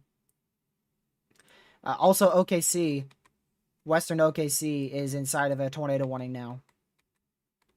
So we've got a tornado warning on the western side of OKC, and man, we know how these go. These are too familiar here in the U.S. Semi-discrete supercells heading towards OKC do not have a good history. So make sure you're in your safe spot if you're on the west side of OKC. Unfortunately, that environment is capable of producing a tornado. Although it doesn't seem to be capable of producing a strong tornado. Not a lot of lower level wind shear. Huge stovepipe tornado still on the ground.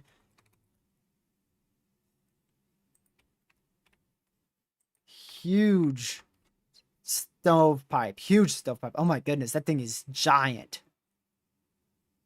It's... Somehow it's not a wedge.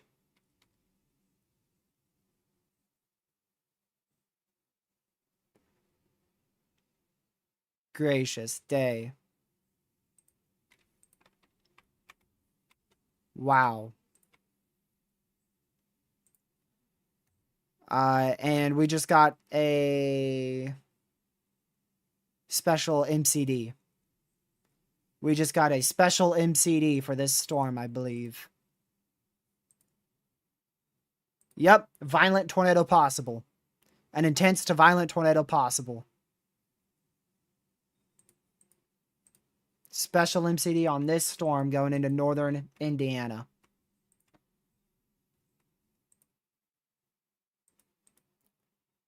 And this is a violent tornado. It is a violent tornado. I mean, if it hits something, it's going to be violent.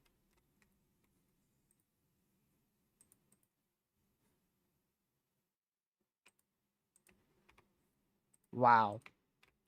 Look at that. Most likely a violent tornado on the ground. So intense to violent tornado ongoing just north of Aroma Park. So please be in your safe spot if you're in the PDS tornado warning. Which is that purple box.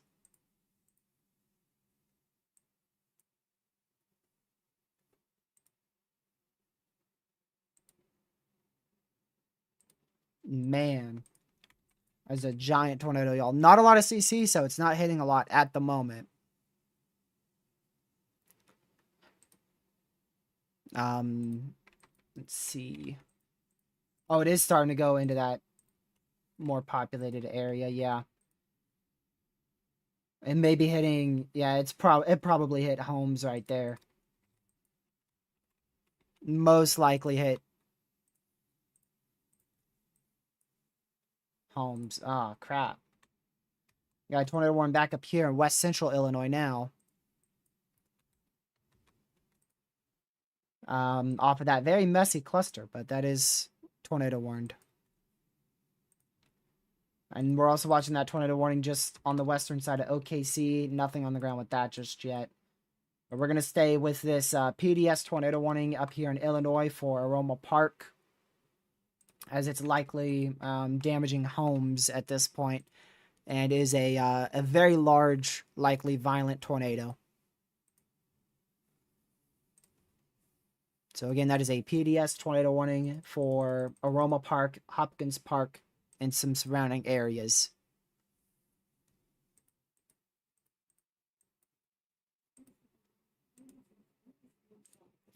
Also, if you are just now tuning in, there's also been a special mesoscale discussion issued for this storm. The Storm Prediction Center in Norman, Oklahoma has issued a special mesoscale discussion for an intense tornado or two being possible, as well as the possibility of a violent tornado over the next hour or two. A new tornado watch will be issued in the next few hours downstream of the current tornado watch.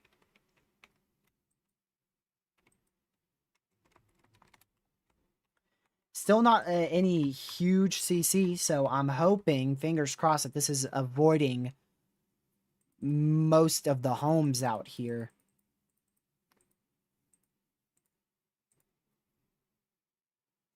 Really hoping that this is avoiding most of the homes. There's definitely some homes out in this area, unfortunately, that have been in the general path of this. And I mean, man, that velocity is extremely tight. Gracious day.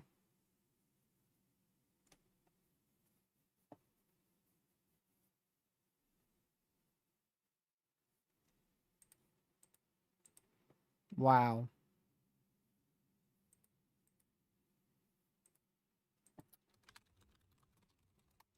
Give me just a moment. I'm going to go over here.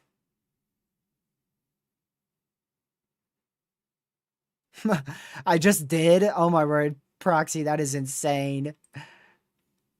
I'm going to screenshot that. Oh my word. It looks like a ginormous wedge, like the size of the state.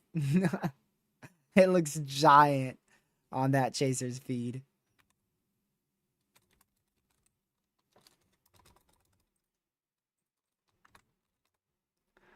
Oh my goodness. Wow.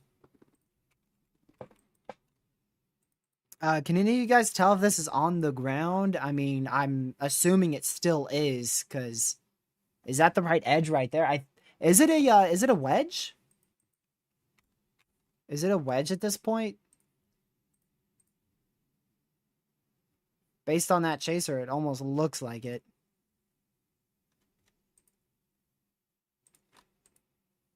It looks like it may be a wedge at this point. Yeah, maybe a bit of a better defined debris signature now. Bit of a better defined debris signature now on the radar.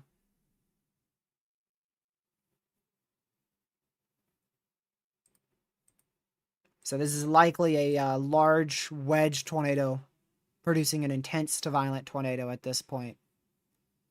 Again, moving off to the east, just passing Aroma Park, and it's going to be heading to Hopkins Park next in Illinois.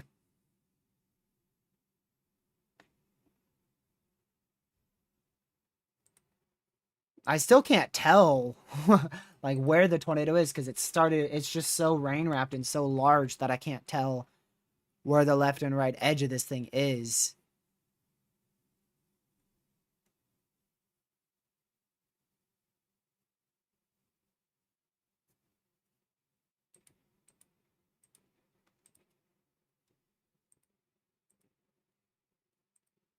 Man.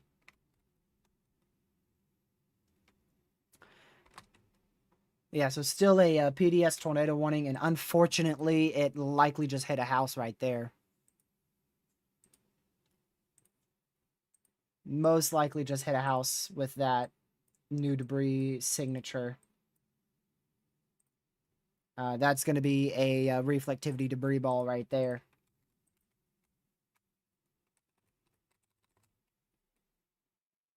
full scan on that reflectivity debris ball comes in 2 seconds. Right there. Oh, velocity's broken now.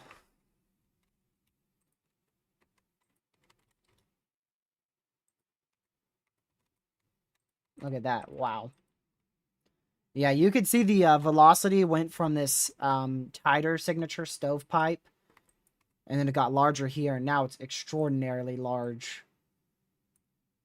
So most likely this is going to a half mile plus size tornado here.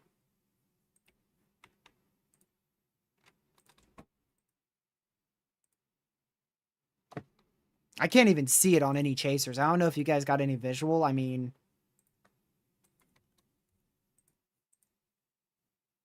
I can see a storm.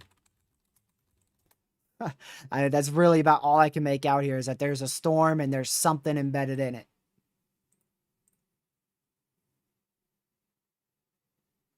It's so rain wrapped, so much dust that I can just not, I can't see it at all.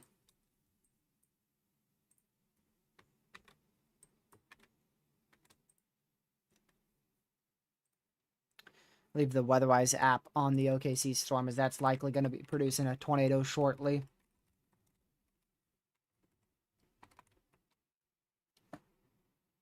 Here comes a CC update in 5 seconds. PDS tornado warning still is continuing here. Yeah, there's your CC, still just CC in the area. It's hard to say. That may not even have been a reflectivity debris ball. It could have been a hail spike.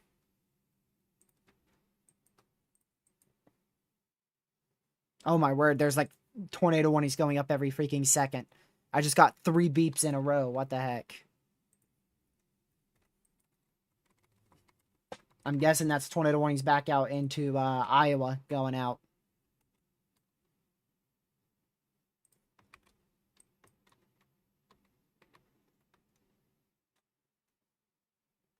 I still don't see that on the ground in OKC. Yeah, here's a bunch more tornado warnings going out. If they're red area, that's going to be the radar indicator tornado warnings. Orange are the PDS severes there. Holy crap. Observed tornado warning now for OKC. Now an observed tornado warning for western OKC. I know this is a horrible time, but I have to go for just a minute. Give me 1 minute and I will be right back.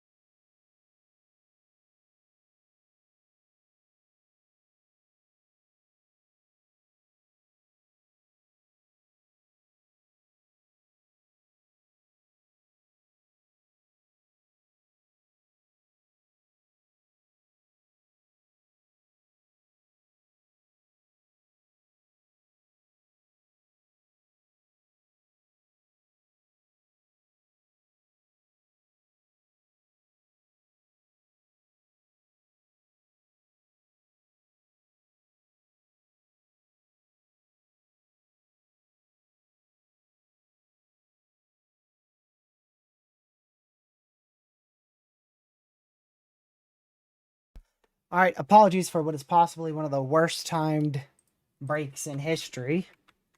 Maybe not too horribly timed. It looks like this one's weakened a bit.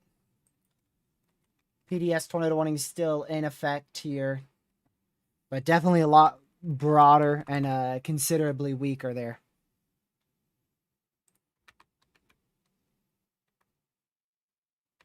And the OKC one is observed, but I'm not seeing any big signature on that, which is great. But it is observed.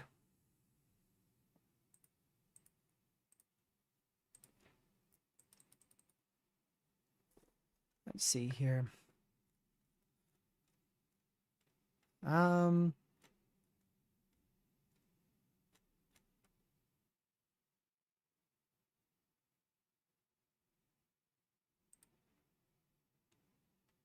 all right, another updated tornado warning. So again, that one's observed.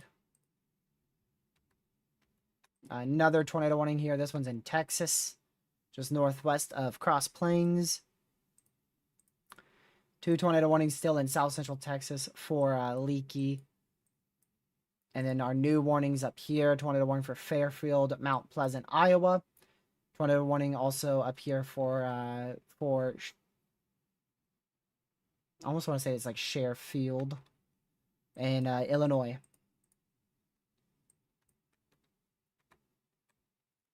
And then just a lot of rotation here and a lot of CC.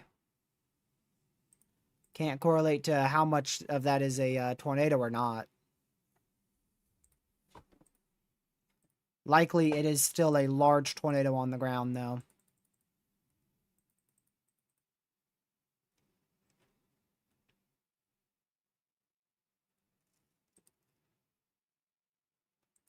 I can't tell from any chasers at this point, but do want to be in your safe spot if you're in that PDS tornado warning, again, in northeastern Illinois for Hopkins Park. And this is going to be going into Indiana here pretty soon. It's going to be heading towards Lake Village in Indiana.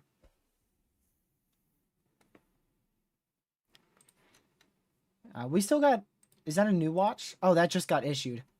I was about to say, we still have a while before that storm gets outside the tornado watch, but this is actually a new tornado watch now.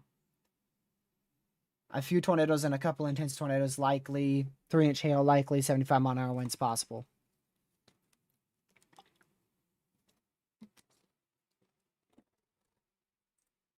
We'll see the probs on that.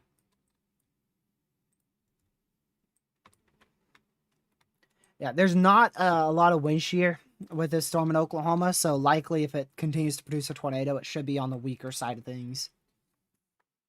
But it is still on the ground, according to the NWS. It's an observed tornado warning.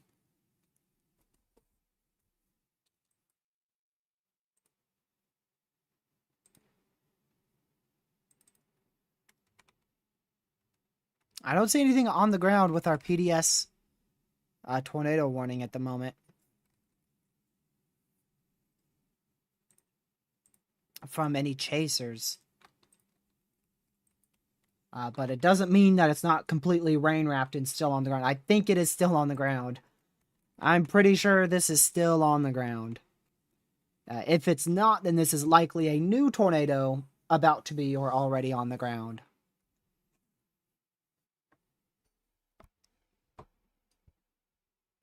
So that is very rain wrapped too. So, you know, you're not going to be able to see this tornado going towards you. Again, this is going for Hopkins Park in Illinois. And it will go to Lake Village or around Lake Village, Indiana. Going to cross the border into Indiana.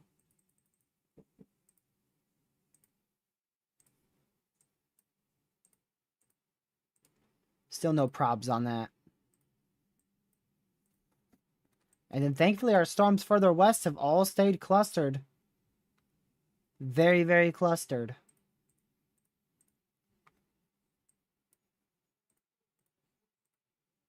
So that is going to decrease our threat further west exponentially as long as those storms can keep on being clustered.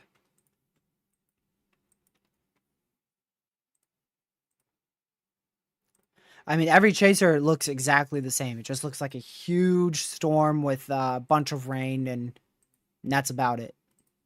You really can't pinpoint anything. It's impossible to really pinpoint anything. Hold on, let's go to the OKC terminal radar real quick.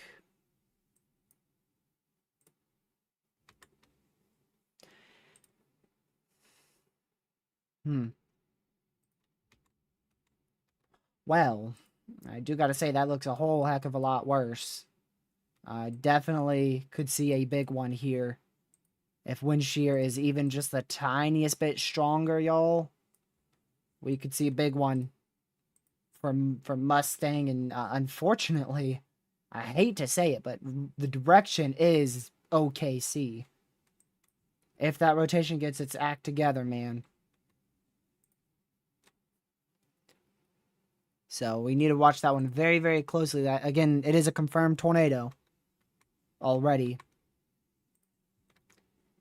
But really worried for this storm if it goes towards OKC. Again, the good news is wind shear is not very strong in the lower levels.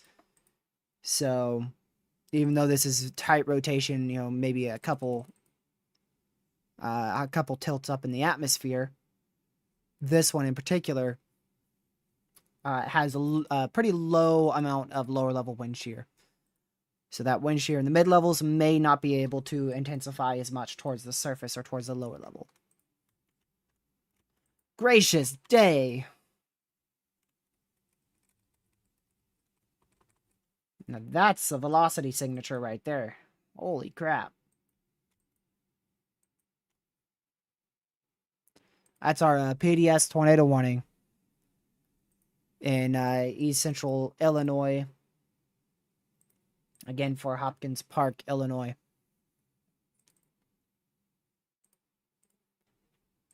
I want to go see the probs on that watch. Still not out? Okay. I'll just read them to you in just a second. Yeah, I have to imagine this is still a strong tornado, a strong to intense tornado on the ground. That new tornado watch, the probability there is 70-60. It's 70-60 for torr, 40-30 for wind, and 60-60 for hail. So overall, that is a high, moderate, moderate, moderate, moderate, moderate watch. So pretty dang high-end tornado watch right there. No longer a confirmed tornado in OKC or western OKC. That is a radar indicated warning. We are still at a confirmed PDS tornado warning, though, for this storm in Hopkins Park, Illinois.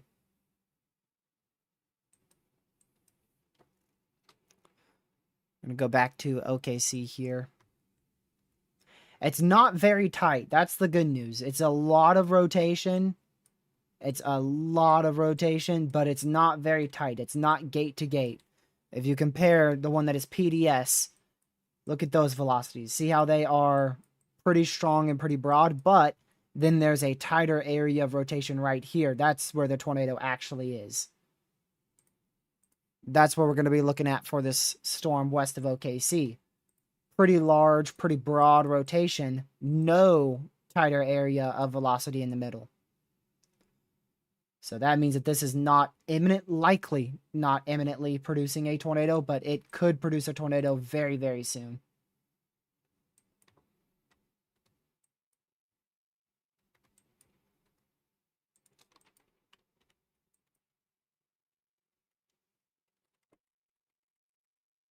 Looks like it occluded, the main hook occluded, but we still have a lot of rotation in this.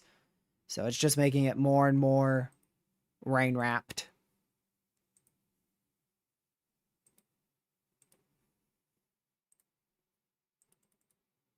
Gracious day.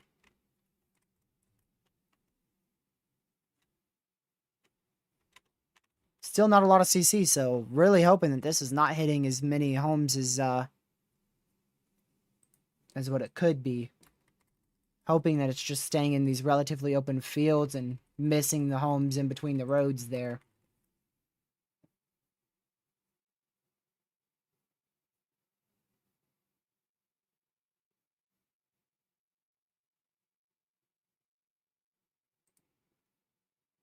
Man.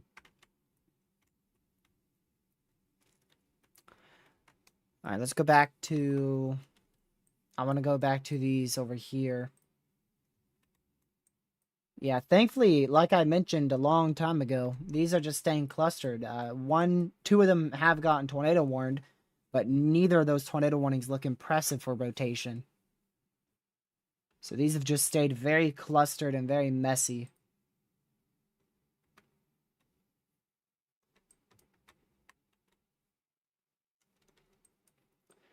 I'm going to go back over to this storm.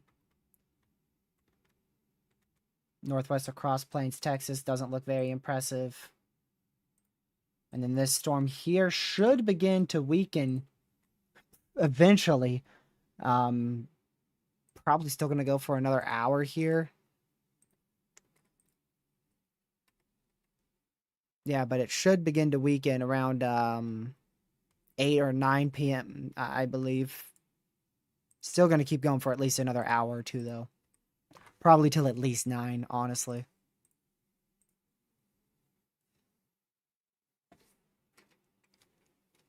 Hold on, y'all. Let me get this real quick.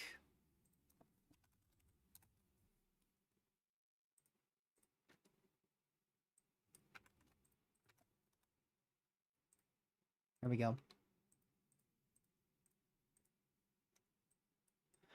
Let's go back to, we're going to keep this one on OKC again. And we're going to keep this one on our PDS tornado warning. Still likely a large and extremely dangerous, intense to violent tornado ongoing. We should see an extension to this PDS tornado warning very, very soon.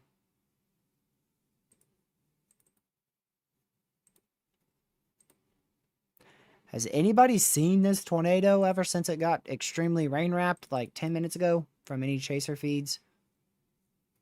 I mean, to me, it's still... I've just seen a large grayness with a lot of rain. But I'm confident that there is a tornado on the ground. It's just can't really confirm it from the, from chasers.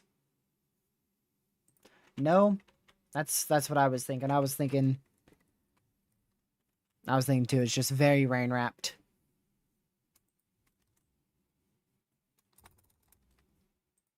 But I'm pretty sure it is still ongoing and just not hitting anything, hopefully not hitting anything that it can really pick up.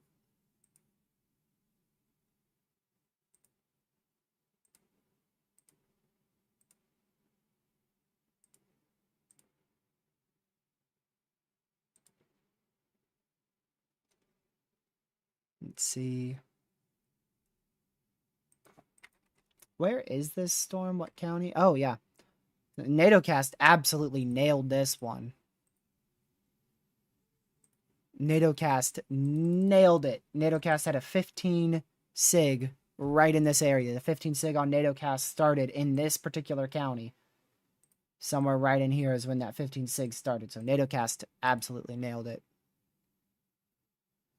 New MCD mentioning the potential for a strong tornado or two around and potentially even in OKC, unfortunately.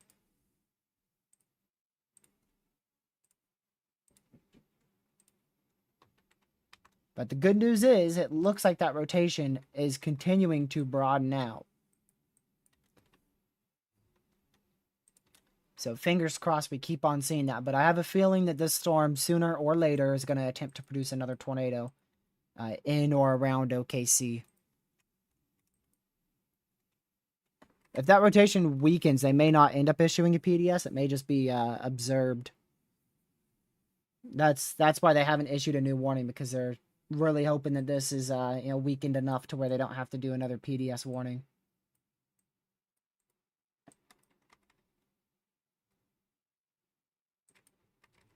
What a beast of a storm, though. My word. Looks like they are going to pull that extension. Yeah, all of these are just big-time hail threats, damaging wind, and a brief tornado possible. None of them are notable tornadoes being possible just yet. And if they keep staying clustered like that, shouldn't be much of a big tornado threat.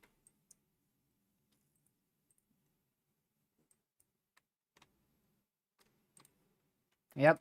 They didn't extend it too large there, just enough to where people out in front can get to their safe spot. But if need be, they'll extend that even further, because this warning I mean, this storm's going to move out of the warned area fairly quickly. It is moving at 25 miles an hour, though, so it's not that fast of a moving storm.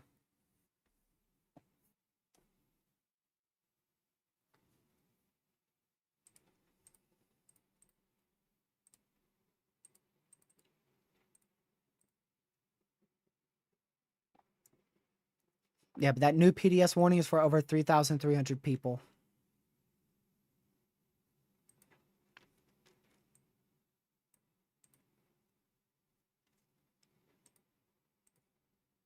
And still, again, I haven't gotten a visual on this in a while.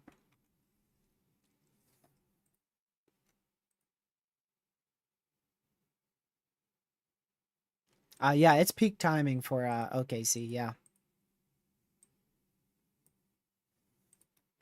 For sure. The environment may get a little bit better from here on, but yeah, really, you're gonna get that right about now is when everything should be at almost the peak environment, when you're in between your decent amount of cape and a good amount of shear. Because the sun is setting, so cape is decreasing, but the sun is also setting, so wind shear is increasing with that lower level jet with both of our troughs.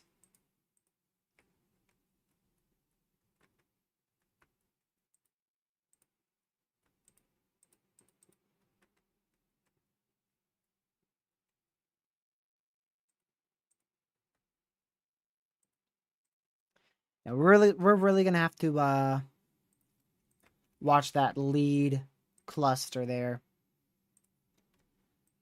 The main event lasts until roughly midnight Eastern. Most storms after midnight should begin to decrease in intensity. Yeah, I'm not really sure which one to watch here, but definitely like either that one or maybe this one. One or the other. We're gonna have to watch closely. One of these, somewhere in here, I honestly don't know which one. Somewhere in here, one of these are going to become the main supercell today. At least inside this cluster. Our main supercell that is likely going to be most memorable for this event, and that's the one happening right now on the border of Illinois and Indiana.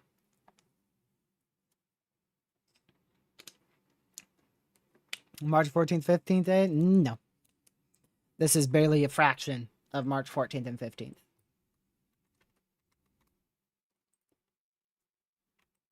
Just a mere fraction.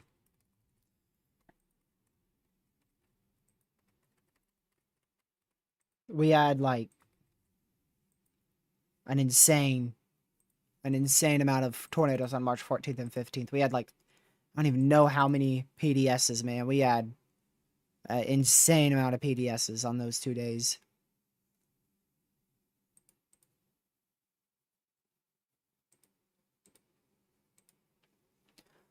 But this is definitely an impactful event on its own, for sure.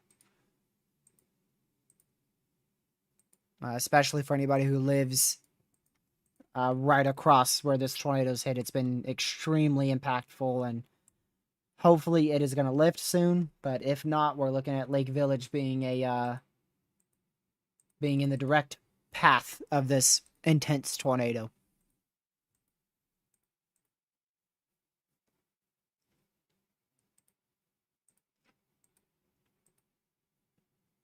This is in, by the way, Lake Village, Indiana. Hopkins Park is in Illinois. Lake Village is in Indiana. This is the Illinois-Indiana border. You see this white line down the middle of your screen. That is the Illinois-Indiana border. It's the state line.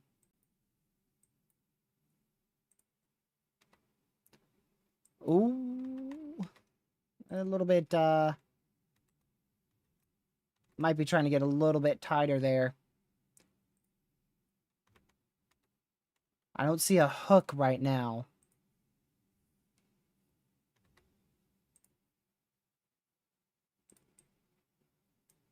But, yeah, there you go. There's your tornado warning for OKC. So, Oklahoma City, now inside of a tornado warning. This is just north of the main Storm Prediction Center. Storm Prediction Center is down here in Norman, as well as the University of Oklahoma. And there's your tornado warning right up here. I don't think it's on the ground right now, but man, it's getting, unfortunately, it's getting pretty close. I hate to say that since it's going, it's aimed right for downtown OKC, but according to radar, winds are really starting to pick up and it's trying to rotate. Now, hopefully that hook or this notching that you see down in here, hopefully that can occlude into the base of the storm. And then this will undergo a recycling process, and hopefully that's what helps destroy this tornado threat on this cell. But if not, then this is going to try its best to produce a tornado extraordinarily close or unfortunately maybe even in OKC.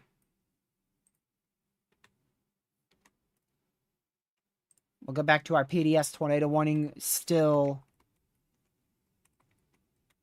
a crazy velocity signature there. I'm going to wait for the velocity scan on this one so we could see the next one. To see how close it is to Indiana. It's like right on the border of Indiana and Illinois right now.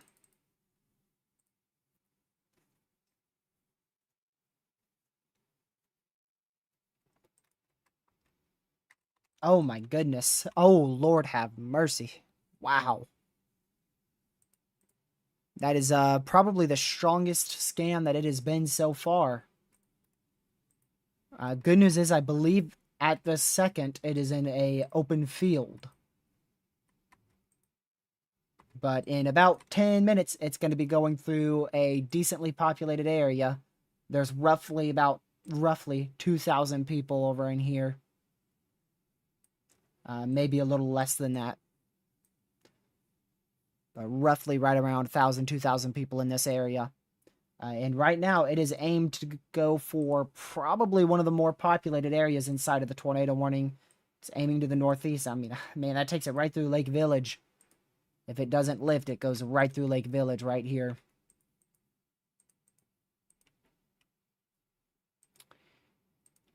If that holds, another scan, wouldn't be shocked to see a Tory come out for Lake Village. Because we're probably looking at a catastrophic violent tornado about to go through a decently populated area.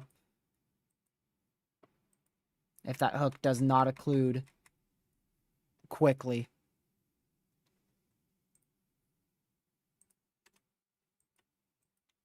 Just a bunch of severes. Man. Full-fledged major severe weather outbreak over here. Look at this.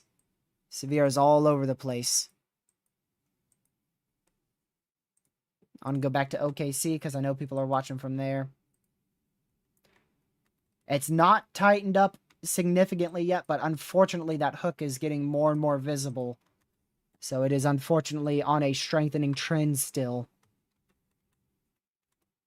And you can see those velocities a little bit tighter.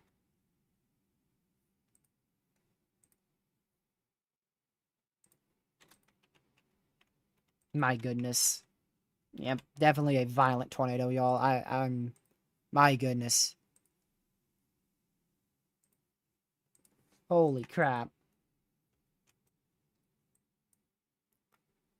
This is on the border of Illinois and Indiana. Going into Lake Village, Indiana, we've got a extremely large violent tornado about to go through Lake Village, Indiana.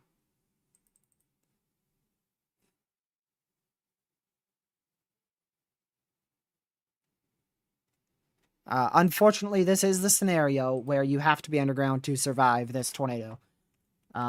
Your interior room of your home, well-built home, it's not going to be enough. You're going to need either a storm shelter or a well underground basement away from doors and windows in order to survive this.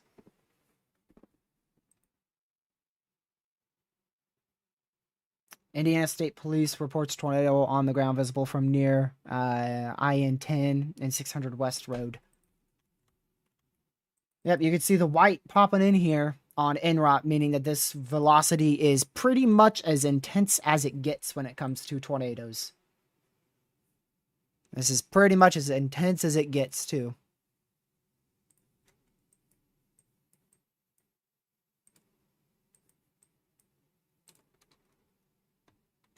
Still large area of rotation going into OKC, but I don't see that on the ground right now.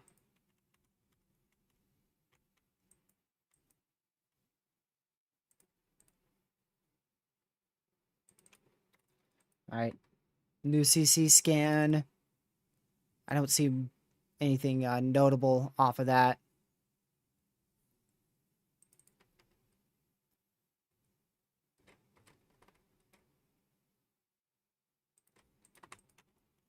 A little bit, quite a bit weaker on that newest scan.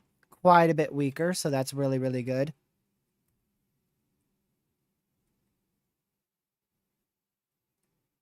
Quite a bit weaker.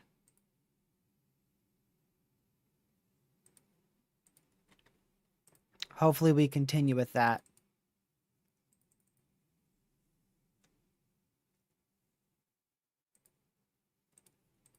But yeah, it is a huge wedge violent tornado going right for Lake City. Not Lake City. Lake Village, Indiana.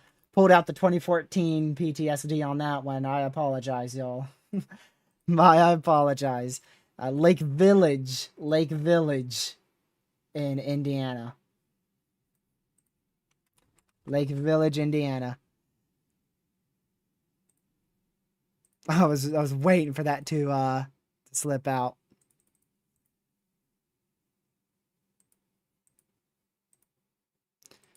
No Tory yet.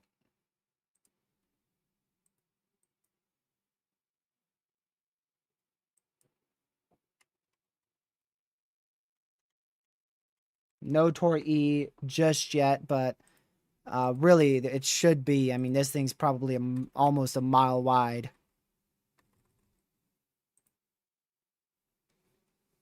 I'm gonna go to this chaser. It is a giant tornado.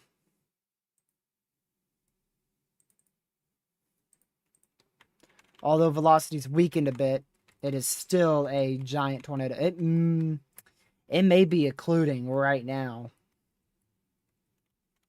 It may be occluding like almost right now. You could see that hook has gotten a lot more into the base of the supercell. You see before, here's the hook echo right in here. Right, there's your main hook. And then now, this is where, oh, it's kind of turning into a donut. You can see how the velocities wrap, or the reflectivity values wrap up and around it. So it's kind of turning more into a donut here. And unfortunately, that has shifted it more south, which means it is likely going to go through straight through Lake Village. It'll likely go through downtown Lake Village, Indiana, if it doesn't lift here shortly. Back to Oklahoma City. Still good velocity, but this is the reflectivity you want to see right here. Your main hook echo is very close to the base of your supercell. So all it has to do is shift a little bit more north, and it's going to be pulled right into that base of the supercell and get destroyed. So still no tornado ongoing yet for OKC.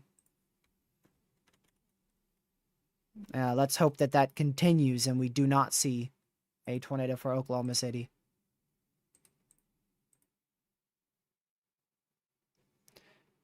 PDS warning is continued.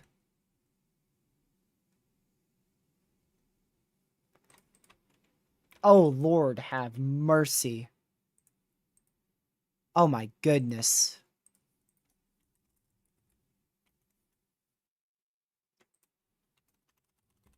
Holy crap.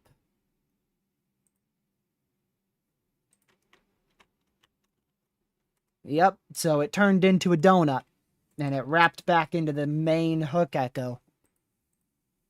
We saw that the most memorable time I can remember is in Oklahoma.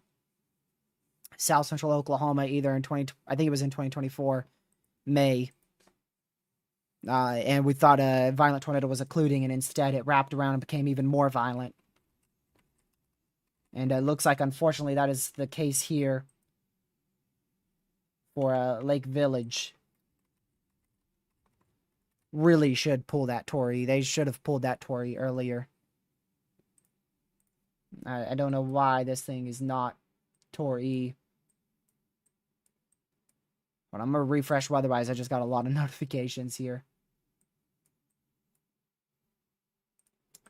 Both of those still PDS. We got a new tornado warning in northwestern Missouri. Not a lot of rotation on that.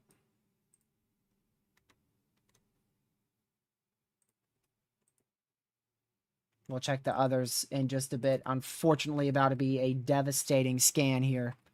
Tor E is the highest warning that can ever be issued by any National Weather Service anywhere across the United States. It is the highest warning that can possibly be issued, and we normally see 1 or 2 a year, and it is when a violent tornado is moving through a populated area and catastrophic damage is expected. Typically, a tornado like this that you're watching right now for Lake Village, Indiana, typically this is the type of tornado that warrants a tornado emergency.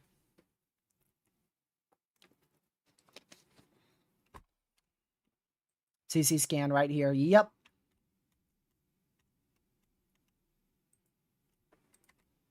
It might miss downtown Lake Village, but it's gonna hit at least the southern side here.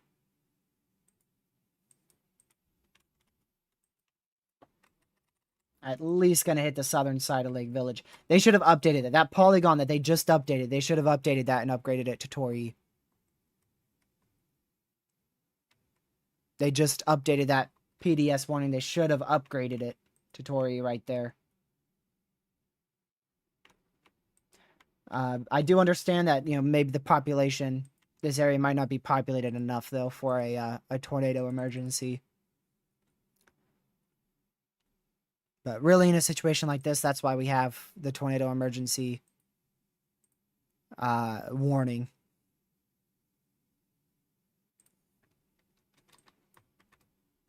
OKC still looking okay now. Looks like it. The hook did occlude, so just make sure you're still in your safe spot. But it doesn't look like that is actively producing a tornado at this moment.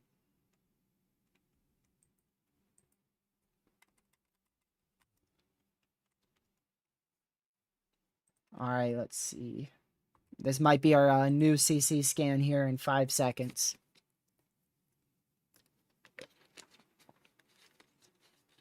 See if this is it.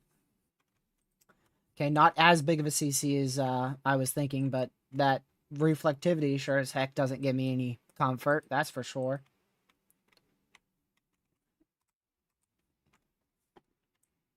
This thing's likely a mile wide, too, so take that into consideration, that this entire area is like probably the tornado right in here, maybe even bigger than that. So if you put that right over in here, probably bigger than what I drew. Yep, and it's still violent too, so looks like it would be right in through there. Yeah, so definitely hit, unfortunately, the southern side of Lake Village.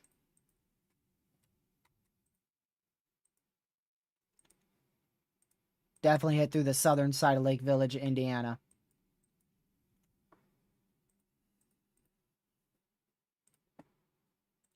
See if I've got any chasers on this.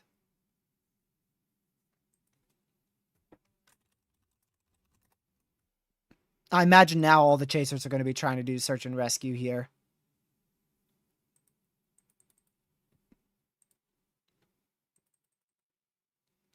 Gracious day.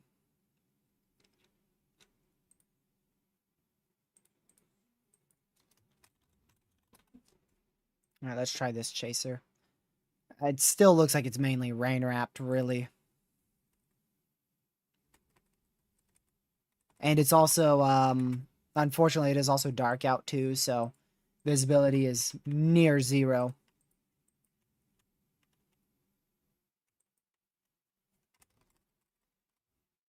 What a violent supercell, man.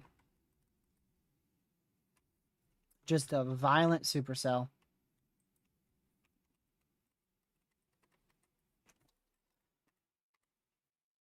Lofted debris, thankfully, it doesn't seem to have lofted debris too high up. I don't see a scan past about 7,000. But that reflectivity, I think this is a lot of rain. I don't think all of this is debris. I hope it's all rain and not debris. It's still on the ground though, so it for sure hit Lake Village, no doubt about it. Now it is going through still the eastern side of Lake Village. There's still homes here. And it's going to be going for Roselawn next in Indiana.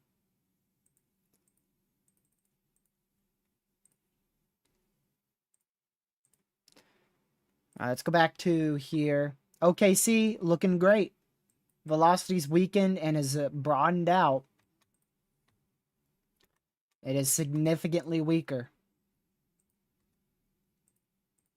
Looking really good for OKC.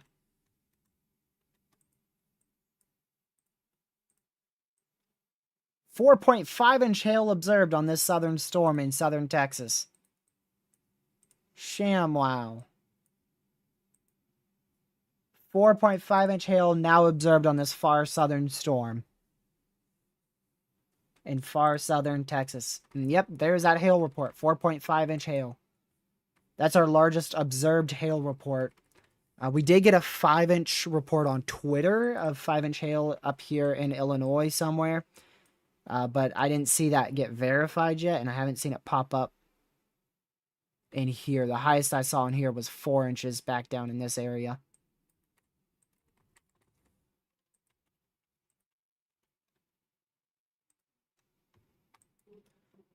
Back to OKC again. Looking good. Wichita's radar. Big time wind. Surprised that's not for 70 mile an hour winds. 60 mile an hour winds, 1.25-inch hail there. And double tornado warnings back over here in western Missouri. 2 tornado warnings for this cluster. Just be in your safe spot there. And then thankfully, these storms have indeed stayed clustered. But I do think they're going to start becoming a problem here pretty soon. As they move into that more favorable environment. And are a little bit more organized.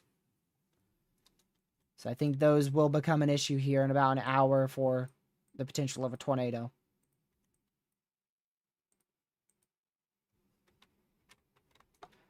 Go back to our main radar there. Still looks like that is on the ground in Illinois. Or not Illinois. Indiana. Roselawn, Indiana.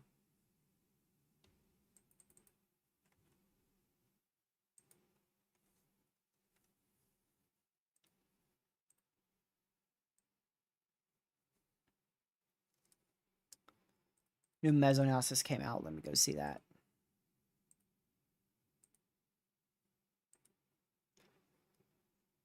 Oof. I mean, man, those storms are close to riding that warm front. They are like right on the edge. I think they are pretty much riding that warm front in central Illinois. You can see our most favorable environment is unfortunately right where that semi-discrete supercell is. It's no longer on the bound. Oh, no, it still is on the boundary. Unfortunately, still on the boundary. But it's getting towards the end of that boundary. I still expect it to be tornadic, though, for another at least hour and a half, 2 hours.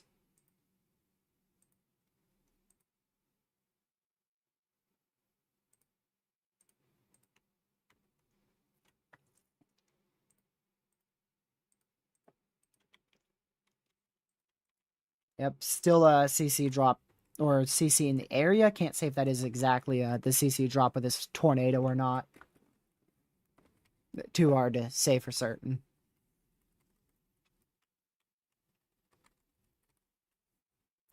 Man, I mean, it seems like it hit peak intensity just before Lake Village, right in here.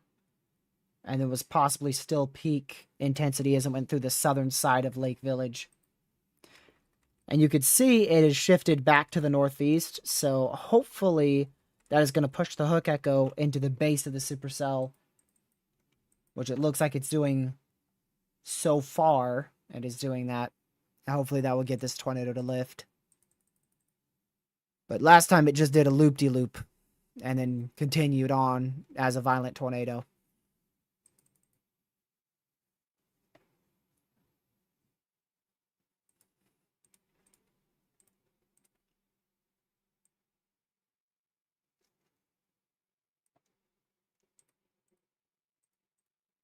Our 00ZH Triple R is going to start rendering in 30 minutes or so for tomorrow.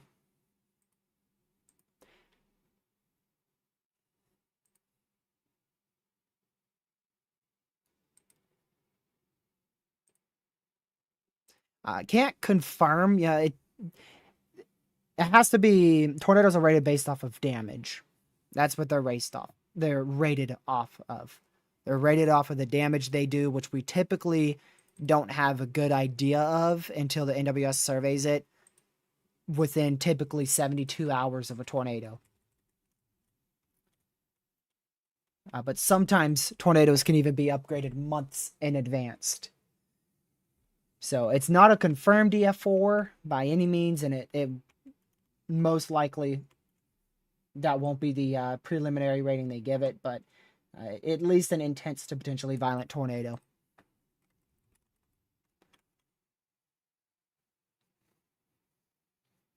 Just based off of the velocity signatures that we've seen, the photos we've seen, the videos we've seen, an intense to violent tornado, which would put it in the EF3 to EF4 range.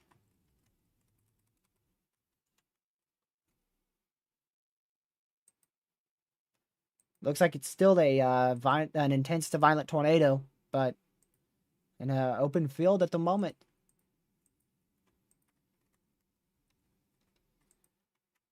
Man, but it's like right there. It looks like it's occluding. It's cut off that inflow now.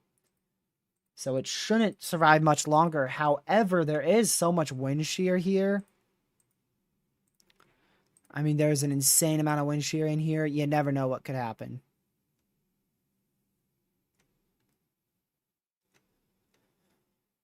It's hard to say exactly what's going to happen when you're in such a high-end environment.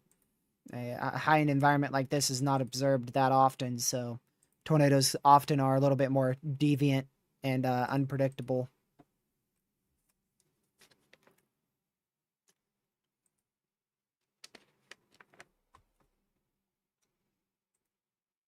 I'm going to go to, let's see.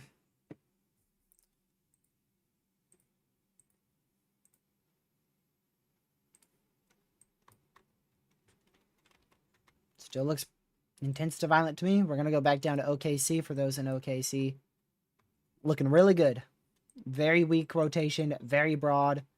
Could get its act together later down the line, but for OKC, looking really, really good.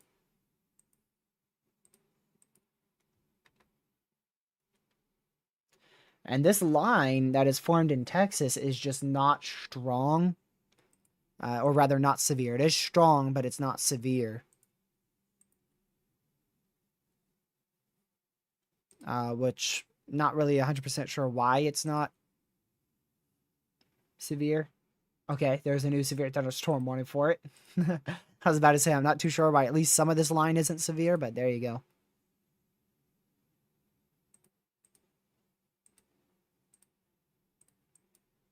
$265 mile/hour severes on that.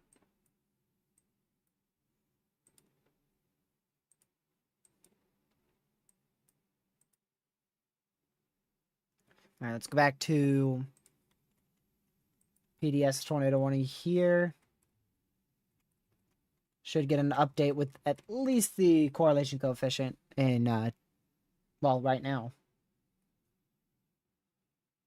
Oh, little delayed update. Never mind.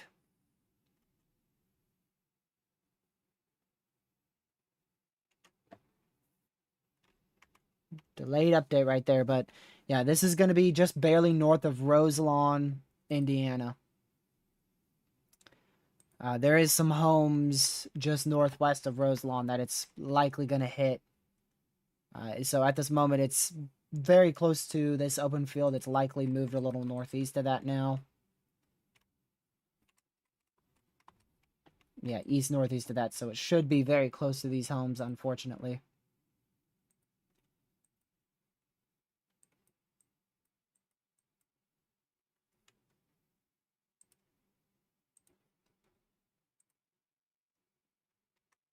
Let's see here.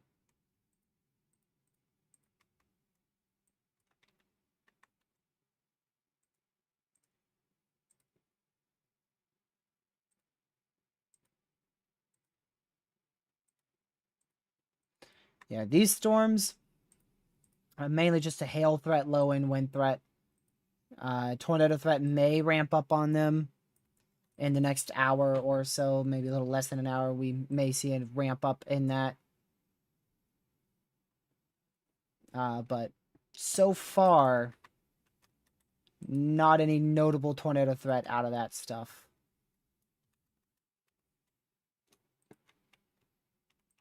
Yep, still a violent tornado. Oh, man. Wow.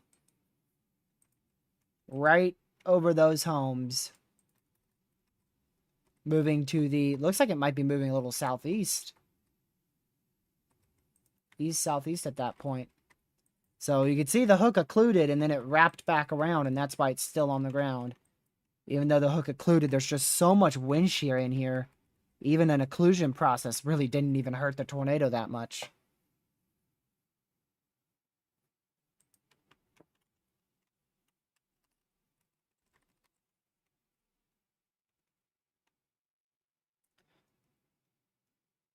Yeah, this is still warned for also observed 3-inch hail.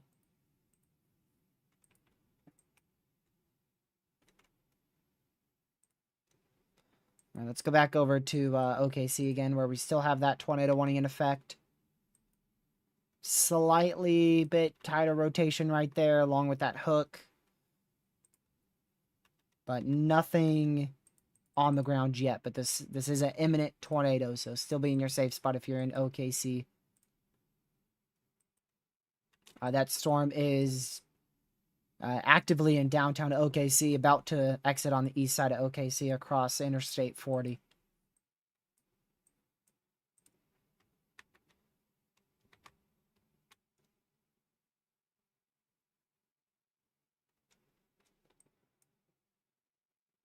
And then, yeah, these storms. Big hail, big wind. And see, that's what I'm looking for a problem. Something that is going to be able to hook out and get right onto that warm front.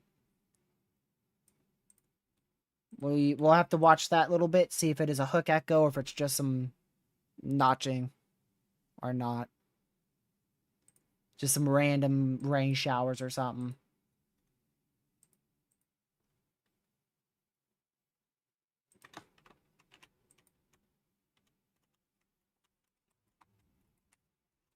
Wow, this is a deviant tornado, y'all. Very deviant. So it was moving northeast at first, and then the occlusion process started. Number one, first occlusion process started. So that actually shifted it a little south. And then the occlusion process failed. It re-strengthened. Attempted to occlude again, which possibly made it do a loop. As you could see, it was going northeast, stopped, started going southeast, and is now going northeast again. And it's really still an occluded hook echo. It's still really an occluded hook. And it's very sloppy. But somehow there is still a violent tornado on the ground with it, an intense to violent tornado.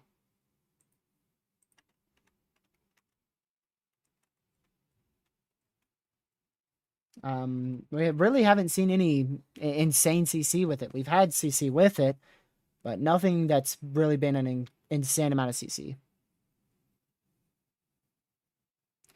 Thank you, Use the Force, for upgrading your membership to EF3. Appreciate it.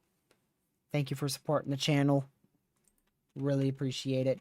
Does look like on that new scan we just got, the velocities look considerably weaker.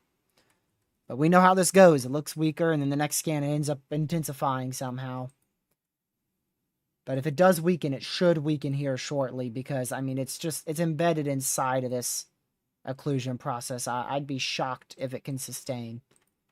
As a matter of fact, it looks like we might already have another area of interest just to the southeast of that for a new tornado to attempt to develop. Hold on, we got to go to Dallas real quick. Just west of Dallas. 70-mile-an-hour winds on that severe. They just upgraded that to considerable. It's also observed for 2-inch hail. Oh, we got an EDS. We got an EDS PDS.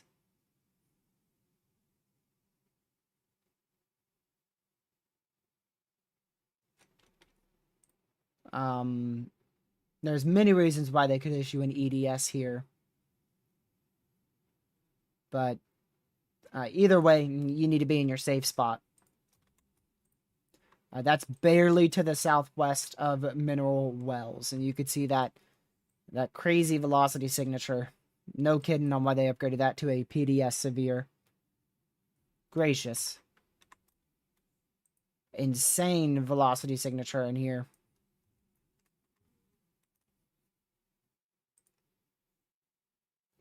That is wild.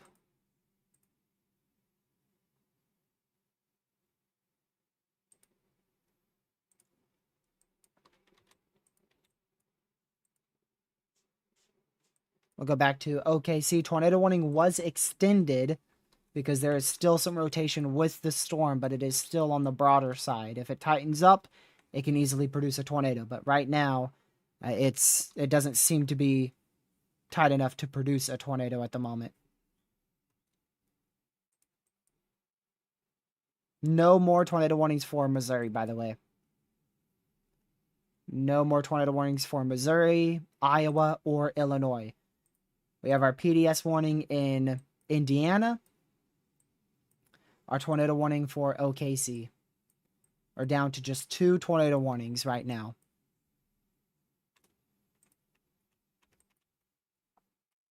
Yep, and there you go. Those velocities increased again. Yeah, this is a meso handoff like some of you guys were pointing out. A new hook echo starting up here, but we still have an intense to violent tornado back here. So meso handoff, new tornado trying to form here. Intense to violent tornado still on the ground here. Welcome to 400 0 to 1 kilometer shear. That's what a lot of wind shear does for you. And we just got a tornado warning in Illinois, and oh boy. It is the little notching I pointed out earlier that is stretched down to the warm front.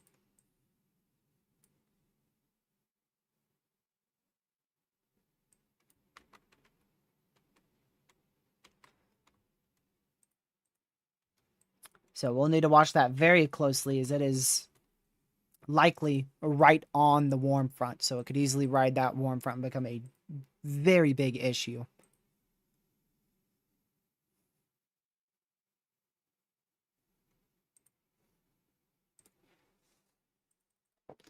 So we'll need to watch that one very, very closely, as that should be in a very primed environment.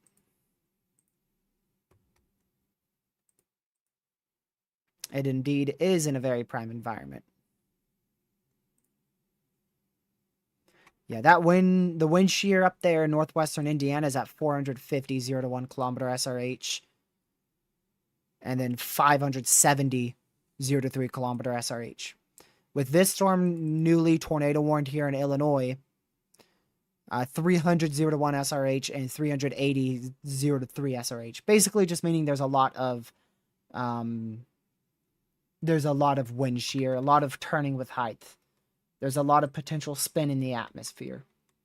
So if storms are able to be discrete and they are able to tap into that type of wind shear, we'll likely see tornadoes, and if one is established, potentially even a strong to intense tornado.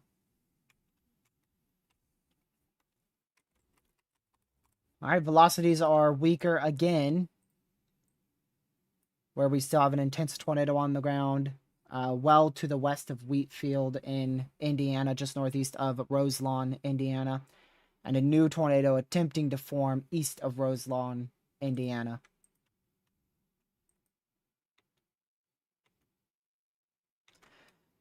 We got a new PDS severe. Let's go look at that real quick. 2.75-inch hail for morning sun in Oakville, southeastern Iowa. Make sure you're away from doors and windows, preferably in your safe spot.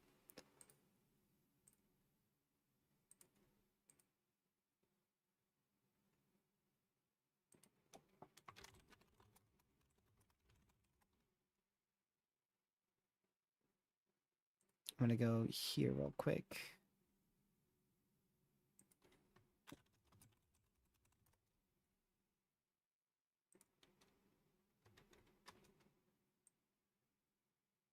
There we go.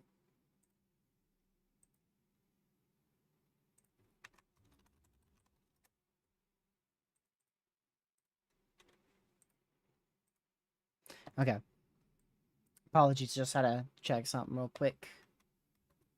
Yeah, so again, we've got a dying tornado here south of Forest City in Indiana, and a new tornado attempting to form. Now, this is very, very weak right here. Very weak rotation, but it is a new area where a tornado is attempting to form. Then again, that is our dying strong to intense tornado there.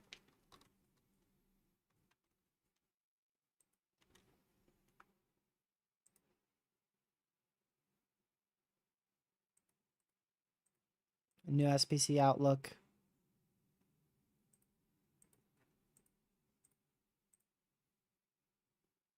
Yeah, they kept it moderate. I agree with that. They connected the enhanced. Wow. They actually did. I remember somebody earlier was asking if they would connect the enhanced, and earlier I said no. But we had a lot of uptrends and instability, and honestly, I agree with that. They connected the enhanced for hail.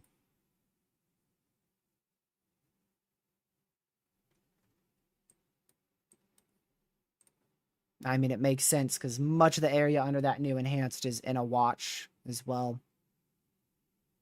I am a little surprised they've kept that 15 sig that far west. Little surprised with that.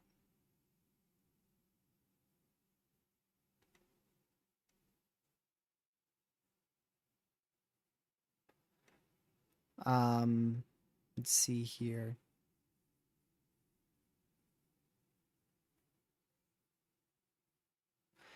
They also mentioned longer-lived supercells and QLCS tornadoes possible in Texas.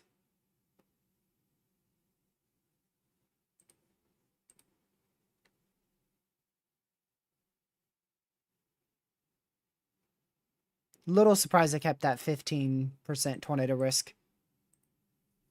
But, I mean, we could still see an intense tornado or two. And that's definitely a real possibility.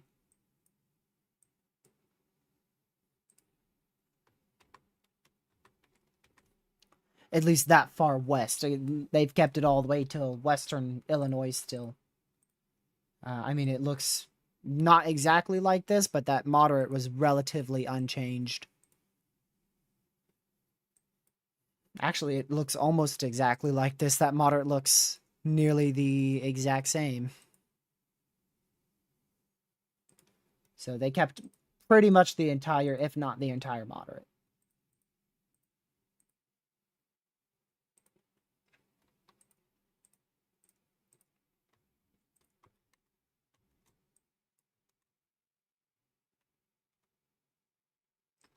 All right, I'm going to go look at this radar. Yeah, still still a strong to intense tornado ongoing, although it is weakened quite a bit.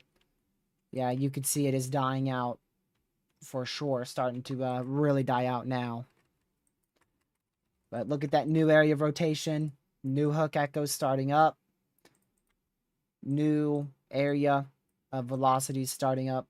So new tornado going to attempt to drop here pretty soon near and to the west-southwest of Wheatfield in Indiana. A new PDS tornado warning for a huge chunk. Huge chunk of the northern side of this county here. Wheatfield included in that.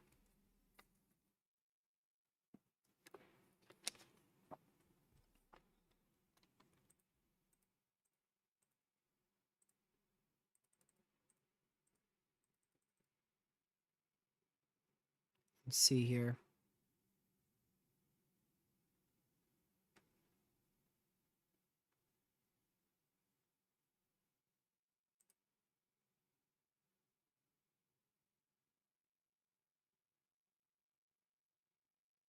Okay.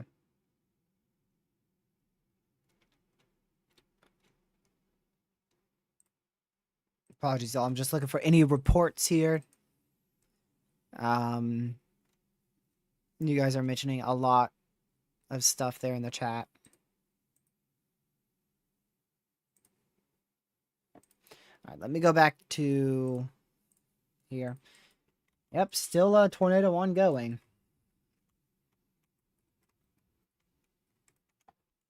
Still ongoing. Let me go to this radar site. I can't tell how strong that rotation is there in Wyoming, east of Wyoming, Illinois. It's very corrupted. Very, very much corrupted.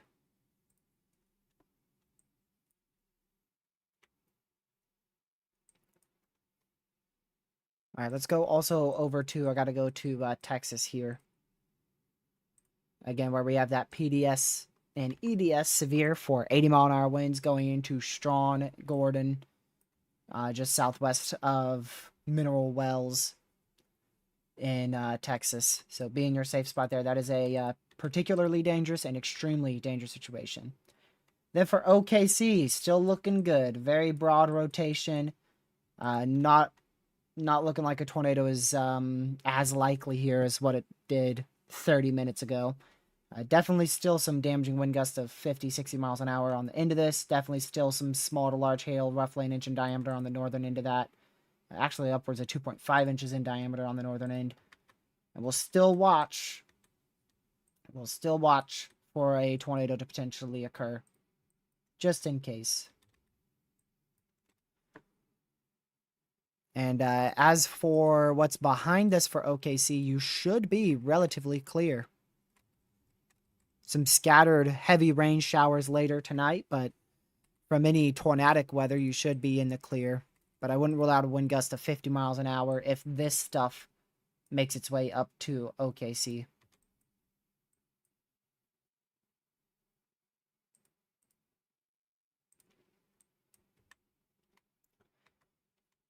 Let's go back over to here.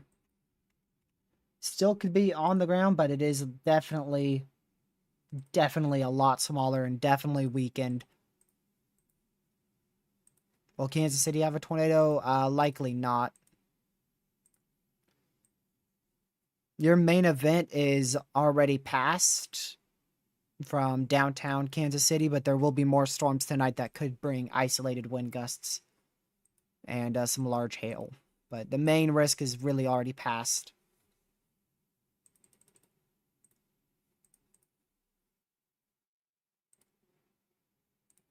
So yeah, you can see that tornado likely about to lift, if not already lifting, well west of Wheatfield. And then we're about to get another large, likely strong to intense tornado southwest of Wheatfield. So again, dying tornado,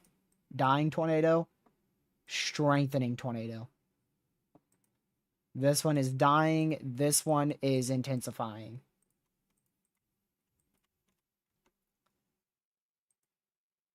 Now, unfortunately, this is a pretty populated area here, right around Wheatfield, pointing to the west-southwest. Relatively populated region. Where it's forming at right now at this second, it's in an open field, but at any given minute, it's going to start going over trees and then eventually homes.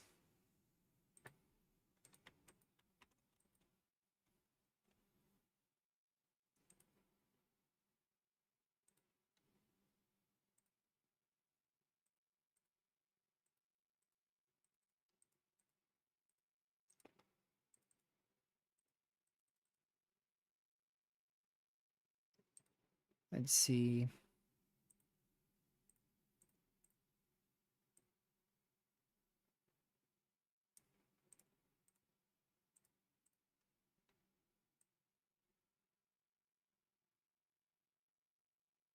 After this severe threat, there is a good severe weather threat tomorrow as well, as some of y'all know. I may or may not be live for that.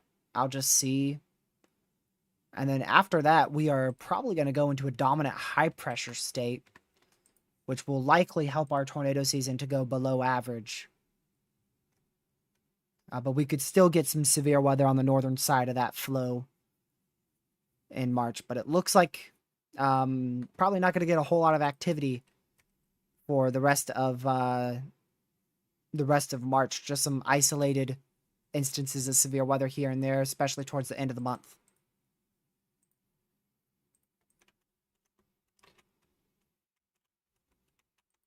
So, forecast should, I mean, tornado forecast still looks on track to be correct. So I still expect a relatively below average tornado season.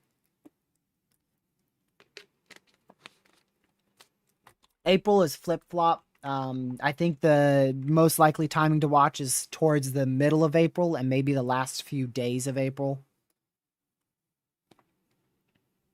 We'll see. It depends on when that high pressure breaks down. But I would, I'm just, April looks to probably be average. It should be decently active. Probably a bit more active than March. And then May should be substantially less active than both March and April. And then June will probably start exploding again, and then July things will start to calm down.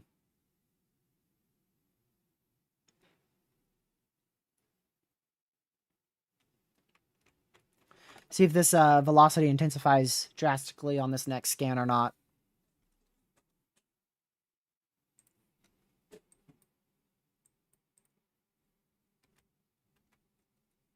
No, OKC is pretty much done. There is a chance for some gusty winds, heavy rain, and lightning later tonight, but the main severe threat was that supercell that just went through y'all's area.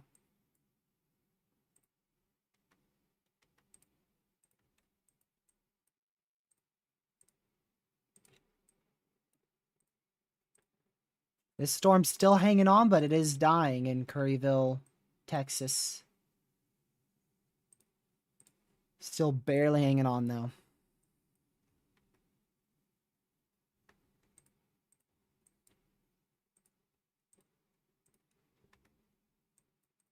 This one, they'll probably extend that tornado warning further to the east-northeast because it still looks like it's trying to produce west of Henry, Illinois.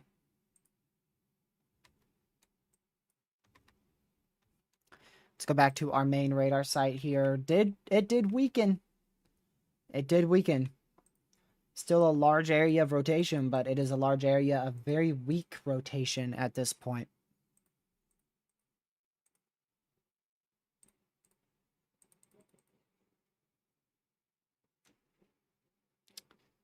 A new tornado warning in potentially northern Texas. Yep.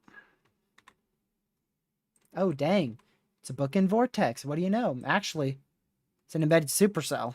That is actually an embedded supercell that has been ingested by the line. That is actually a embedded supercell. Here's your line right in here. And then here's your supercell. And there is where we could see a potentially tornado. Potentially a tornado, and it could even be a brief strong tornado going to Grafford, Texas. If it touches down, it could be a brief strong tornado.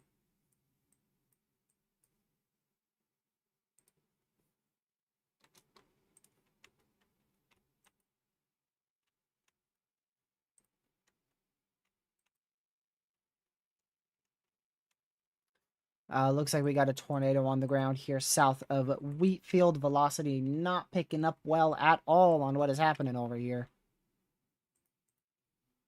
Velocity is all over the place, but it looks like we got a tornado there. This radar might be better because considering it may not be scanning through the hail core. I don't know how much I trust that. Okay, yeah, I trust that quite a bit. Oh, dang. Probably a large tornado about to go into the southern side of Wheatfield.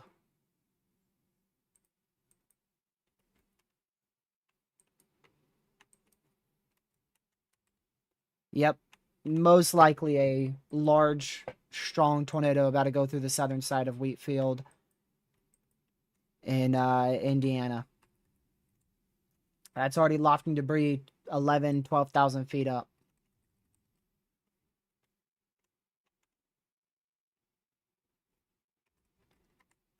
And this stuff is all corruption back here, but once you go up with height, typically if there's a strong tornado, you're going to be able to make out where it is. And even spectrum width is picking up on that too.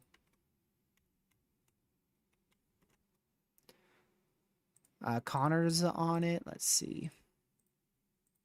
Obviously, it's dark, so I'm not going to be able to see much, but...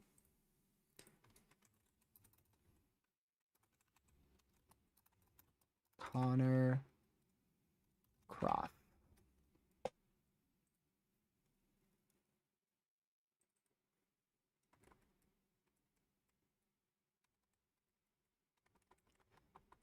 He said it was a large tornado. I mean, I wouldn't argue with that. Radar correlates pretty well with that. PDS warnings continue.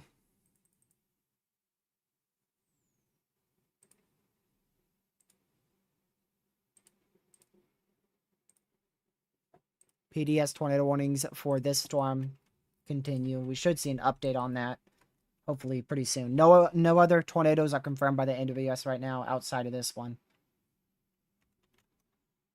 But I do want to briefly go check whilst that scan comes in here. This storm here.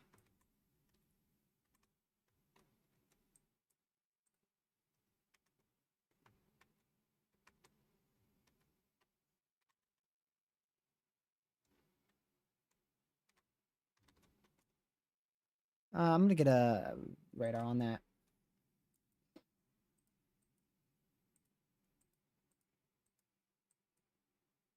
Let's go see this.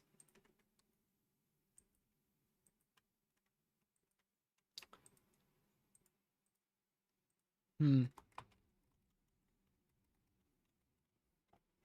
have an unwarned tornado ongoing here in Kansas. Yeah. Yeah. You see how it goes up with height very well like that? Yeah, unwarned tornado ongoing here in Kansas. Just to the southwest of Wichita, Kansas. Barely south of Goddard, Kansas. Unwarned tornado ongoing there.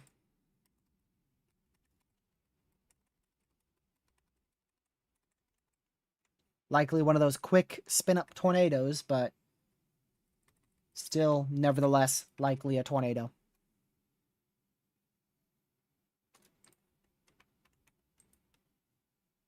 They did continue that tornado warning also into Lacon in central Illinois. Sorry, I can't find the right radar site. There you go. Oh, gracious day.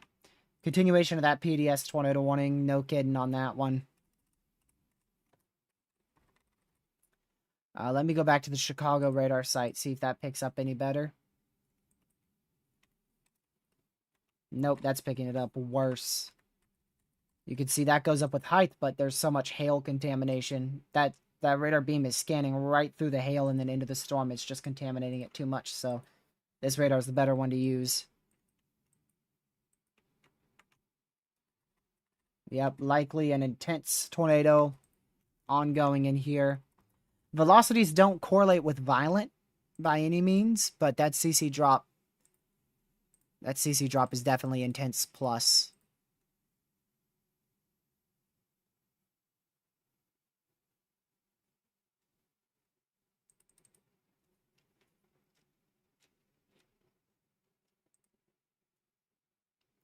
Thank you for the $5 donation. Use the force. Appreciate it.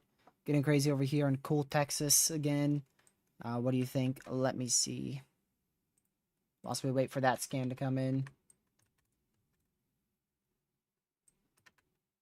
Look at that. Definitely a tornado ongoing. Oh, a little west. Roughly in there. I'd expect that to be very short-lived, though. Yeah, it's about to get a whole lot more rough and cool.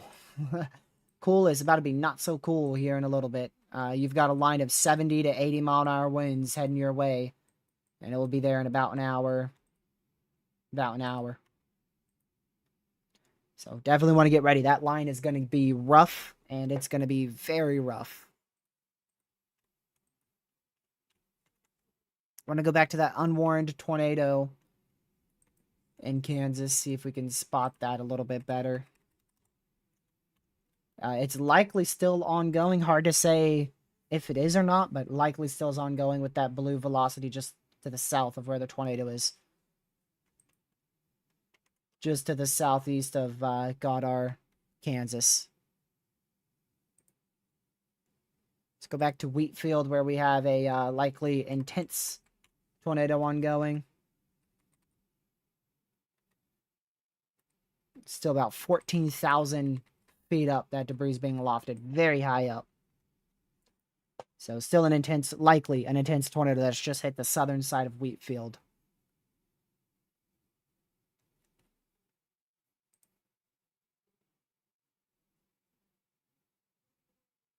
Why are we ignoring Wheatfield? Well, Critty, you must have left for a bit because we've been talking about Wheatfield for the last hour. So you must have just not been here, even though you've been chatting.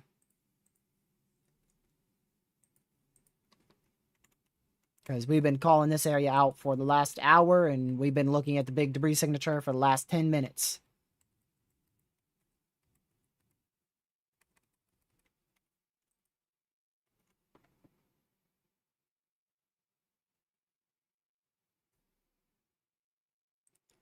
Let me see. I'm going to go over to here. 2 new MCDs, but I'm not going to pull you all away from this tornado warning just yet. I'll show those later if I need to.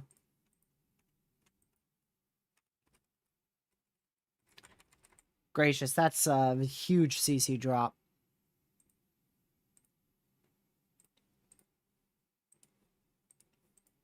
That is a huge CC drop right there.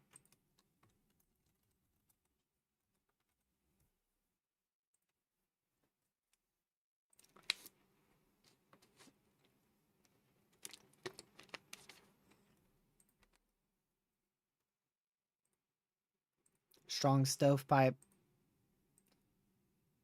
I haven't been able to see it.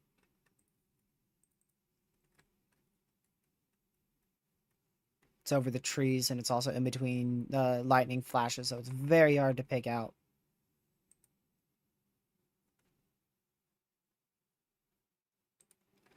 But definitely a strong to intense tornado ongoing once again.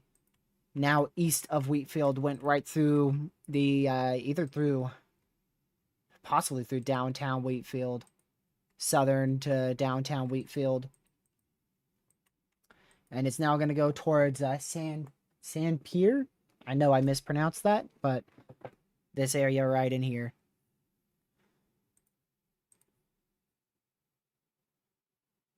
I need to slow it down to get a screen grab in between these lightning flashes.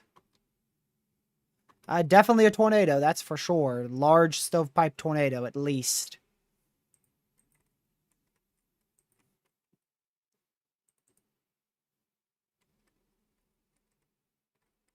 Oh, gracious day. Yeah, huge stovepipe tornado.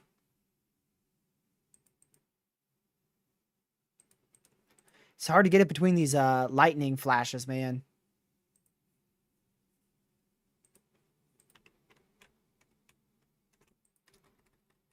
A lot of debris lofted at least 14,000 feet up.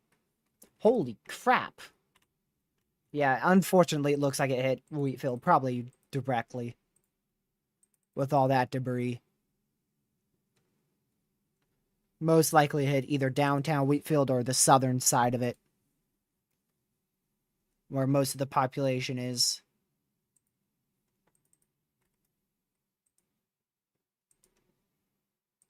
That is a lot of debris, man. A lot of debris.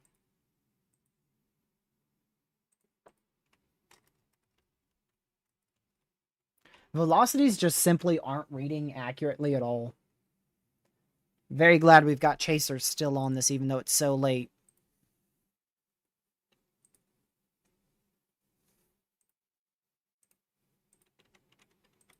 Man.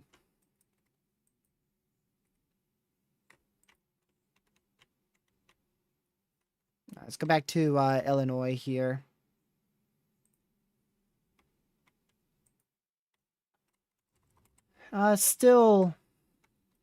Still iffy on that.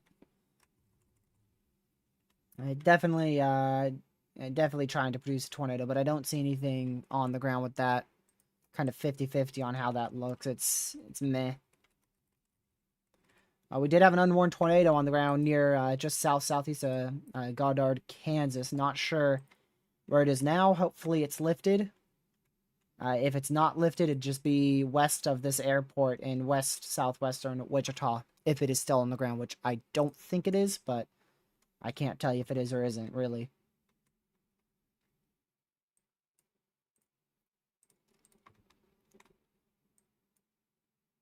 Still that tornado warning east of OKC. Still a supercell with it. Still large hail, 60-mile-an-hour winds, and the potential for a tornado to be produced out of it. But thankfully not as strong as what it was west of OKC. Like an hour and a half ago. Wow, that is one crazy CC drop, man.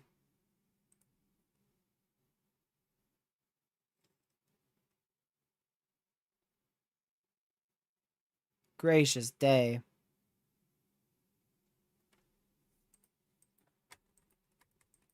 PDS tornado warning obviously continuing here for Sanpierre and North Judson in Indiana. Should a Tor E be issued? I don't think velocities are consistent enough and as obvious enough as what the SPC, or not the SPC, as what the National Weather Service out here would like in order to issue a Tor E. Radar typically has to be extremely impressive and hit a certain criteria before they issue a Tor E, as well as chasers have to confirm it too. And it has to be heading towards a relatively populated area. Typically, a very populated area. I mean, if they do issue a Tor E, I wouldn't be arguing because it's such a large debris signature and such a large tornado already being confirmed. Just, I don't think that velocity is going to be strong enough for them to issue it.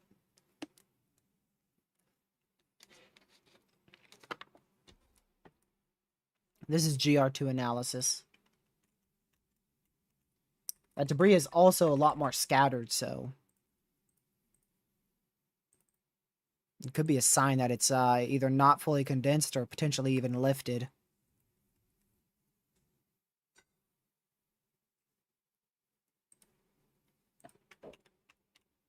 And it's going to be nearly impossible to say which is which here.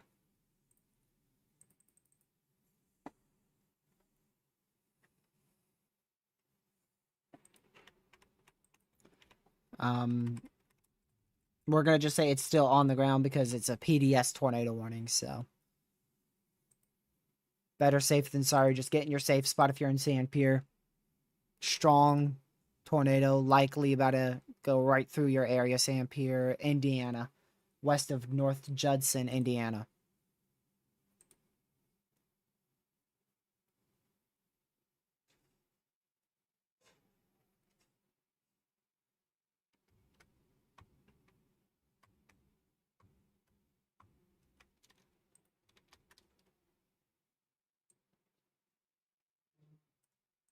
Let me see.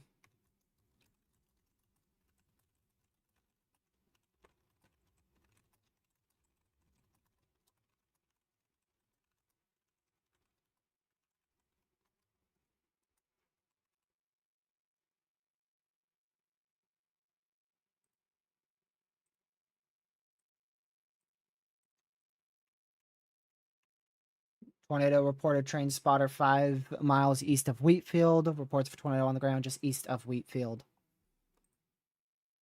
Again, this is in Indiana.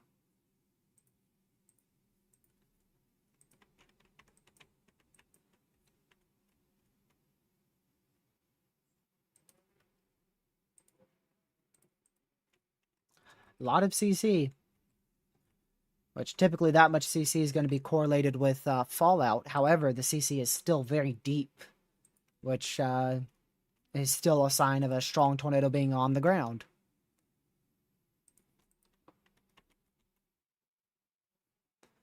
I'm going to go back to Texas here.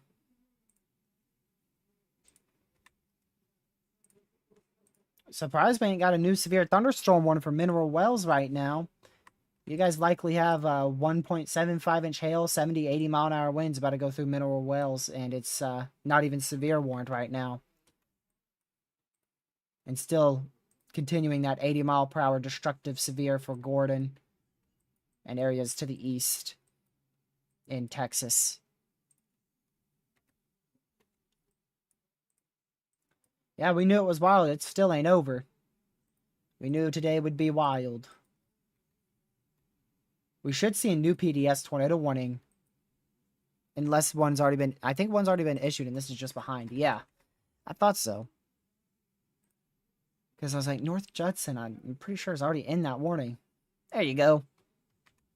Otherwise, just a little behind. All of that is debris going towards North Judson. And it's hard to say how much of it is a tornado. Not too sure. Did the moderate verify on the east side? I'd say most likely on the east side of that moderate it's been verified. But this is a decent sized moderate, so I mean really this entire side of the moderate is not verified one bit. Really, like this, much of this outlook is not verified. Much of this outlook is not verified. Only local areas of this outlook.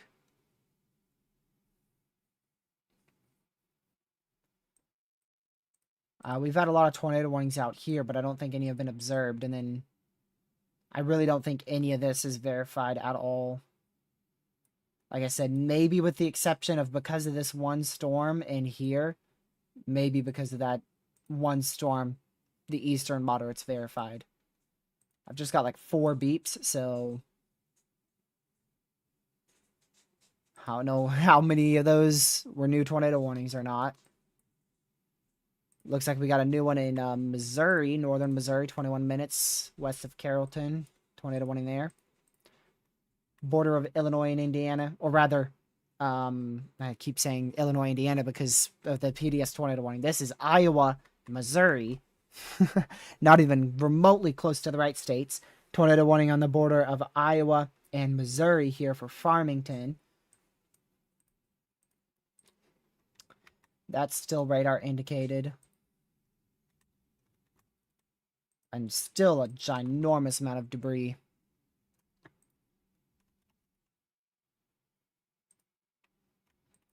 Just a huge amount of debris, but I do think this is beginning to be fallout.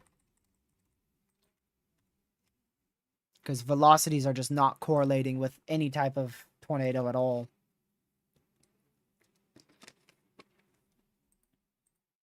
So a lot of that is probably fallout at this point.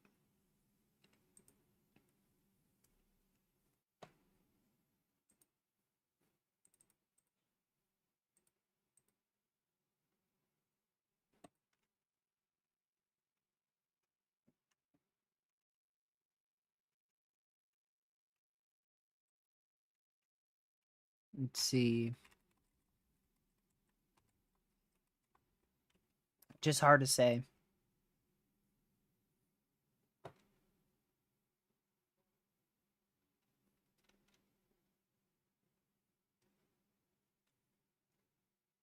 Let me go see all these new updated tornado warnings, because we've gotten so many. One for Farmington, Iowa, on southeastern Iowa, northeastern Missouri, right on that border. Still radar indicated for over 2,100 people. Tornado warning still continued for Henry in north central Illinois. Still radar indicated. Those are the only two that I see that have updated. Even though I've gotten like 20 beeps in my ear. Is there like... Hold on. Did I like accidentally turn on the beeping for severes or something? Nope. It's only for tornado warnings.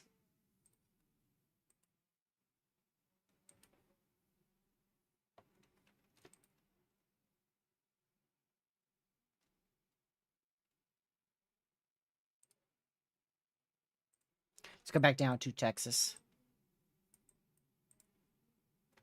Okay, there's that new severe 70-mile-an-hour winds, 70-mile-an-hour winds, 1.25-inch hail for the one for Weatherford, 1-inch hail for the one for Bridgeport. And neither are Tor possible. So this is going to be the one that hits cool Texas.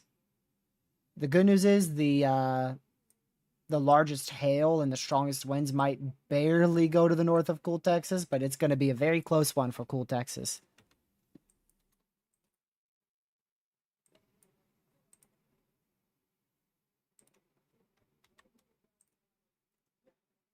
Yeah, but whether or not the moderate's verified, I mean, that's going to be a controversial topic. It always is. In my opinion, it underperformed in the western side of the moderate and maybe some of the central portion of the moderate. But you can only do so good when it comes to the SPC outlooks. I mean, a lot of people have been impacted today. That is for sure.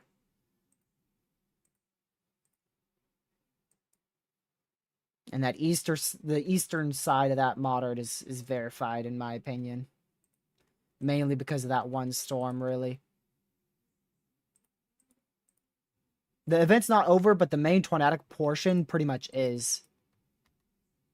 Aside from, I mean, this guy's still going to keep on going, but really from here on out, our main tornado portion is honestly done.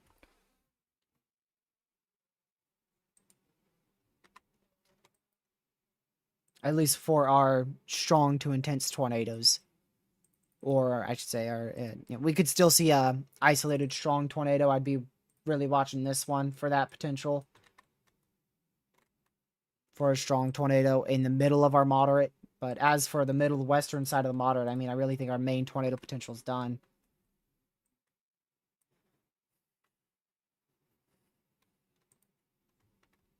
So this is going to keep on going as a strong Tor threat.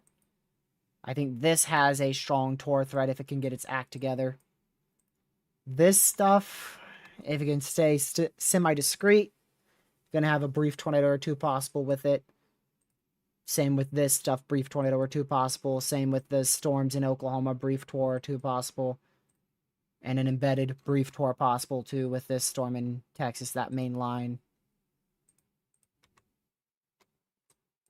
Many areas are going to have a brief tornado or two being possible, but the main strong Tor threat is still going to be focused up in this corridor.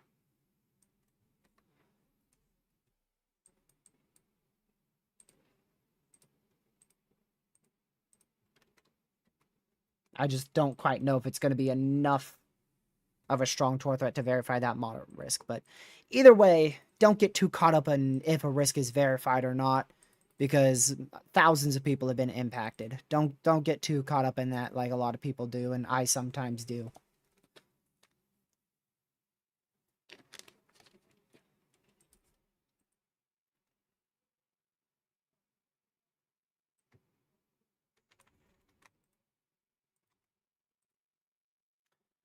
Independence, Missouri. Not for a while. There is storms down in here that are likely going to make their way up towards your area. But hopefully those will be weak.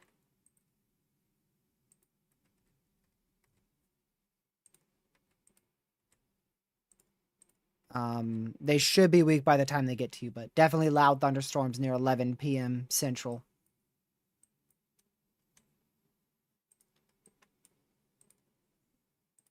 I was saying a Tor or two for each area, dude. Not the whole event. I was saying a Tor or two likely still to come from this storm probably from this storm, probably from one of these storms, probably from one of these storms, and then even from maybe one of these storms in Oklahoma, and then maybe even from the line in Texas. A tour or two being possible on each one of those areas, and not as a whole. As a whole, yeah, that we're going to probably get a lot more than a tour or two as a whole, most likely. I'm really watching this one because this one looks impressive, man. I go back to the radar here. Might need to change one over to Chicago. Strong rotation north of Sand Pier. Looks like it might have been a meso handoff, possibly. Maybe a meso handoff, a new tornado attempting to form north of Sand Pier, Indiana. But again, I want to go back to this one because I wouldn't be shocked if this produced a tornado. That rotation was very tight. That hook echo looked really good. And I mean, shoot, it's a donut. Just no debris. This could very easily be a strong tour ongoing. And it's just not close enough to any radars to confirm.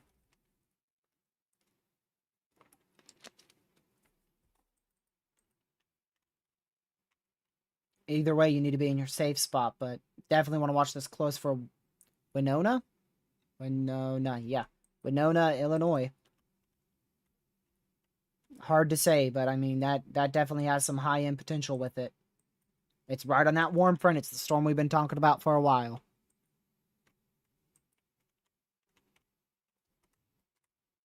Really strong inflow on this new area of rotation north of Sand Pier, but not very strong the outbound wind speeds there.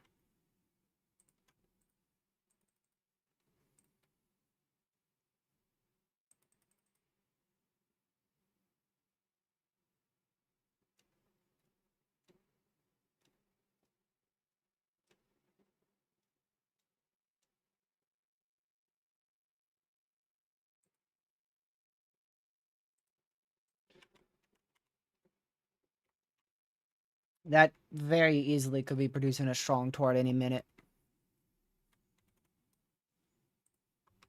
And then again, with this one, we're just not going to know. We're not going to know until they survey that area. We're just not going to know if there was ever a tornado there west of Winona. Because it's just in a radar hole. We just simply cannot see what's happening there.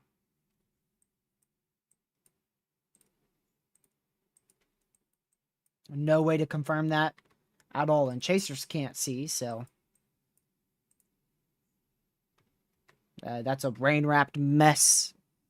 And there's not a lot of chasers even over there. But apparently, according to you guys, chasers are confirming a tornado on the ground northeast of Sand Pier in Indiana. It is still a PDS tornado warning for at least the next 9 minutes. So either way, you need to be in your safe spot because the National Weather Service still believes there is a strong to intense tornado ongoing for North Judson. Just to the northwest of North Judson, just to the north of Sand Pier in Indiana.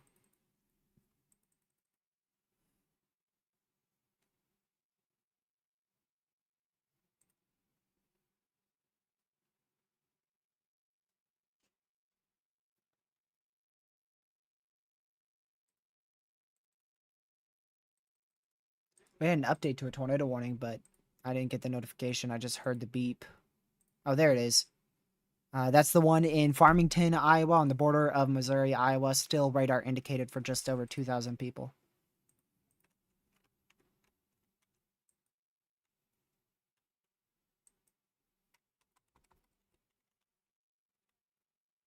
Yeah, still going to just monitor that.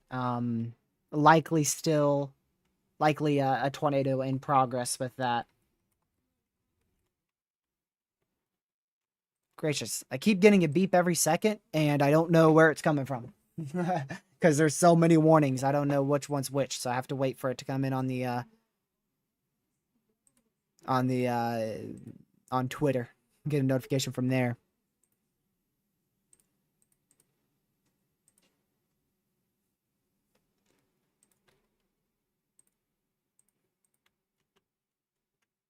You guys are saying it's down.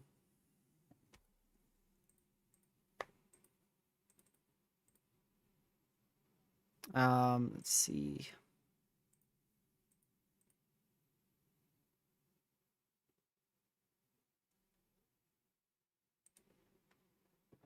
Yeah, so likely a large tornado on the ground northeast of San Pierre, northwest of North Judson in Indiana. This is still a particularly dangerous situation tornado warning, same as it's been for who knows how long at this point. This thing's been, I mean, shoot. I feel like ever since like St. Anne and um, Orone Park, Hopkins Park, I feel like ever since then it's been PDS the entire time. We had one brief tour, but then like ever since here, I feel like it's been PDS the entire time with 2 or 3 separate strong tornadoes. I think this would be actually the 3rd or the 4th at this point.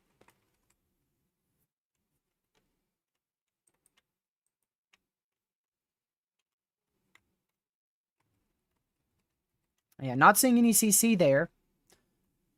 But, I mean, that velocity correlated with the reflectivity. Most likely it is a strong to intense tornado ongoing. I haven't heard anything out of the impacted areas yet. I haven't been getting any info on that, shockingly.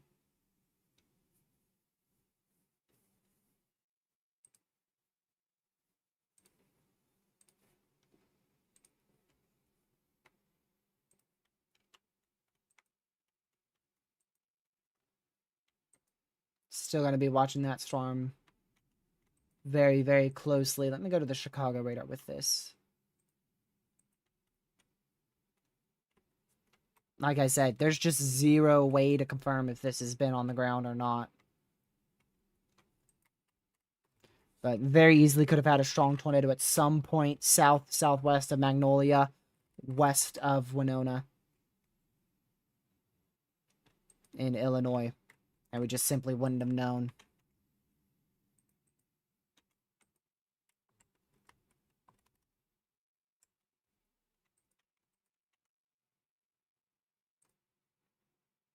Go back to Indiana again.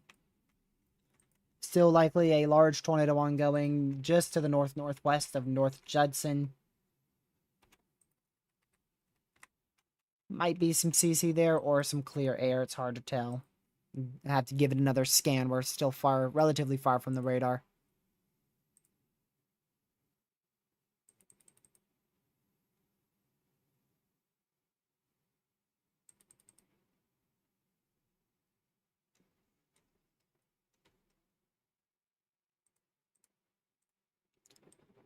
We got the HRRR coming in for tomorrow, and it really doesn't show anything too impressive. Oh, it does show, actually, it does show a, it shows an instability access setting up in southern Ohio, southern Pennsylvania, resulting in multiple long-tracked supercells, potentially even a few producing tornadoes, maybe 1 or 2 strong tornadoes. So it actually does show something quite impressive. Didn't see that until I clicked the other sector. We'll have to see if that may come to fruition. I doubt it. I doubt it. That's typically what the HRRR likes to do, is spit out random lines of supercells, training supercells.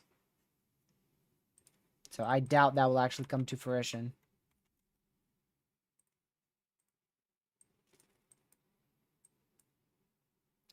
How about are the storms going to be when that line gets to my area? I have no idea. I'd expect at least 60, 70 mile an hour winds being possible. But I really couldn't tell you.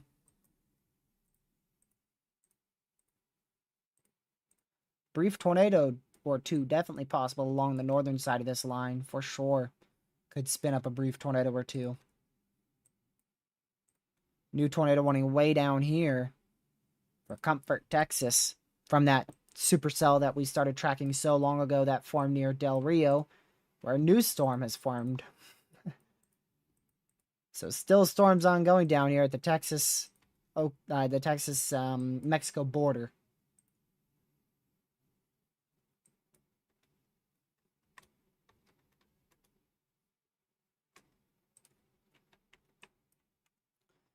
Let's go back to the Indiana storm. Yeah, it looks like that is debris being lofted right there. Right in here. Yeah, I'm still here. I plan to be here all day.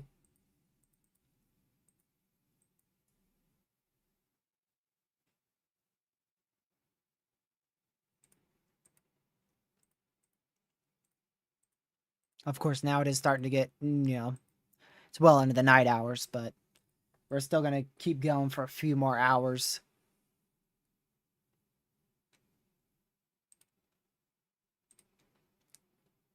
Observed tornado now in southeast Iowa. That's the first one in Iowa.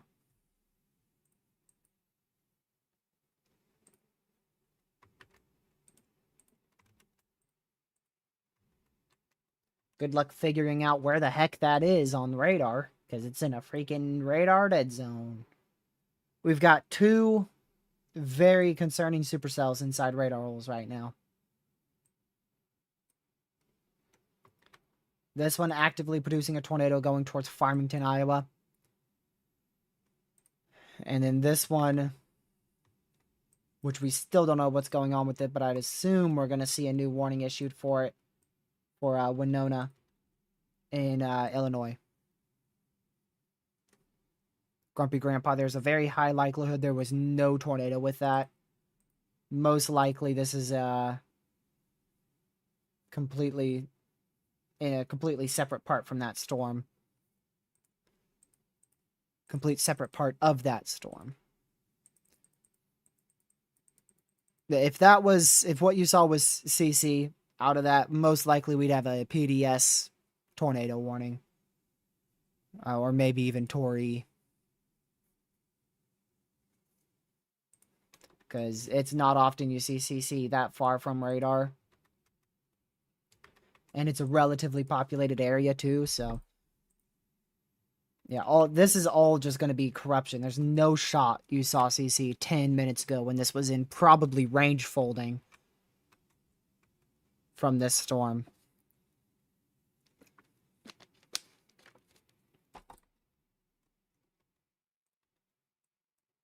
But it is a tornado on the ground. But again, we can't tell anywhere where that thing is. Generally can tell maybe near Mount Sterling going towards Farmington, but that easily could be full corruption.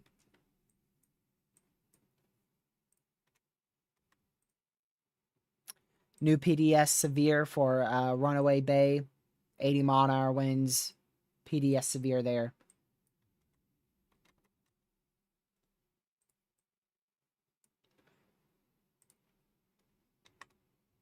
Yeah, but like I said, normally when you see Gracious Day, I'm gonna have to look at that with the analysis. Right? Did you get a sneak peek of that CC?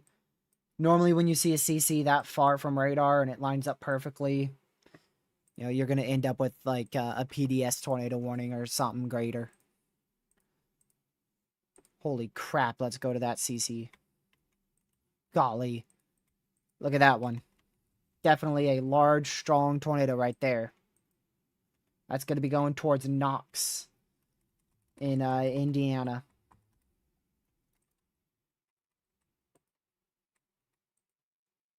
Relatively over an open field, too. Another reason why that CC is very impressive.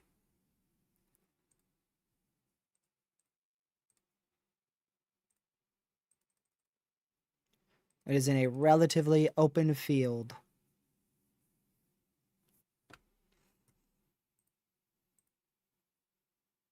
But it is going to be going towards more populated areas near Knox.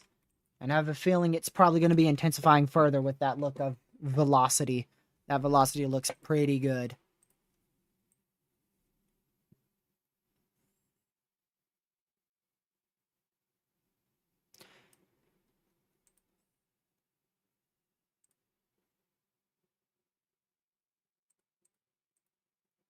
We could see an enhanced tomorrow. The only thing is I don't know where or for what for.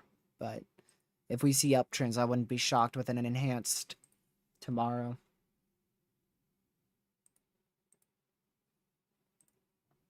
It looks like they're not going to be continuing this tornado warning here. Little surprised about that. Unless there's already one active and weatherwise is being behind. Nope.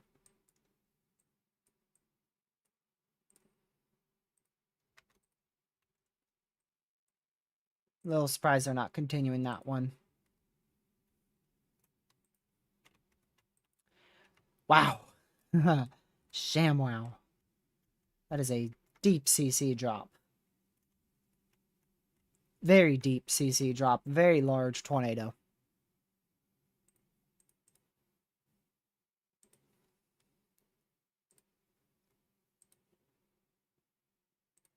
Gracious.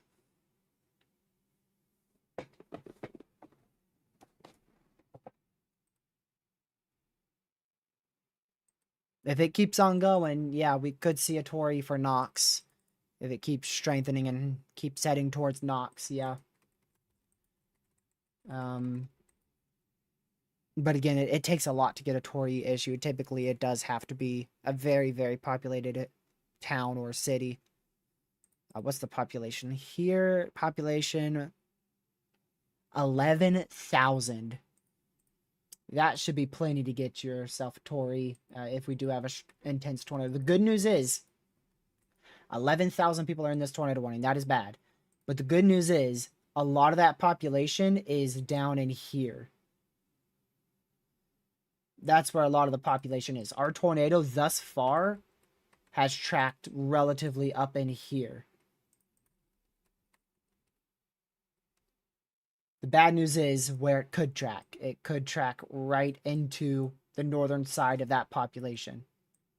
So the good news is most of the 11,000 people are not going to be hit inside of this tornado warning. The bad news is there is a chance we could get a few hundred people hit by this tornado if it continues towards Knox and keeps looking like that. Because there's definitely a couple hundred people that live, you know, right up in here, roughly where it's going to go. Hopefully it goes north of Knox. Fingers crossed, man. Because if it goes into Knox, it's stupidly populated. North of Knox, scattered population, but a lot of fields. So north of Knox would be exponentially better. I mean, man, if this was just like 10 miles to the south, it would be in, or maybe not even 10, maybe just 5 miles. Skip 10, 5 miles to the south, man. We'd be looking at a completely different scenario with an exponentially more impactful tornado.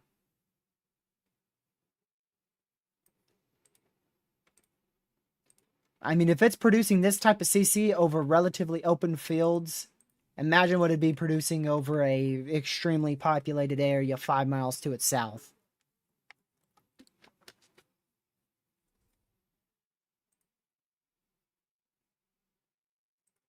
Yep. Even just the slightest northern pull would definitely make a big difference with this. Because there's just so much population on that southern end. Like I said, in the entire warning area here, there's 11,000 people. But much of that 11,000 people is going to be focused in Knox, Indiana, pointing to the west-southwest.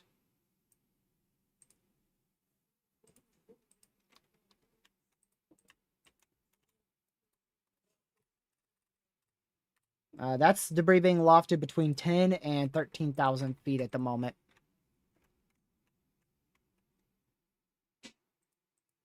But man, I mean, look at all this population down here that it was just so close to being if it was just 5 miles to the south. And then this is the population that we really hope it's going to go to the northwest of, because you've got all these fields out here with a few farmsteads and a few homes, but relatively it's trees and fields out here compared to what is essentially like a mini city over here. Like I said, roughly 11,000 people live in this polygon. Holy crap. That's some insane debris right there. Man. see that new velocity. If anything, it actually shifted a little east on that one. I mean, now it's going almost due east. Hopefully the reason why that shifted east is because maybe there's an occlusion process happening in here. But that's not good, the fact that it just shifted east like that. See, look at that clear east turn on that new scan. Very clear east turn.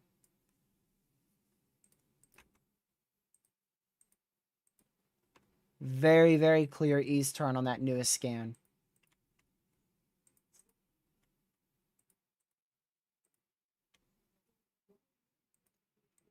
Man.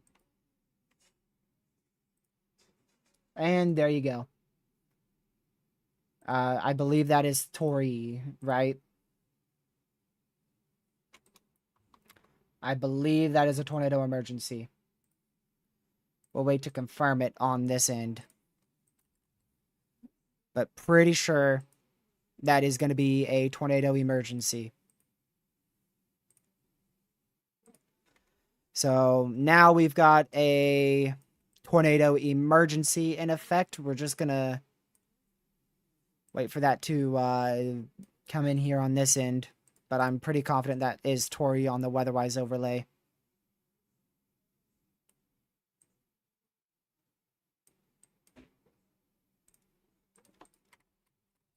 Gracious day. Yep. Tori, there it is. There you go. Tornado emergency for Knox. First tornado emergency of 2026. Tornado emergency for the town of Knox. There you go.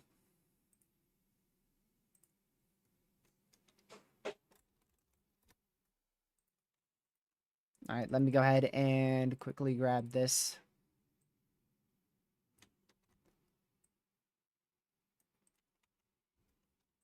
Wow. So if you don't know what a Tori means, basically there is a large and extremely dangerous tornado that is capable of producing catastrophic damage heading towards a very populated area. And in this case, it's Knox, Indiana.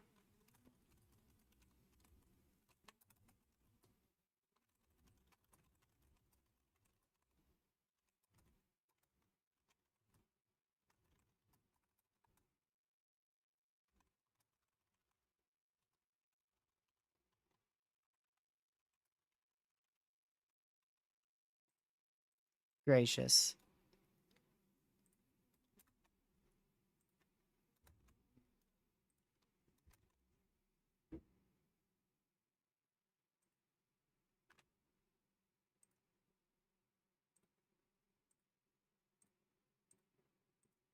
We'll wait to see that next scan, but the good news is the velocity is still not extremely tight. Man, that's a lot of CC, though. But that velocity is not as tight as what it once was just literally 2 scans ago. Tornado emergency for just under 8,000 people.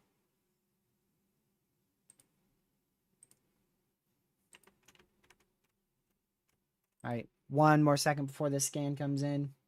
Wow, we just can't even see this one. Okay, so that's just a horrible velocity scan.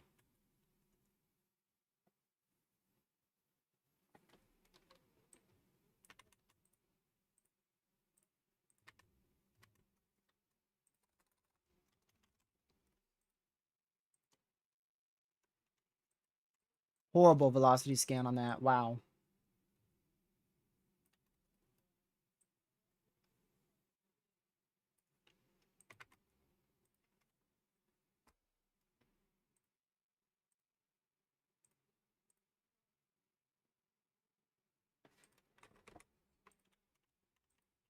Let me go back over here. I do think it has weakened some, but it is still heading east right for Knox.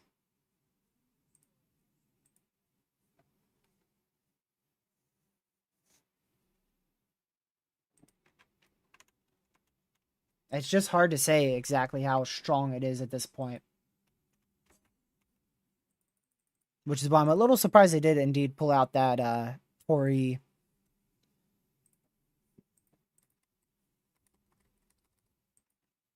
because velocities just aren't correlating very well here.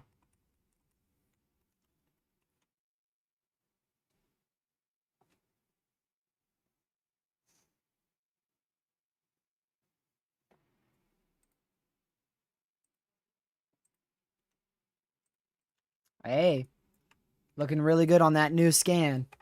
Looks like Fallout, so hopefully this is gonna spare the town of Knox here.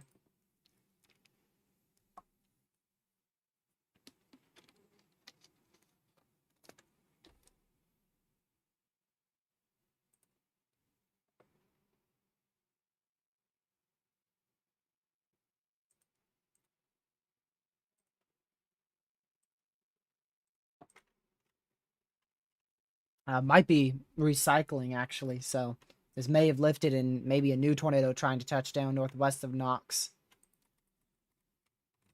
But I think Knox, actually, I'm very confident Knox has been spared.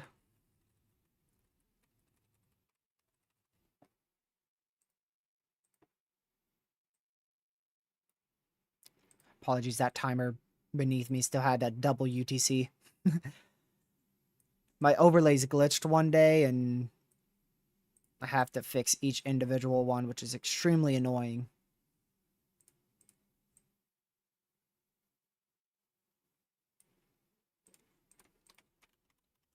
They glitch back and forth. Like one day the overlays glitch one way, the other day they'll glitch the other way.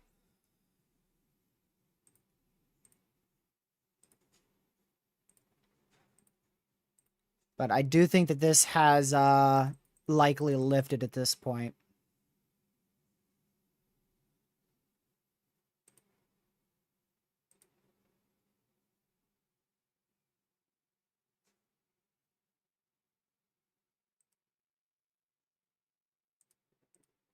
Let's see.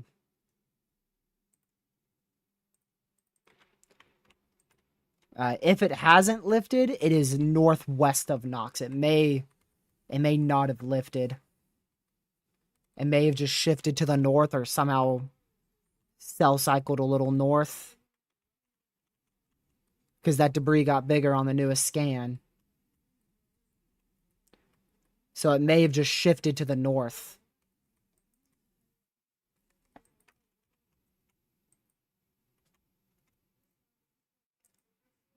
But I do think it's avoiding Knox.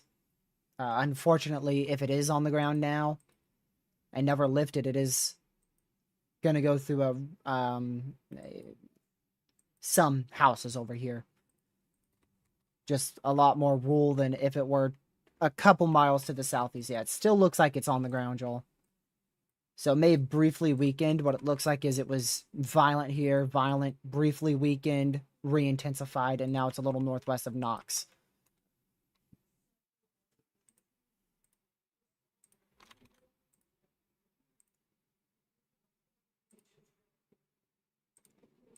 A tornado warning in Iowa is no longer observed.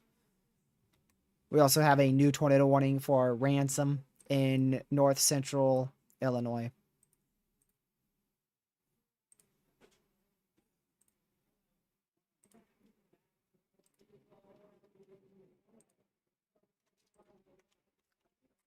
Gracious day.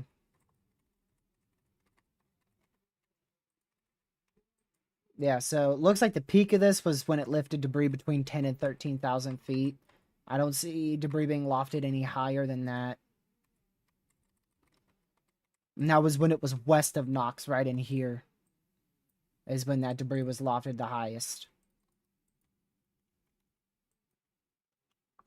We'll probably see a new PDS tornado warning issued downstream if this continues to pull up to the northeast and stay on the ground. But right now, it's still pushing up to the north, and if it pushes too far north, it's going to occlude into the base of the supercell. And I will say, this may be the last time it produces a tornado. Looks like it is weakening significantly. This may be the last time it produces a tornado, because this supercell has died out rapidly in the last 15 minutes or so, aside from obviously the tornado. But the supercell as a whole does not look healthy anymore. We'll still have to watch it for another tornado in the future, but really it looks like that supercell is starting to die out.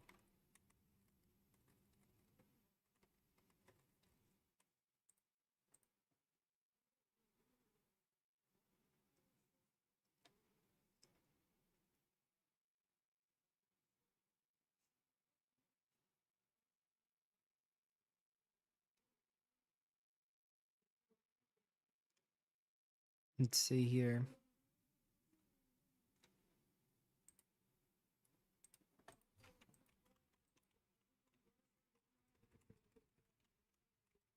Yeah. Still looks like it's weakening.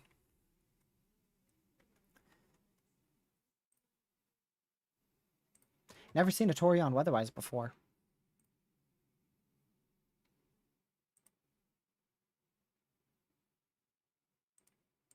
That's a first. At least not when I'm using weatherwise, I don't think. Can't remember.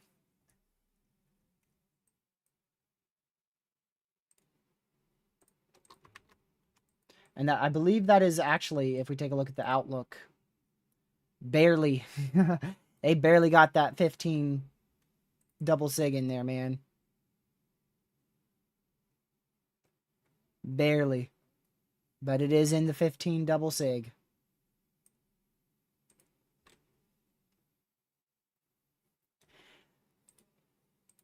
I know on the more premium levels you can, for sure. See? Tori. So you can customize it on the plus ones. But for this, I think it's just going to show like this. Right now I have it as pink. If I change it to white. See, now it's white and red.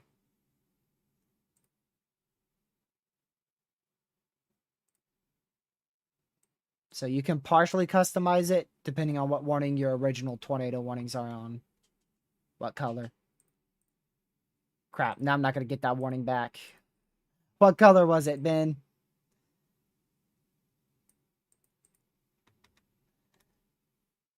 Dang it.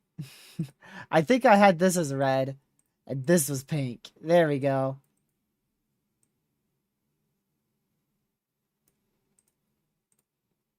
There you go. It was red and pink.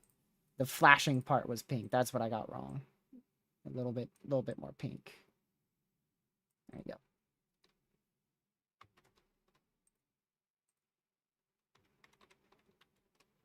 Let's go back to this one. Yeah, I believe that this is lifting now. So it was definitely a catastrophic violent tornado just before and as that Tory was issued, but it weakened on approach to Knox, thank goodness. And it looks like it missed Knox to the north. So almost the best case scenario. The reason why I say almost the best case scenario is because the best case scenario would be if it just stayed out in this open field and lifted before it hit any of these houses. But most likely, some of these homes were impacted. So definitely not the best case scenario. But a better case scenario is if it were to go straight into Knox. But unfortunately, a lot of people definitely got impacted. So hopefully everybody's okay there. Hopefully everyone was seeking shelter. NWS gave a decent heads up, especially to areas inside that inside the heaviest debris there. I mean, that tornado warning was issued extraordinarily in advance. We're talking about a 40+ minute heads up in advance right there, which is almost as good as it gets when it comes to warnings.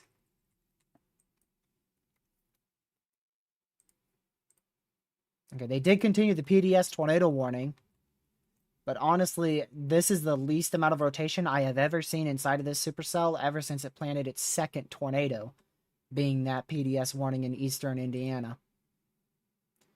It has been a very long time since I have seen this supercell look this weak. Really, really good. And it is minimal lightning as well. So I think that this is starting to die out rapidly. And then this storm fell apart faster than fast, man. That thing died quick.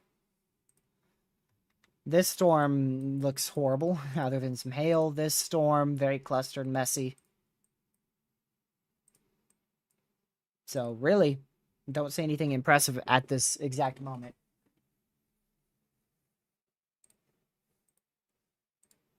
Where's my phone? I gotta get my phone on real quick. It's right here. Looking everywhere but where my phone is. That's me.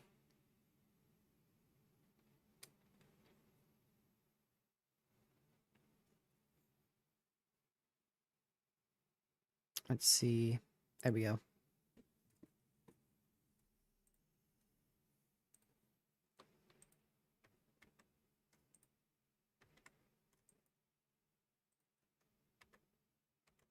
How's the environment in front of this? We'll have to wait to see on the new meso analysis, but it's not in the most pristine environment. It's getting off of that boundary now. It's starting to get off of that boundary, so it's not in the best environment anymore. And I can tell you this, all of these storms are pretty much north of the warm front, if not barely on the warm front up here. So really the only tornadic thunderstorm up here that has great potential is two of these. This one, which is partially on the warm front, and then this one, which is south of the warm front. But this is going to turn clustered and sloppy, so... This one is already sloppy and maybe barely too far north of the warm front. This one is on or south of the warm front and is already clustered.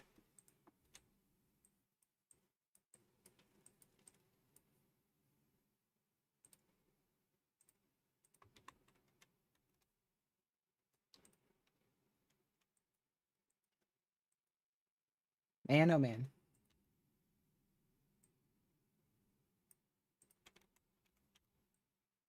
Quite the supercell, I tell ya. Quite the supercell.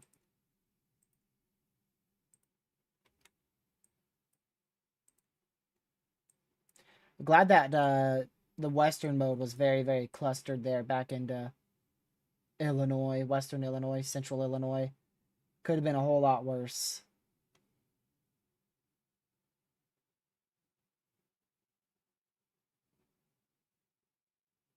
Today definitely could have been a whole lot worse.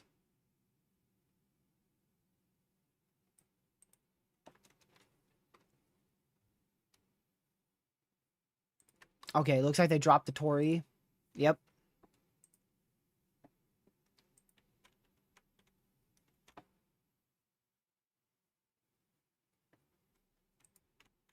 Like I said, this literally looks like this is the worst looking supercell for this. This is the worst. Man, I can't English anymore. Train of thought's gone. This is the worst I've seen this supercell look ever since it dropped like its second tornado.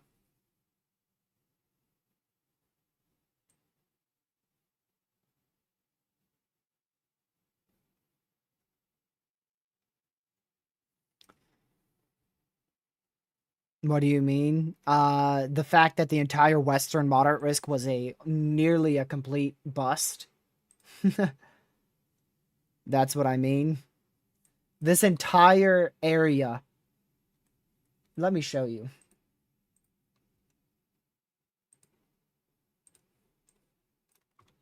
This is our reports for today. This entire area is a complete bust for tornadoes.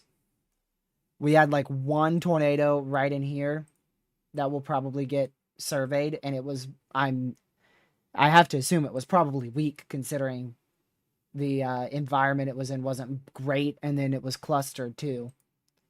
So you can't tell me that this performed as a large moderate.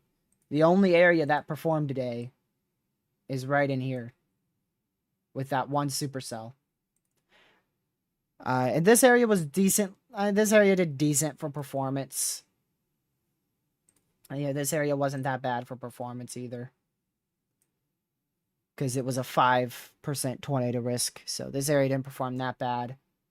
And then for hail, this definitely did not perform bad at all for hail.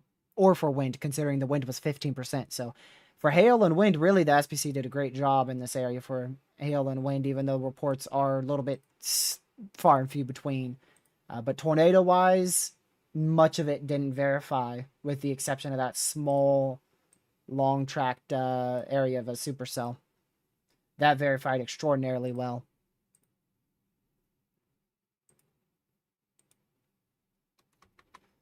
And the SPC's 2 sig verified very well too.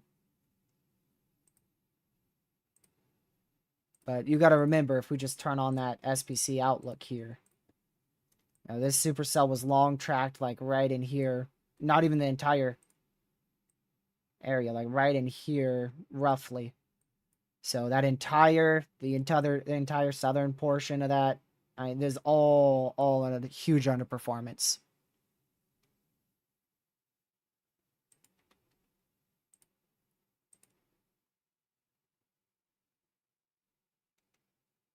But like I said, this one supercell verified the entire eastern side of that moderate.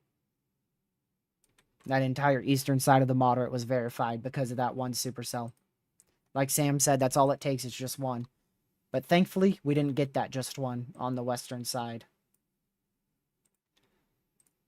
At least not yet. There's a slim possibility we could still get that one to form and have a long-tracked tornado threat, but that is a significantly less likely now.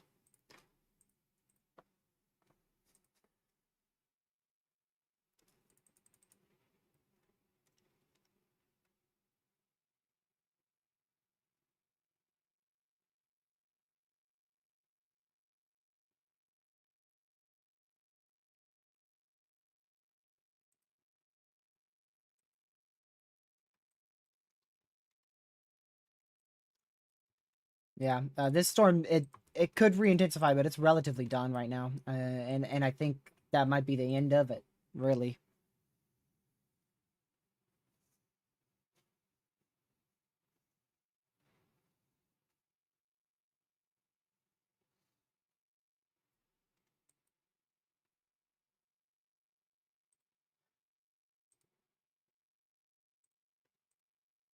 But like I said, you don't want to get too caught up on if it's verified or not. I'm just stating the fact that the west side of our risk didn't perform very well, tornado-wise. Again, the hail and the wind threat, I think, verified great today, to be honest. Maybe it wasn't as widespread as expected, but, I mean, it verified pretty dang well. And then again, that long track supercell there verified the east side of the moderate. And then again, this southern side was a 5 sig, so I mean, 2 tornadoes, that's just about all you need to verify a 5 sig in Texas.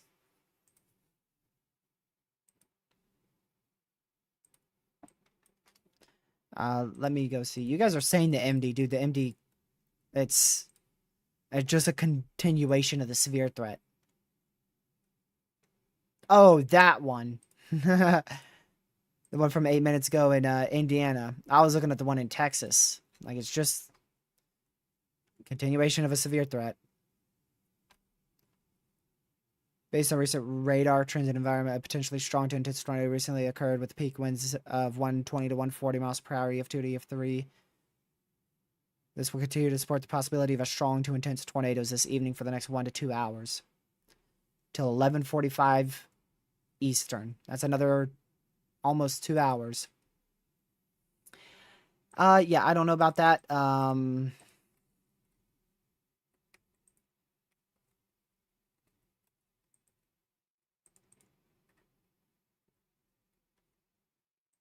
don't know about that. Cape is dying out quick. I wouldn't rule out another tornado or two, maybe one strong with the storm if it can somehow really get its act together and recycle, but I don't know about that. What's driving the enhanced update? Hail. They connected that enhanced risk, which was pretty surprising. But hail, wind, and Tor is all driving it. Hail is what's driven much of the enhanced.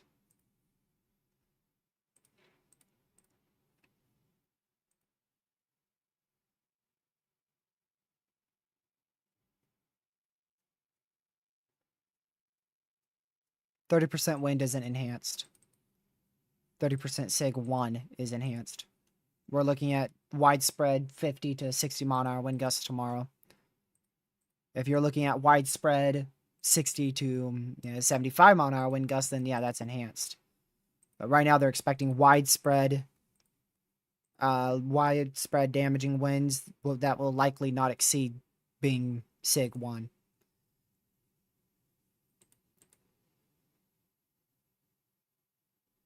When did they change that? When they changed the outlook earlier this month.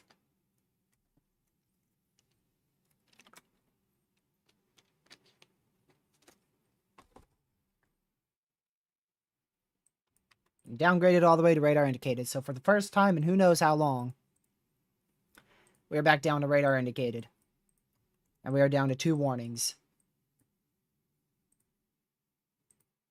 Now you can't tell me the peak of the event hasn't passed. You can't tell me it hasn't passed. I think it's been over for a while. We just happened to get a that crazy tornado. I mean, like really insane right there. So the peak of the event's been over for probably a while, considering how we haven't been seeing widespread tornado warnings for quite a bit. They've really relatively been focused. Honestly, this one's supercell, so I think our peak is past. Or my bad, let me rephrase that. Our absolute peak has passed. We're still going to be peaking with the chance for a few more tornadoes, maybe one strong, for another 2 hours till midnight. But I think our peak tornado threat, which was roughly 7 p.m. to 10 p.m. Eastern, is gone. Our absolute peak.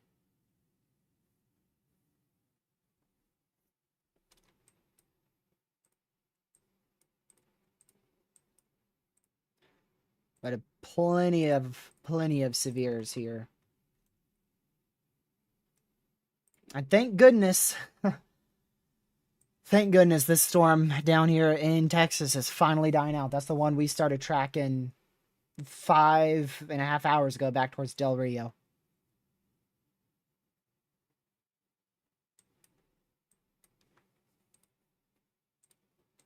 And then here's that line moving through for Kansas City. It looks like it might avoid Kansas City, except for the southern side.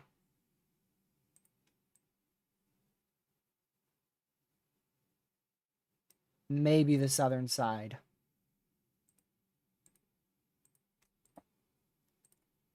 Let's see. New update from the National Weather Service. Severe thunderstorm watch.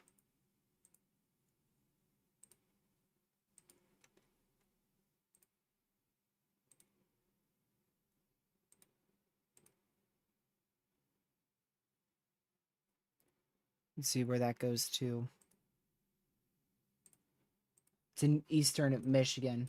Oh, there you go. Severe thunderstorm watch for Michigan.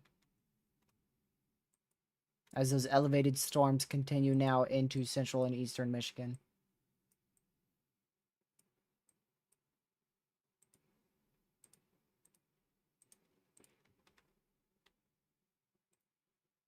Let's see.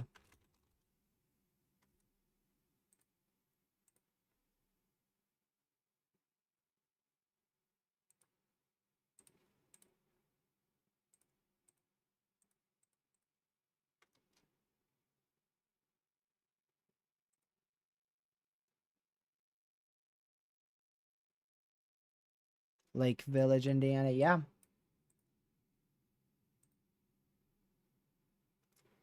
No longer tornado warned, by the way. So there you go.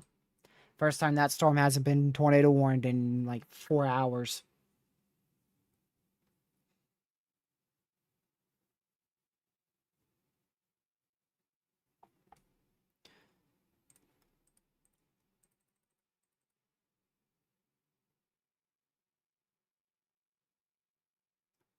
Hold on, I am going to go look at that because it seems like that is actually a,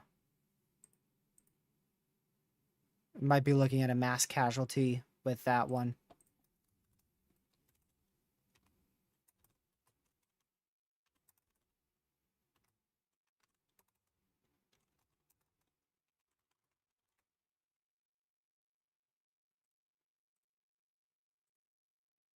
Yeah, most likely a mass casualty event right now because of one of the tornadoes. Lake Village, Indiana. Likely a mass casualty situation there. Hundreds of emergency personnel are on scene. That was dang man, that was a while ago though. That was like tornado's been out of there for almost 2 hours. Man, shows you how long it takes to get roads clear so that way emergency personnel can even get to the areas impacted. I'm sure that area's been receiving yeah, a lot of emergency management have been there, but we're just now finding out that it's you know, like I said, potentially hundreds of emergency personnel there.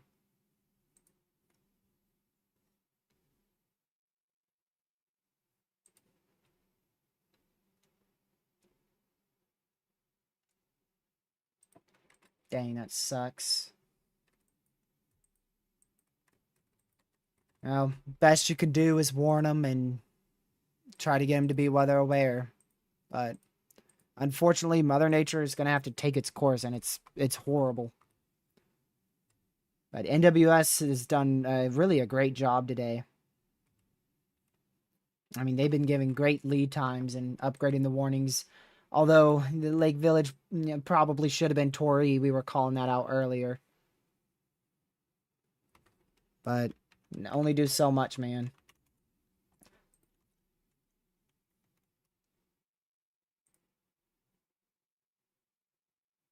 So hopefully everybody's okay there.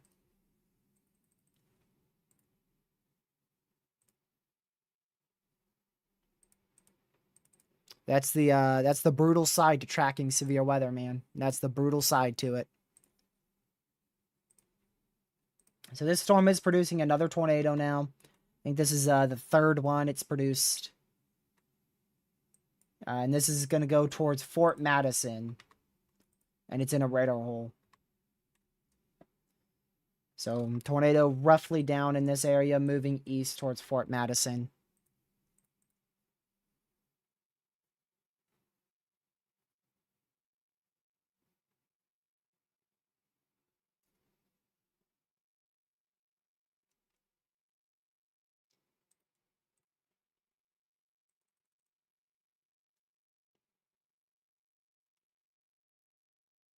Let's see.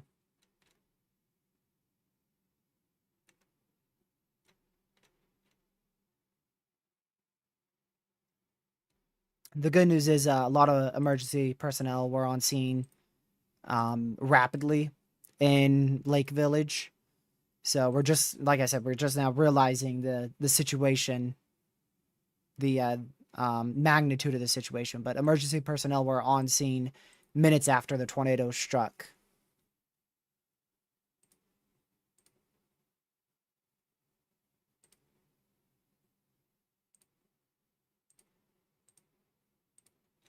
Man, that is a lot of EMS, man.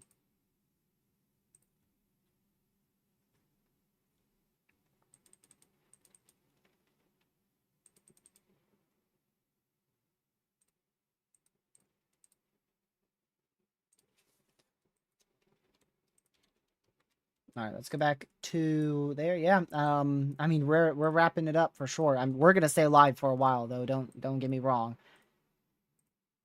But it looks like we're wrapping up the main tornado event here. Well, really glad to see the western side of the moderate underperform. Again, the thing about performance, really, you shouldn't be focused on how the SPC, if they did a bad job. You should be focused on if a bunch of areas escaped being impacted by significant to violent tornadoes. So, unfortunately, there were some areas, specifically like west of Knox, as well as back out in this area here that did not escape being hit. Lake Village, probably roughly Hopkins Park, Aroma Park. Those are just a few areas that I remember where we were talking about a strong to violent tornado being near these regions that didn't escape an intense to violent tornado today. But if you just look here, if you look At the area at hand, roughly, this is where we were seeing that strong to intense tornado threat verify. A lot of this area, it could have been a whole lot worse for this western region. So if you didn't get hit by a tornado, you know, be thankful. Don't be like, man, this risk was a bust. That was terrible. I wish I got hit by a tornado. Go realize, you know, what's happening out here in Lake Village with the potentially mass casualty situation out there. So that's the danger of wishing for tornadoes. Especially when you're talking about high-end severe threats like this. Tomorrow's threat, we'll go over that in just a bit. We'll go over that in just a second, but just make sure you're in your safe spot, Fort Madison, Iowa. Be away from doors and windows and in that safe spot. And yeah, I'll update you on if that warning gets upgraded or downgraded and when. But I will talk about tomorrow here. Because I probably won't be able to do a live stream on it. I'm kind of 50-50 on it. But we have 2 areas to watch for the potential of a few tornadoes, possibly 1 or 2 strong in both areas. The main area definitely going to be back up here. But there is a secondary area down in here. This is where I think our main strong tornado threat will be focused at today. Or not today. Tomorrow. That's the main area tomorrow. Especially across that 5% area. Really watching in there. And I really don't see much of a tornado threat down there. Definitely worthy of a 2%, but I really don't see the need for a 5% on the southern mode. Damaging winds, the wind threat is elevated up here. However, we most likely won't see wind gusts exceed 75 miles per hour, and the hail threat is relatively low across the board. Taking a look at models real quick, because we did get our new 00ZH-RRR. If we just go on out, I see a very sloppy, very messy event here. And there's really 2 ways that it performs. Either we see a line roll through like this, and we do get that risk for embedded tornadoes, potentially 1 strong, and widespread 60 to 70 mile an hour winds. Or we see an overconvection issue in the morning, and that results in a much less widespread damaging wind threat. And the main area for tornadoes is roughly right in there where you have a instability axis. Basically where morning convection did not occur and where instability has been increasing. That creates your instability axis, which would set up right in there. 2 scenarios. One results again in still tornadoes and a way more widespread tornado threat. Wait, what? My bad. One results in a very widespread wind threat and a widespread tornado threat. The other one results in a more localized tornado threat and localized wind threat. But both of them end up with severe weather. And in the southern end, we've got 2 scenarios as well. One scenario is where we see a little bit more of an organized line, better chance for some embedded QLCS tornadoes, as well as a strong tornado maybe out front, and some widespread damaging winds up to 70 miles per hour. The other scenario is complete and utter overconvection of the open warm sector, and thus your tornado threat, your wind threat, hail threat, everything is significantly lower, although you could still see some embedded 60 to 70 mile an hour wind gust, embedded tornado or 2, maybe 1 strong, and some isolated small to large hail. So tomorrow doesn't look like a very impactful day, but I will be watching quite closely back up here into Pennsylvania, back into Ohio, Kentucky, West Virginia, to see that threat, and if we see morning convection or not. Again, tomorrow's kind of a 50-50 chance on a live stream. We'll just see how it goes. We'll see what I end up doing. It also depends on how I feel, because sometimes I just straight up can't do a live stream the next day because I'm so exhausted from the day prior.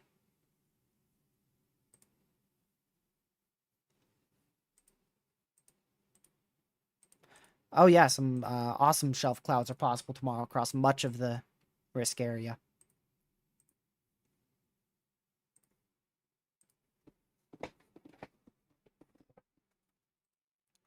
Should be getting a new H-RRR coming in now. That should help us with the short-term threat. You see how that's looking. Definitely better than I was 2 months ago, Ben. That is for sure. Cutting down on the live streaming and focusing more on me and, what I'm doing in my day-to-day life has definitely helped with my health. Apologies for the loud water bottle pop. Gracious. Didn't know it would be that loud. My bad. So the less content has definitely helped. And it it wasn't y'all's fault. It was just the mindset that I had. I felt like I had to be live for every event, marginal, slight, enhanced, everything. I'd have to be live. Enhanced or higher, I'd have to be live for 10 plus hours. That type of mindset was just really hurting me. And I still have a little bit of that mindset. I'm trying to get out of that mindset, but it's what I love to do. I love to sit here for hours on end tracking tornadoes. It's what I love to do. So it's hard to get out of that mindset because it's what I'm passionate about. As dumb as it seems. As dumb as it seems. Been observed, Sam. Continuing the observed tornado warning there for Fort Madison, Iowa. So still on the ground for over 16,000 people. Man, weather spotters, okay. I mean, we're just not able to see. This is the best radar, but we just can't see it at all.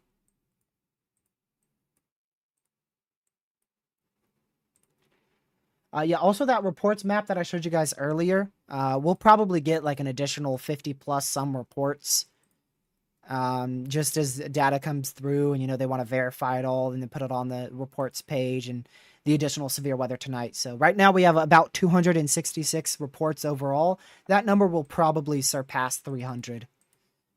Just give it 48 hours and we'll likely have a lot more reports observed.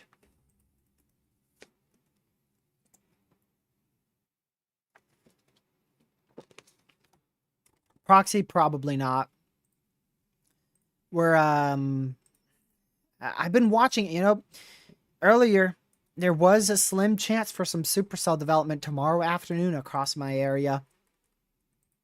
But it just looks like it's just not going to happen.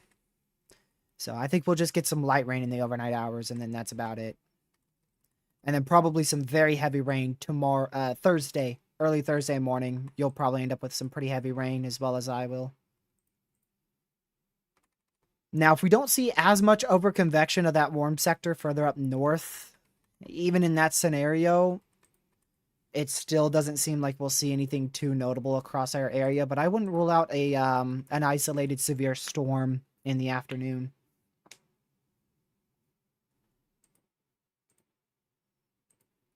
I just don't think anything will fire. Man, those severe storms have really decreased rapidly, huh? Completely severe warning list here in this area. We've got our 3 severes back in here and then our severes in front.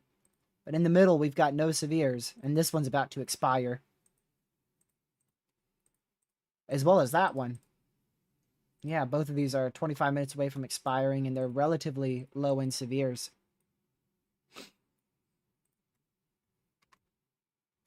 Still looking horrible out here. In terms of a supercell, it looks terrible.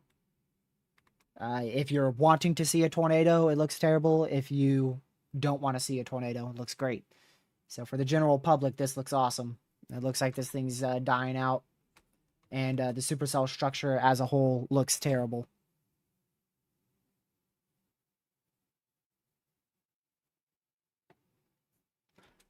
Really good. We'll keep an eye on it still, because it is a supercell known to produce violent tornadoes. So, heck yeah, you're going to want to keep an eye on it, even if it looks like it's dying out.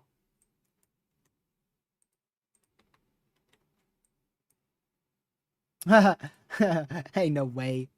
Hey, no way. There you go. Tornado warned. Don't really know why though, because it's dead. It still looks completely dead.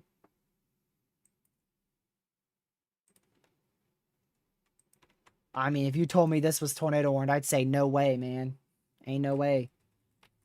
So not too sure why we tornado warned that, but I mean, it's an area to watch for the potential of a tornado to drop, but they just put a warning on it, which means it's now an imminent tornado. So you want to be in your safe spot just in case.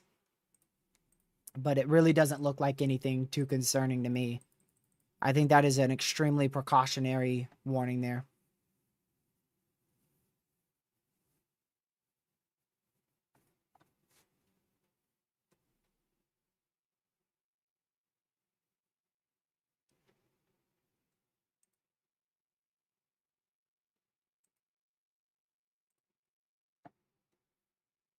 Let's see.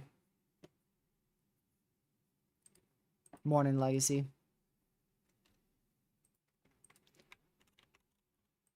I mean, it's still in an okay environment. It's just not like a crazy environment. It looks like it's getting a little bit more healthy. I will admit that. The hail core looks to have returned.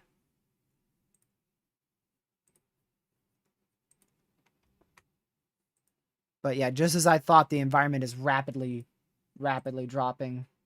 Look at that. Our entire warm sector's environment is significantly, look at the difference. Significantly less favorable.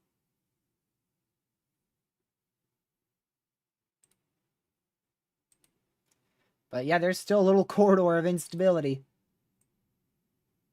So we could still see a brief tornado or two, and I wouldn't even rule out a strong one with the instability that is out there. And there's your 700 millibar. See the green? That's an area of ascent. Your greatest ascent was right there across north central Illinois, and it was so much ascent that it actually forced it all up into a messy cluster. And again, you could see how all this stuff is really north of the warm front now, so this is really all done. A little hail threat remains up here and down in here, but really much of it is done. So for a tornado threat on the northern mode, the main area to watch is our cluster here, southeastern Iowa, and just in case, that storm right there.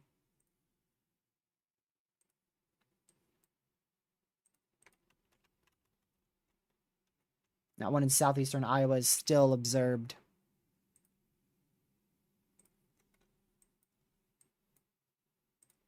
It looks like our line is dying out here in Denton. So 50 to upwards of 60 mile an hour winds possible with that line. Main area for the 50 to 60 mile an hour winds will be focused in that severe for Denton, Texas. Most areas will see less than 50.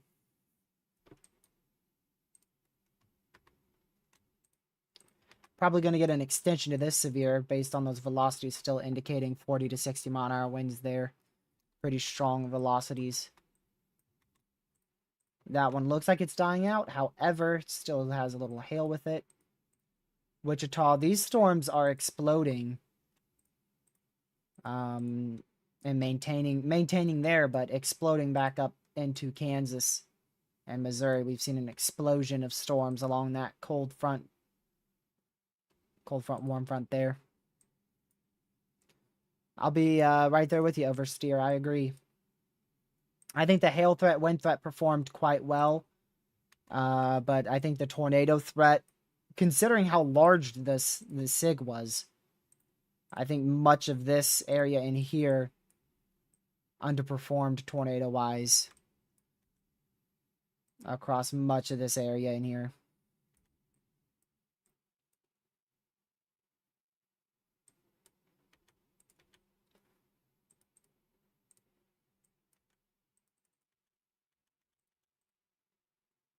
And even a little bit more into that moderate.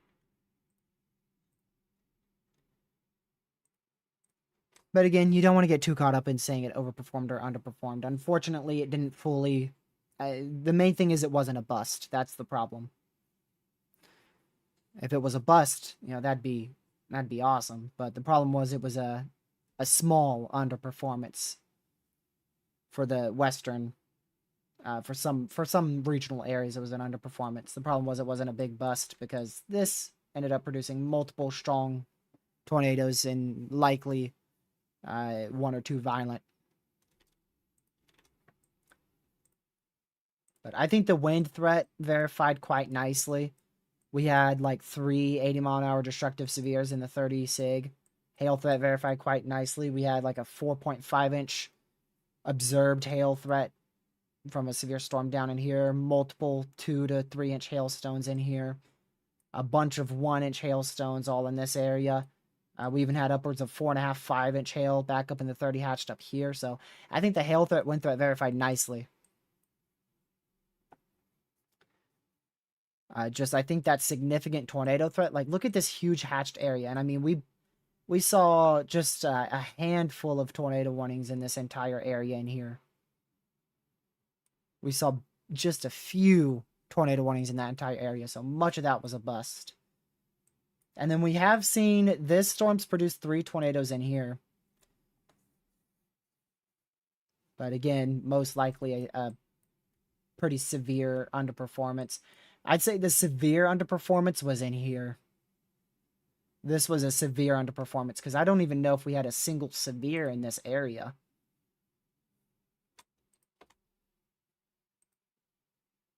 We can check. Look on the southwest side of that moderate. Yeah. Major underperformance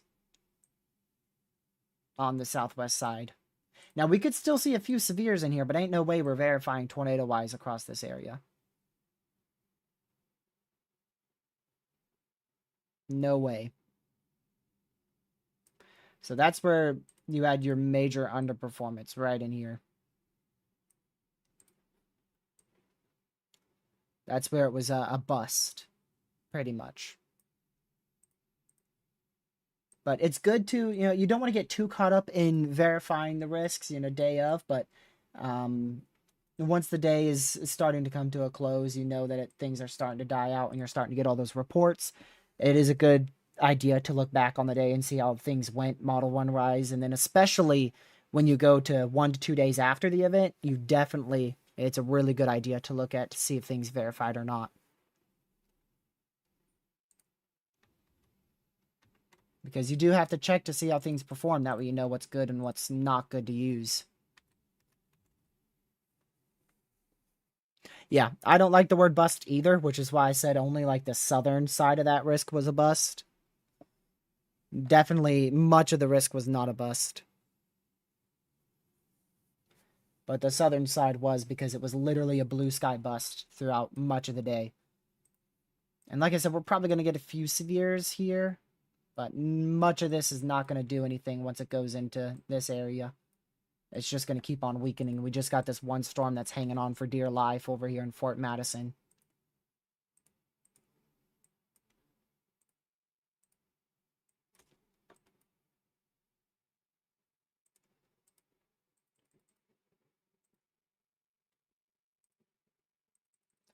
But no matter what, like, verifying risks will always be controversial. There's never going to be an instance where I think, other than April 27th, 2011, where everybody is going to be in agreement that the risk verified.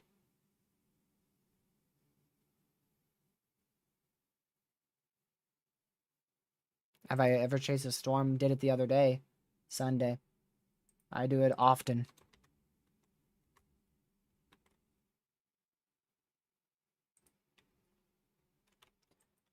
Still a little area of weak rotation in there.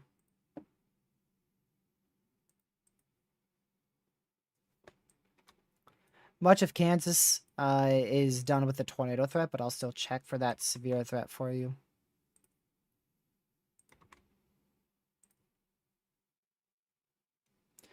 Yeah, you're ending with your overall threat. There's going to be some training thunderstorms for a while. Heavy rain, small hail, and 50, 60-mile-an-hour winds. But your severe threat is going to come to a close quite quickly.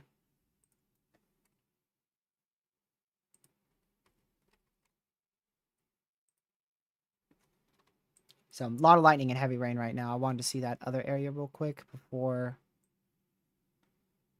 I don't know where this area is. This came out to Tennessee, and if that's true, then it's going to be tomorrow's severe threat for that area.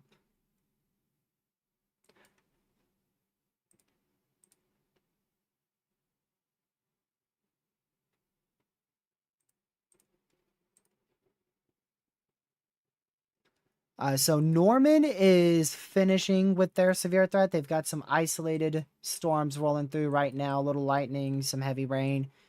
They're pretty much done. Tulsa is yet to begin with their severe threat, but the good news is we're likely not going to see much for Tulsa because storms are dying out before they get to Tulsa. So I wouldn't rule out some lightning and some heavy rain, maybe gusty winds up to 60 miles per hour around 10 p.m. tonight, but likely nothing significant.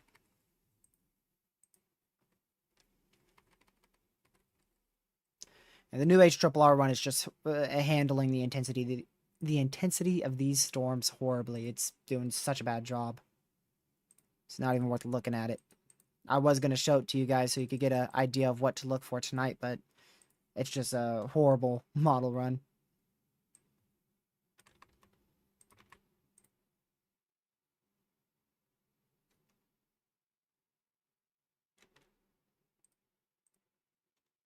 This area in Kansas, again, your severe threat is still present for a little longer, but things will start moving to the southeast. So just some heavy rain, isolated lightning for the next 30 minutes, and then you'll be good.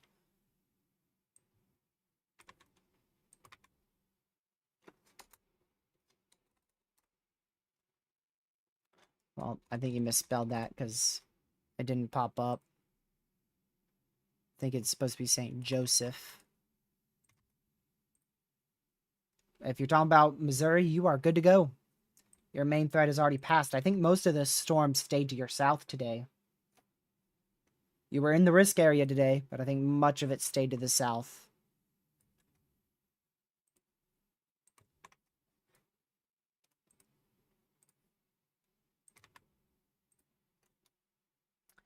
There's still a thunderstorm about to roll through that area. Definitely a thunderstorm about to roll through, but everything's starting to die out. Everything is starting to die out. So just some lightning and heavy rain really is what's left here in about 30 minutes. Maybe a gust. Gusty winds can't be ruled out 30 to 40 miles per hour, but nothing notable. Also, that confirmed tornado warning for Fort Madison has been downgraded to radar indicated. Yeah, I wouldn't rule out a strong tornado tomorrow for Pittsburgh. I wouldn't rule it out, but if you say strong tornado rolling through Pittsburgh, it's more difficult. But I wouldn't rule out a strong tornado or two, roughly in the vicinity of Pittsburgh, because this is the main area to watch.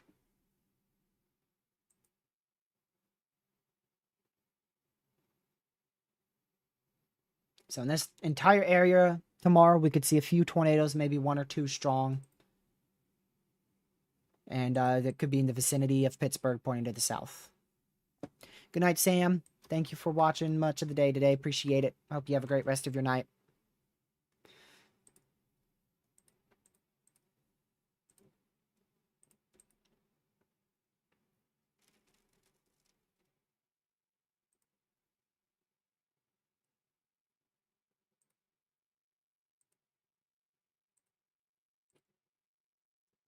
Dang.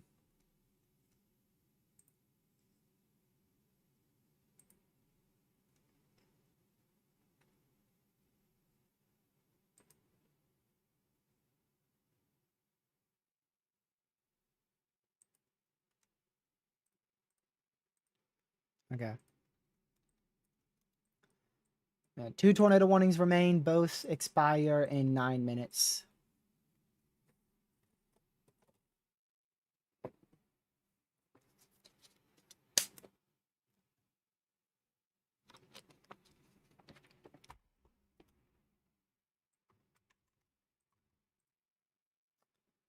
Yeah, you're relatively safe out here. Just some lightning and heavy rain making its way through your area in the next 30 minutes.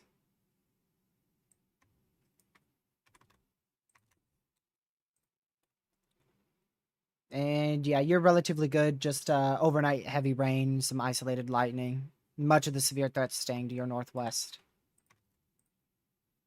Bloomington, blue sky bust for y'all. pretty much nothing happened over there. Crazy tornadoes to your northeast. But probably just going to be a blue sky bust out there. Until tonight, there is a chance for some isolated heavy rain and isolated lightning. But nothing even remotely close to what was expected.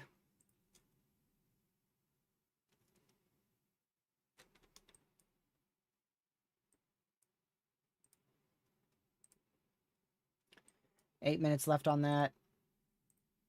8 minutes left on that still. What the heck? Why is my radar sight down? Yo! My radar sight's down. Line of 60 mile an hour winds moving through the DFW area and into Dallas here over the next hour. DFW is actively being hit by it, but Dallas a little bit longer until you get about 30 minutes here.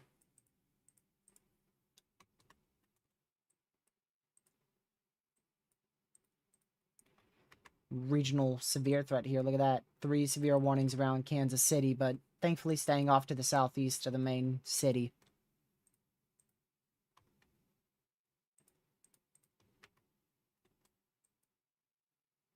Ah, dang it.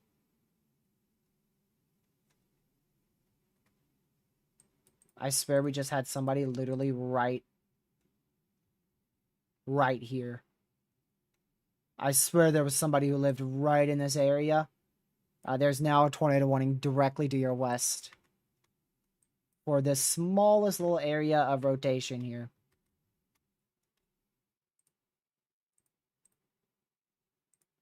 That expires at 11:30 Eastern. That's a pretty long duration tornado warning right there.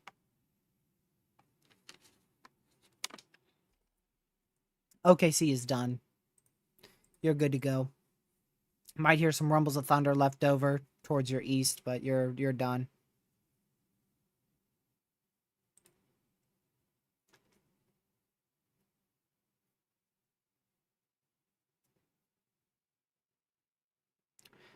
What is that? Kankakee? That's how you say it? Illinois. Mass casualty event has been declared there. Which, I mean, a tornado struck there. That was about 3 hours ago. But they've declared a mass casualty event.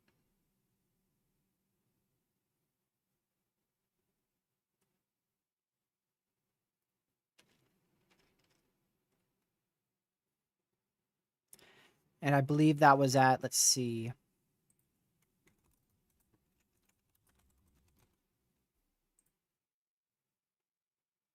Let's see here.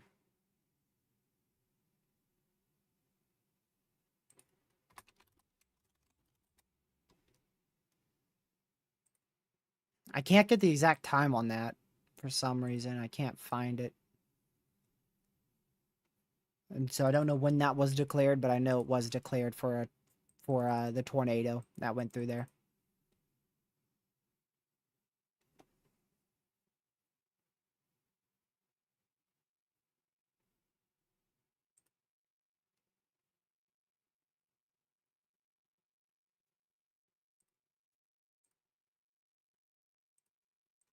All right.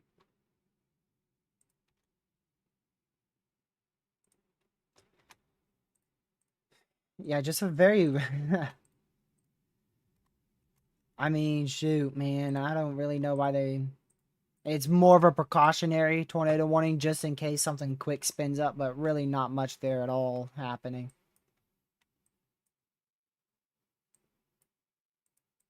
Be in your safe spot just in case, but I don't see a whole lot on radar. And we're still watching this going to the northeast, too. That's in Indiana.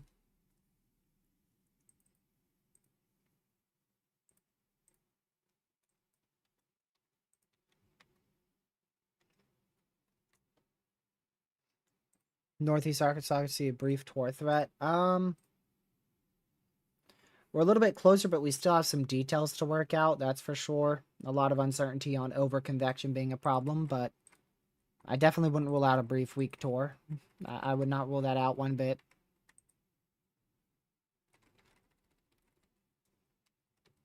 It's hard to say exactly when. It could be in the early morning or it may be in the afternoon. It just depends on the timing of the front. We just don't know that yet. We just don't. We really won't know that until storms fire tomorrow for Arkansas. There's a lot of uncertainty revolving around how tomorrow could evolve.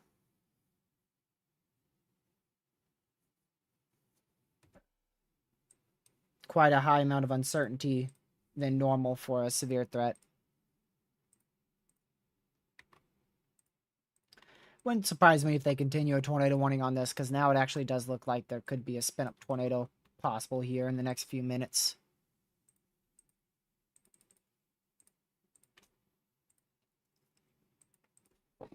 That wouldn't shock me if they continue that warning.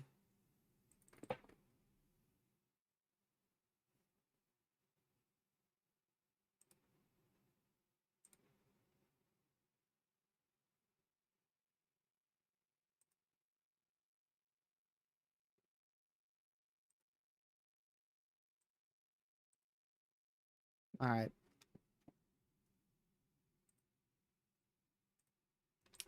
So we're up to 3 tornado warnings. We should be down to 1, but I feel like they're going to probably continue this one up here. In 2 minutes, we should be down to just 1 tornado warning. I'll go to Columbus, Ohio. That's tomorrow, yeah.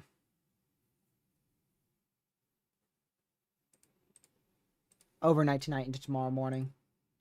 Again, just a lot of uncertainty on how tomorrow's threat will evolve, but you're at risk for 60-mile-an-hour winds, 1-inch hail, and a tornado or 2.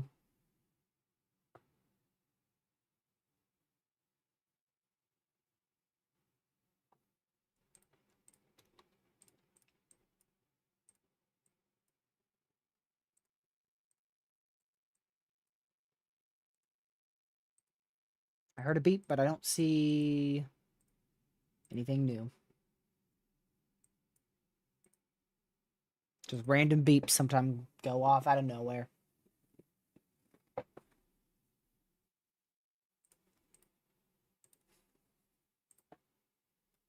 That was the one in Illinois. They're continuing it, radar indicated, for 46 minutes.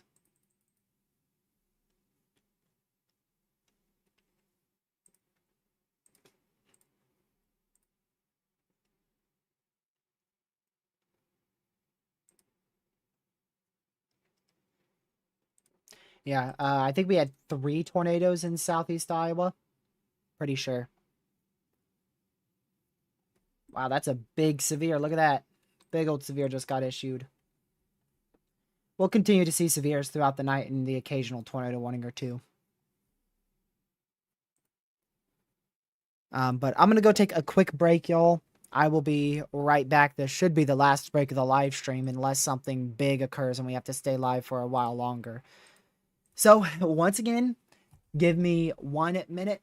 I will be right back. There's not really a whole lot to go over right now anyways, other than these tornado warnings here. So hopefully we'll lose these 2 tornado warnings before I get back. And yeah, I'll be back in 1 minute. Main storm to watch is this tornado warning right here. So I'll leave you on that. I'll be right back.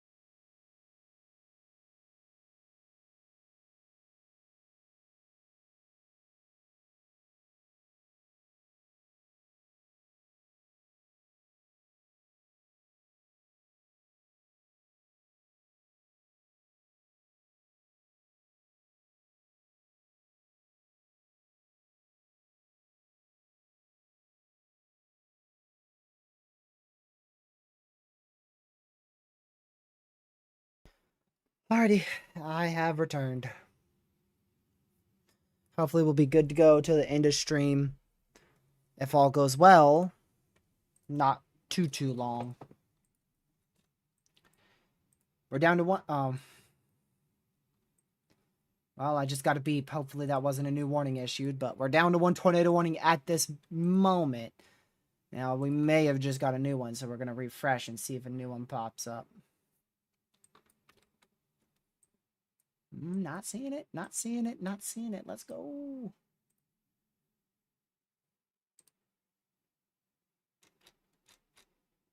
Yeah, one tornado warning.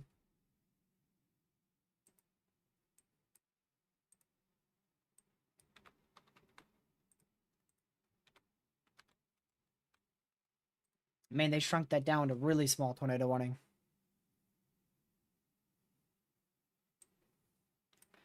Fort Wayne. Let's see. Indiana, just an overnight severe threat. Nothing that big. Everything has stayed relatively to your northwest.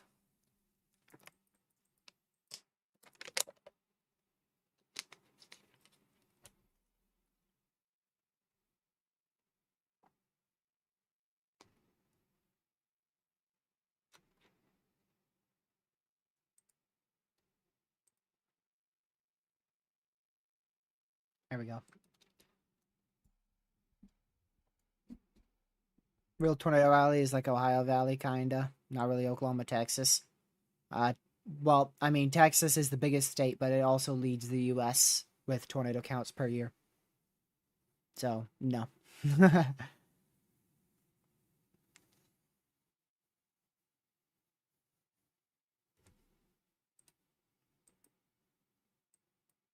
Tornado Alley, traditional Tornado Alley is definitely shifted a little more east, but it still exists.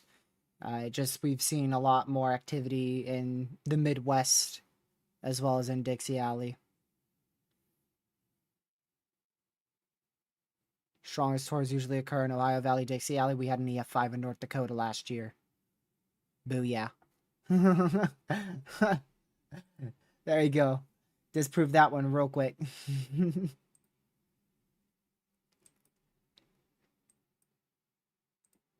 There's also been multiple times where we've seen EF4s in Oklahoma.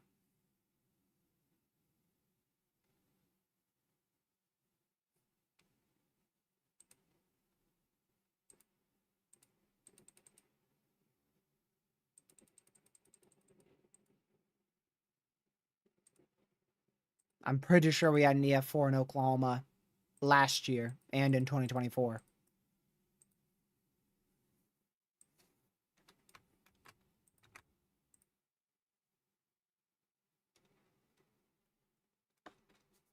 Hillsdale, you're relatively good. Just watch out for an isolated severe storm tonight, late tonight. But you're pretty good.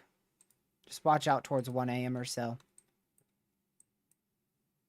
I honestly don't think many setups in honestly don't see that many setups in Oklahoma anymore. Maybe I'm tripping though. Last year, high risk, Oklahoma.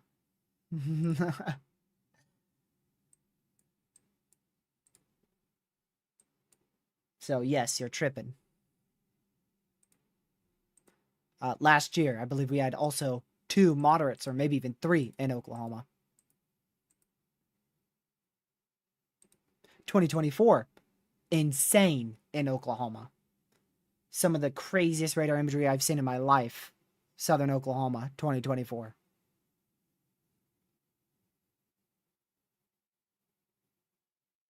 So yeah, you're just tripping.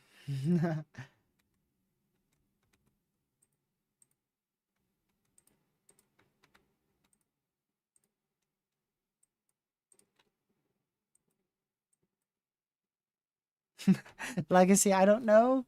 You have to tell me generally where they are. I mean, unless that's a statement. My friend in Oklahoma is okay. Oh, my friend in Oklahoma is. My friend in Illinois is okay. I'm sorry, Legacy. I'm so blind. My goodness. That's a statement, not a question. Come on, wake up. Glad to hear that, Legacy. Glad to hear that. Gracious day, man.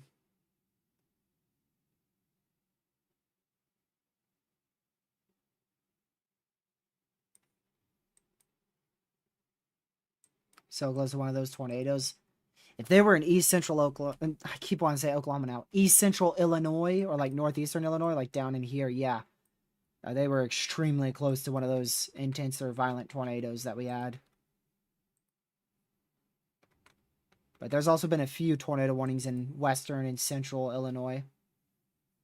I don't think any of them have produced tornadoes, though. Is Arkansas Dixie? That's kind of split. I think most people consider it Dixie Alley. But the big Dixie Alley is back down in here in Mississippi, Alabama, Louisiana. That's where our big Dixie Alley events are. But yeah, Louisiana, Arkansas, Mississippi, Alabama, Georgia. Shoot, maybe even South Carolina, all the deep south, Dixie Alley. Florida is not Dixie Alley. Florida is Florida. And then this is the southern plains right in here. Southern to central plains, central plains, central plains to northern plains, northern plains, northern plains. And then this is roughly northern plains as well as splitting into the Midwest. But the Midwest is, in my opinion, from Wisconsin, maybe partially Iowa, partially Missouri, back into Ohio. And I guess Michigan is in the Midwest too. So I really consider like these 5 states. These 5 states are completely the Midwest, and then maybe some of Iowa, some of Missouri.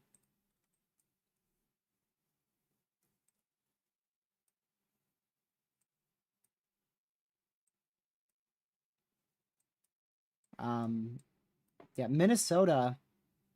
Like these are the these states right here. These are the big 4 confusing ones here. Because these you can consider, get off the screen. These 4 are the big confusing ones. Because some consider that the northern plains, the central plains, southern plains. Some consider the southern portion the Dixie Alley. Some consider the middle portion the Midwest. Some even consider Minnesota the Midwest. Some consider Minnesota the northern plains. That's probably the 4 most confusing states right there in terms of what you classify it as, which is why I generally just call it the central U.S.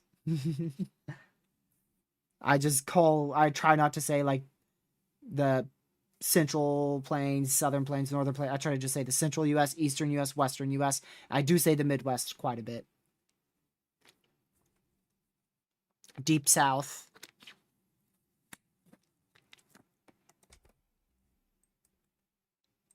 March might as well be over. The future sure as heck don't look promising for it.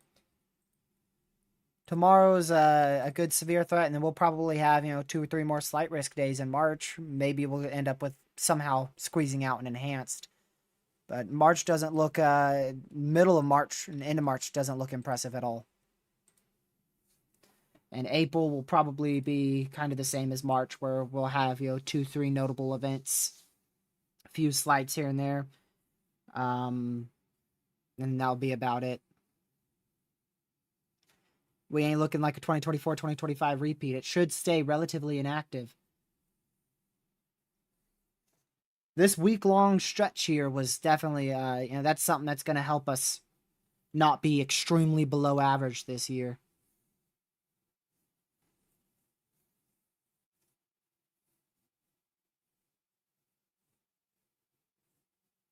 Yeah, March and April are very common for tornadoes, 100%. For sure. Those have actually been the 2 more active months from what I can remember. March and April, the last few years. You got April 26th, 2024, March 14th, 15th, 2025, March 10th, 2026, March 31st, 2023, Easter Outbreak 2020. So a lot of like the most memorable events have occurred in March and April. in my mind. I mean, you have a few May events here and there that I'll remember, but most are actually March and April from what I can recall. The most memorable events that stick in my head.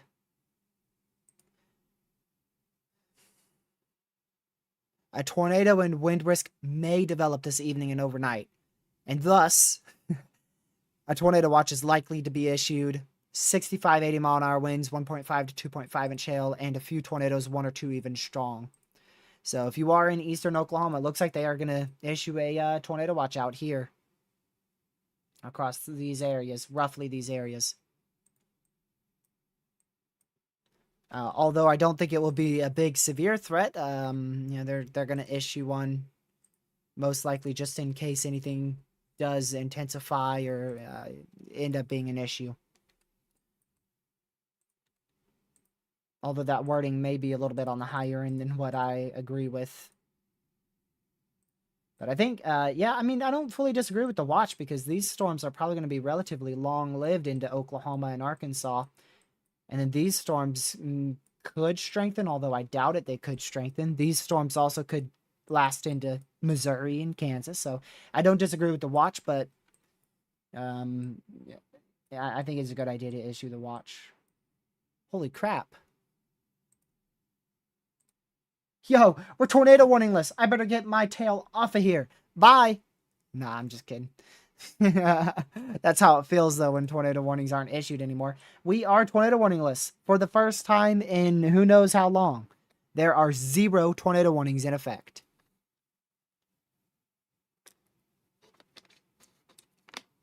No tornado warnings in effect anywhere in the continental U.S. And we only have one significant severe in effect. And it's somewhere in Oklahoma. Let's try to spot it. Ah, this one.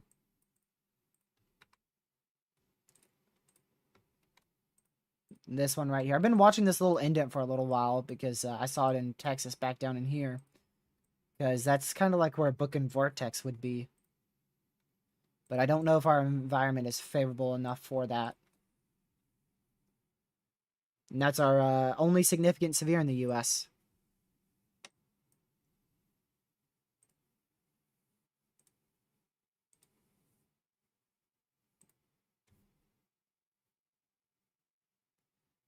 Tornadoes in Illinois, Indiana earlier must have been short-lived. No. No, we had at least one relatively long-tracked one. Multiple intense to violent tornadoes, and at least one was long-tracked.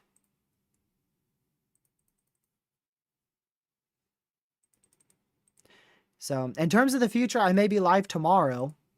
Outside of that, don't expect any more live streams for the foreseeable future.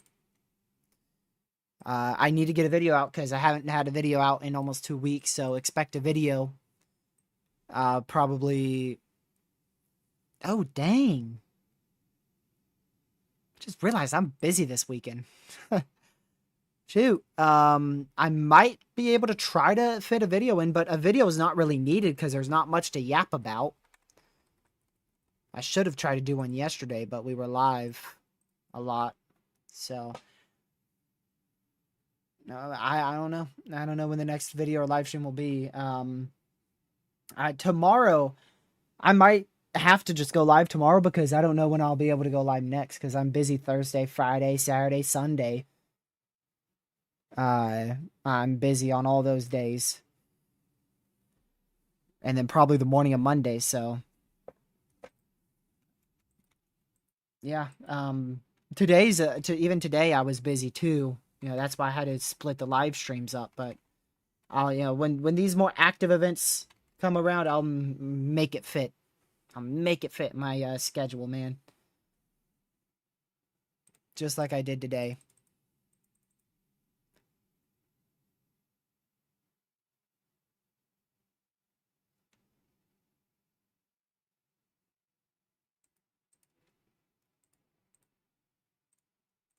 Let's see.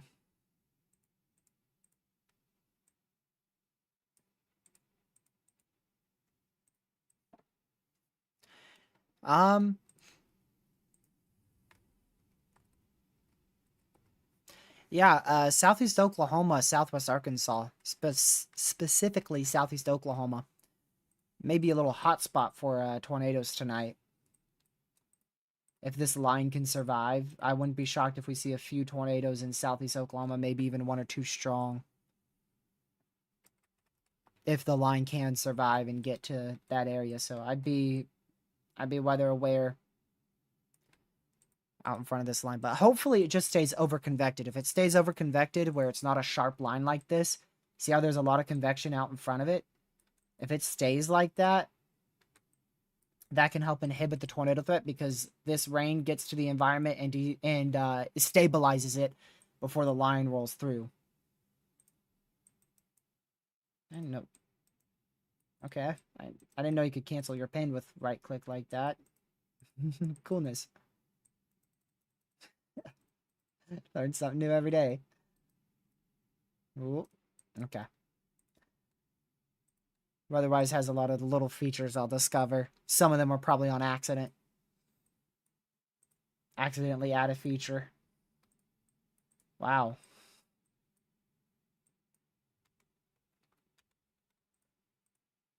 Makes me happy seeing a storm that I know has produced multiple strong to violent tornadoes look like this. Love it. It's perfect. ADHD. It's not my fault.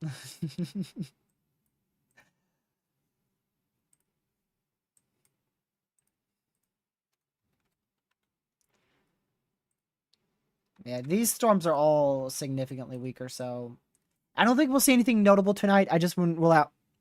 No, overlay bugged. I just wouldn't rule out a couple tornadoes overnight, maybe one or two strong.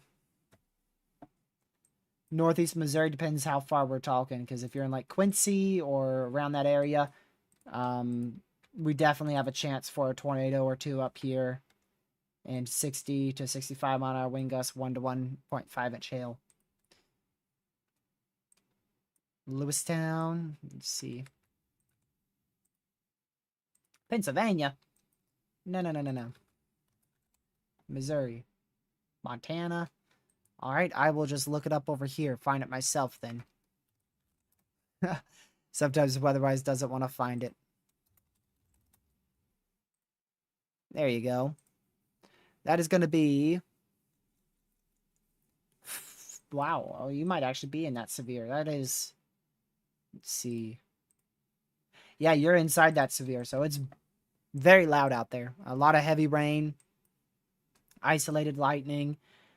Looks like the main hail threat is going to barely stay off to your south, but very severe weather over the next 30 to 60 minutes. And then after that, you'll be done.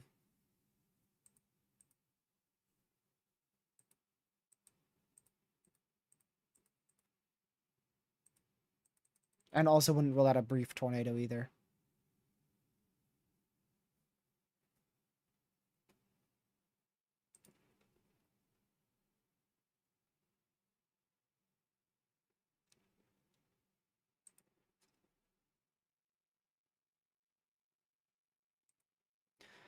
Ohio is probably going to be mainly tomorrow, but there's so much uncertainty on tomorrow's threat, man. Northwest Ohio shouldn't be that bad, actually. Yeah, it's an overnight severe weather threat, 1 inch hail, 60 mile an hour winds, brief tornado, very heavy rain, a lot of lightning. All being possible overnight. Just going to be a very sloppy 24 hours. I don't think you'll see anything organized to where it will be significant. Just a lot of sloppy thunderstorms. I don't know where the hardest hit areas will be tomorrow, but I'm watching from roughly Pittsburgh back towards Cincinnati, northern West Virginia, southern Pennsylvania. And then I'm also watching an area where we could have embedded severe storms inside of a rough line from southeast Arkansas, eastern Texas, into northwest Louisiana. And the open warm sector tomorrow isn't going to be very strong across Mississippi and southeast Louisiana, so I'm not really watching that area too much. But those are the two main areas I'll be watching tomorrow. And again, a live stream's kind of 50-50. Depends on if I don't feel horrible tomorrow.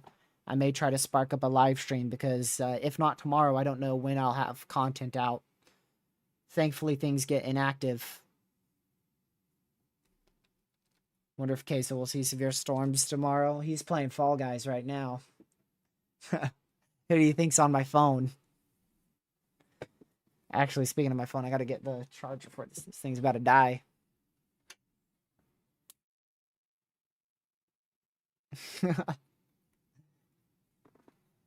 Yep.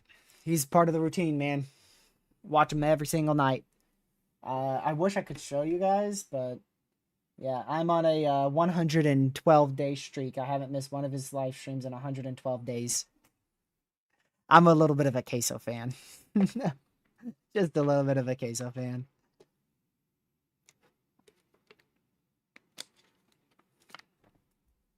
Just a little bit.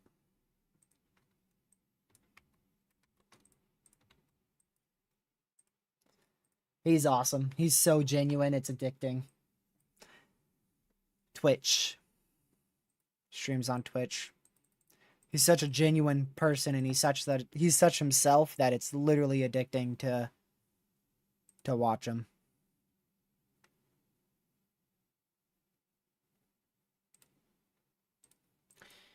He lives in what is it like? Oh, what is it called? It's literally like, I want to make sure this is right. I'm pretty sure it's Goobertown, Arkansas. Just northeast of Jonesboro is where he lives. I'm pretty sure it's Goobertown.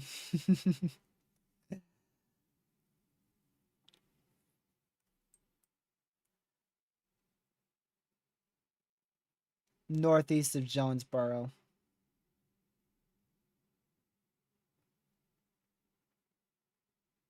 Yeah, somewhere, I think it was somewhere up in here. Because the Lake City tornado almost hit him. He was in a PDS tornado warning for Lake City.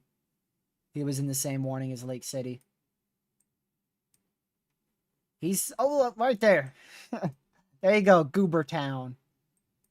He was in the same tornado warning as Lake City on March 14th.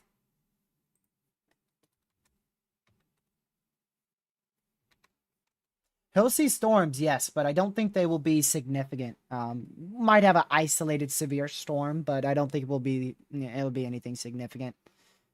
You better not use it as an excuse to not stream tomorrow. No, I don't think it'll be bad enough to knock out his power or anything. He's been having severe weather's not his problem. His problem is his Wi-Fi. He has to keep switching between two homes.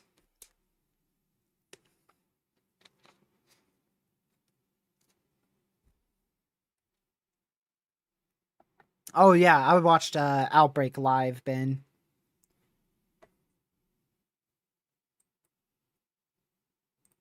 I watched him play Outbreak live.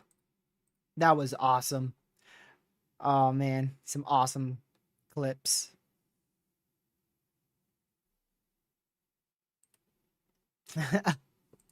Oh man, I have to go rewatch some of those clips.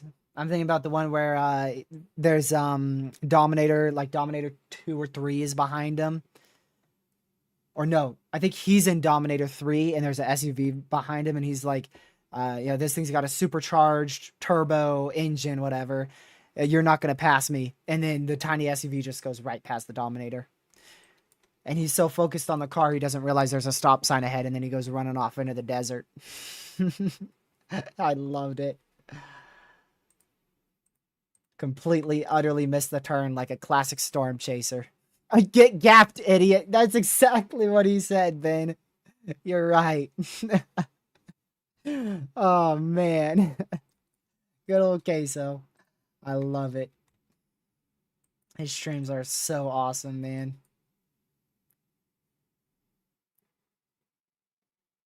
Yep, the PDS tornado warning. I remember. He's like, what do you want me to do? I can't do anything. I remember he said something, but I'm not gonna say it on stream because I don't know if YouTube will ban me or not. YouTube's a bit more strict on what you can and cannot say than Twitch. Twitch is not. Twitch is probably one of the least strict social media streaming platforms out there.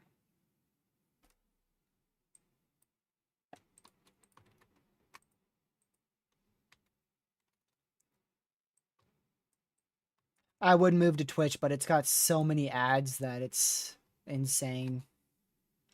Just some light to moderate rain in that area over the next few hours. Isolated lightning strikes, nothing significant. And Twitch's algorithm isn't really that good. It's not good at all. It's not good for severe weather or anything like that. People don't normally go to Twitch when looking for stuff like that. Normally they go to YouTube or short form content. The reason why Queso got so popular is because of TikTok. And he went from TikTok and sent his viewers to Twitch, and that's how you get popular.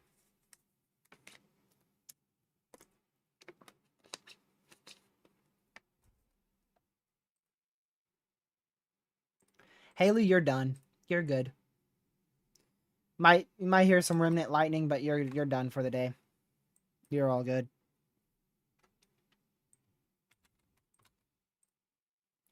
Troy, Missouri. Likely not going to get too much tonight. Looks like the risk is probably going to be an underperformance out there, but some heavy rain, lightning will be possible, and 30-mile-an-hour wind gust. Yeah, Legacy, I'm about to head off. I haven't eaten since dang. Haven't eaten since noon. Shoot. I'm surprised I haven't felt hungry.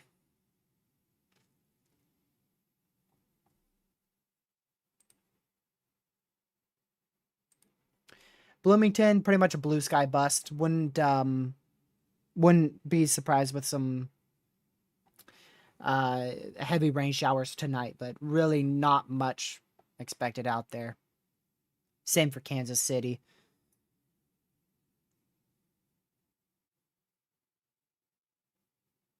I'm probably gonna go eat the most, and I'm probably gonna go grab a bag of chips. It's so unhealthy, but I don't want to wake up the family cooking stuff in the microwave for air fryer or the oven. So I'm probably just gonna go grab what's left of a bag of chips I have left over from yesterday. I really didn't feel that hungry. So normally I feel hungry to the point where I'll like split the stream in half or leave y'all for 5 minutes.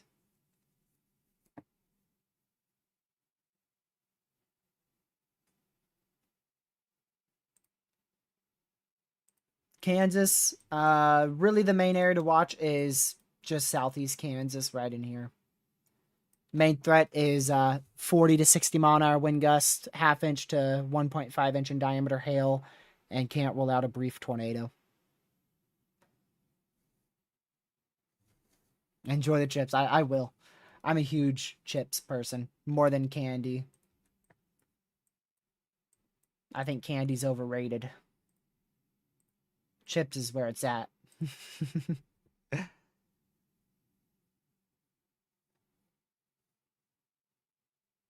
Ardmore, whole lot of lightning right now.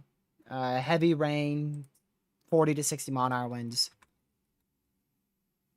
And after this big batch of storms moves through, you'll have some leftover heavy rain for the next hour or two. I do prefer salty over sweet, yes. Best chip brand in your opinion? So you're talking about the brand, not the type, in terms of the flavor. Brand? Gracious day. There's so many. I don't know if I can choose. I don't think I can choose. There's so many. Let's see. Man.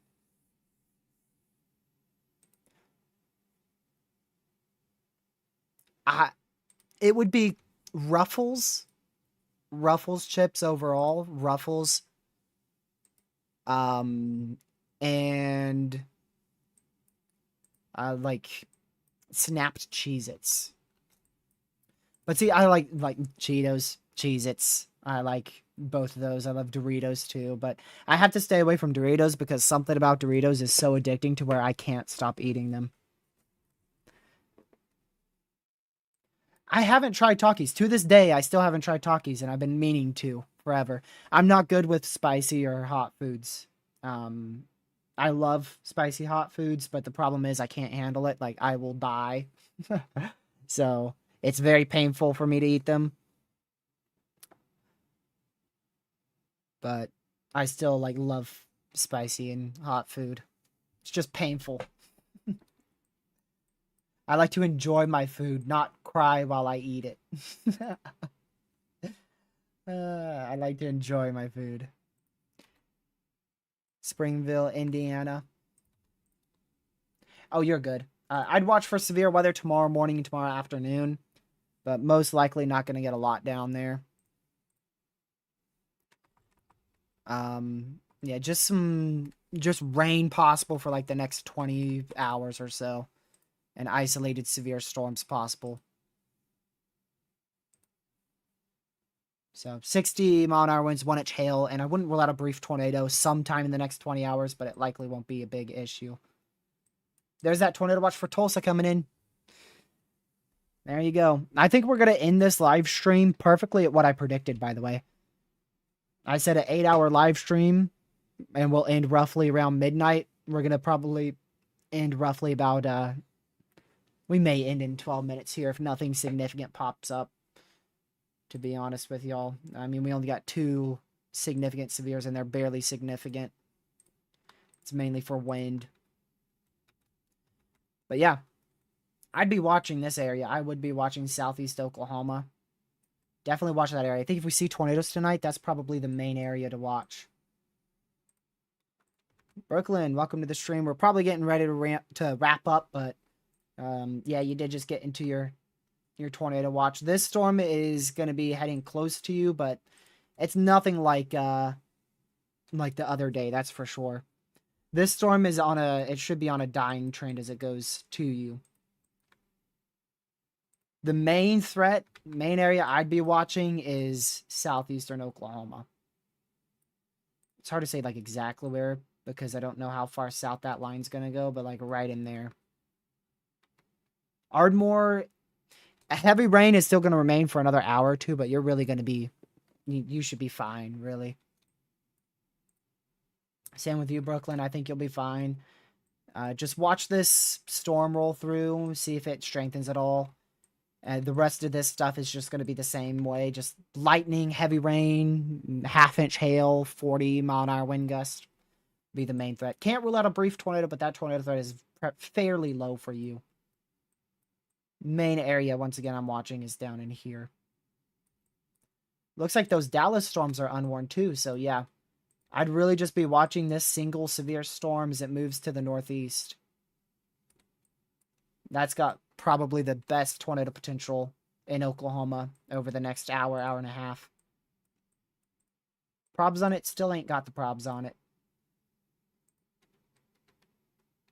Everything else just looks so eh. I don't think there's a really good tornado threat overnight tonight.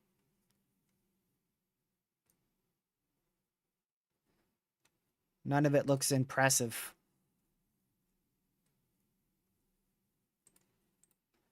I can tell you the wording for the watch. I'll tell you the probs in a bit. New NATOcast came out for tomorrow, and it does show a 5% across Ohio, so yeah, most likely going to see a couple tornadoes tomorrow, maybe even one strong. So we'll see how I feel. I may be live tomorrow afternoon. Don't be shocked if I end up live streaming roughly about 3 p.m. Don't be shocked if I'm not live at all. We'll just see how it goes.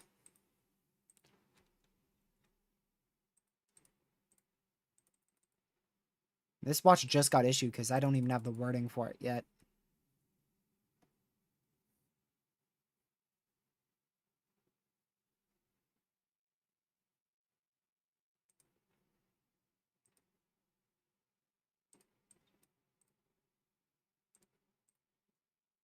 Here's the wording for it. A few tornadoes and a couple intense tornadoes possible, which is not typically very high tornado wording. That's probably like a 50-20 prob, something like that. Scattered hail to very large hail, upwards of 2 inches in diameter, likely 70-mile-an-hour winds likely. So damaging winds is the highest threat, followed by hail, specifically hail in any discrete supercells. And then I think your best risk for tornadoes is embedded in that line in southeastern Oklahoma.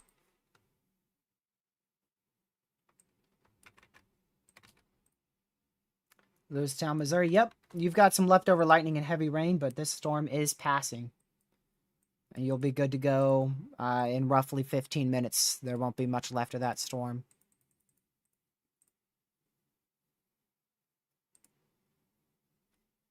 All right, here is the probs. 50-40. 60-10 for wind and 60-60 for hail. So they're very confident in hail being the biggest issue. And then damaging winds being a big problem, and tornadoes will be the least of your concern. I'm shocked that strong tornado prob is 40%. That's a very high strong tor prob for this type of environment mixed with this mode that we have. Alrighty, but I think we're going to start wrapping it up here. So again, main area to watch overnight is in southeastern Oklahoma, where I've circled in white. That's the main area I'm most interested in for a tornado threat. And then elsewhere, all over this place, all in here, we're looking at 60-mile-an-hour winds, 60 to 70-mile-per-hour winds, 1 to 1.5 inch hail, and a brief tornado being possible. Again, the main threat, though, I think will be in southeastern Oklahoma. And then we can't rule out 1 to 1.5 inch hail, 50-mile-an-hour winds back up into Michigan. And again, just for this line, the line is where we will likely see 70 to 75-mile-per-hour winds, a few tornadoes, maybe even one strong, and then also 1 inch hail. So that's your general thinking. Everything in Texas, really not going to see much in Texas. Can't rule out one more severe along that line if it tries to intensify in the next 30 minutes to an hour. And then we'll also have the isolated severe back down here in south central Texas. But that's going to be it for this live stream. Appreciate you guys for tuning in. Appreciate everybody for watching. If you haven't already, make sure you hit that subscribe button with the notification bell set to all, so you know when I go live tomorrow, if I do go live. Yeah, I'm going to go ahead and, let's see, we're going to pull up. I'm going to do the big loop. We're going to do the big boy loop for this one. 96 frames. There we go. And we'll do that loop. Yeah, so we're going to end hopefully with no tornado warnings. We've got 2 considerable severes, which again are both on that southern line. And then a lot of just ordinary severes. So this live stream is going to be perfectly on the 8-hour mark, exactly how long I said I thought it would be earlier today. Nailed it. Nailed it on the money. And again, tomorrow is kind of a 50-50 live stream. Why did I get a copyright? I just got a copyright notice on one of my videos that is literally not even public. Hello? Like, what do you mean? How can I get copyrighted for something that nobody has seen? I am confused. I'm going to go check this real quick. Brief intermission. I got to go see if this is indeed not public. This was a video I posted like 5 years ago. So what the heck is it doing being copyrighted now?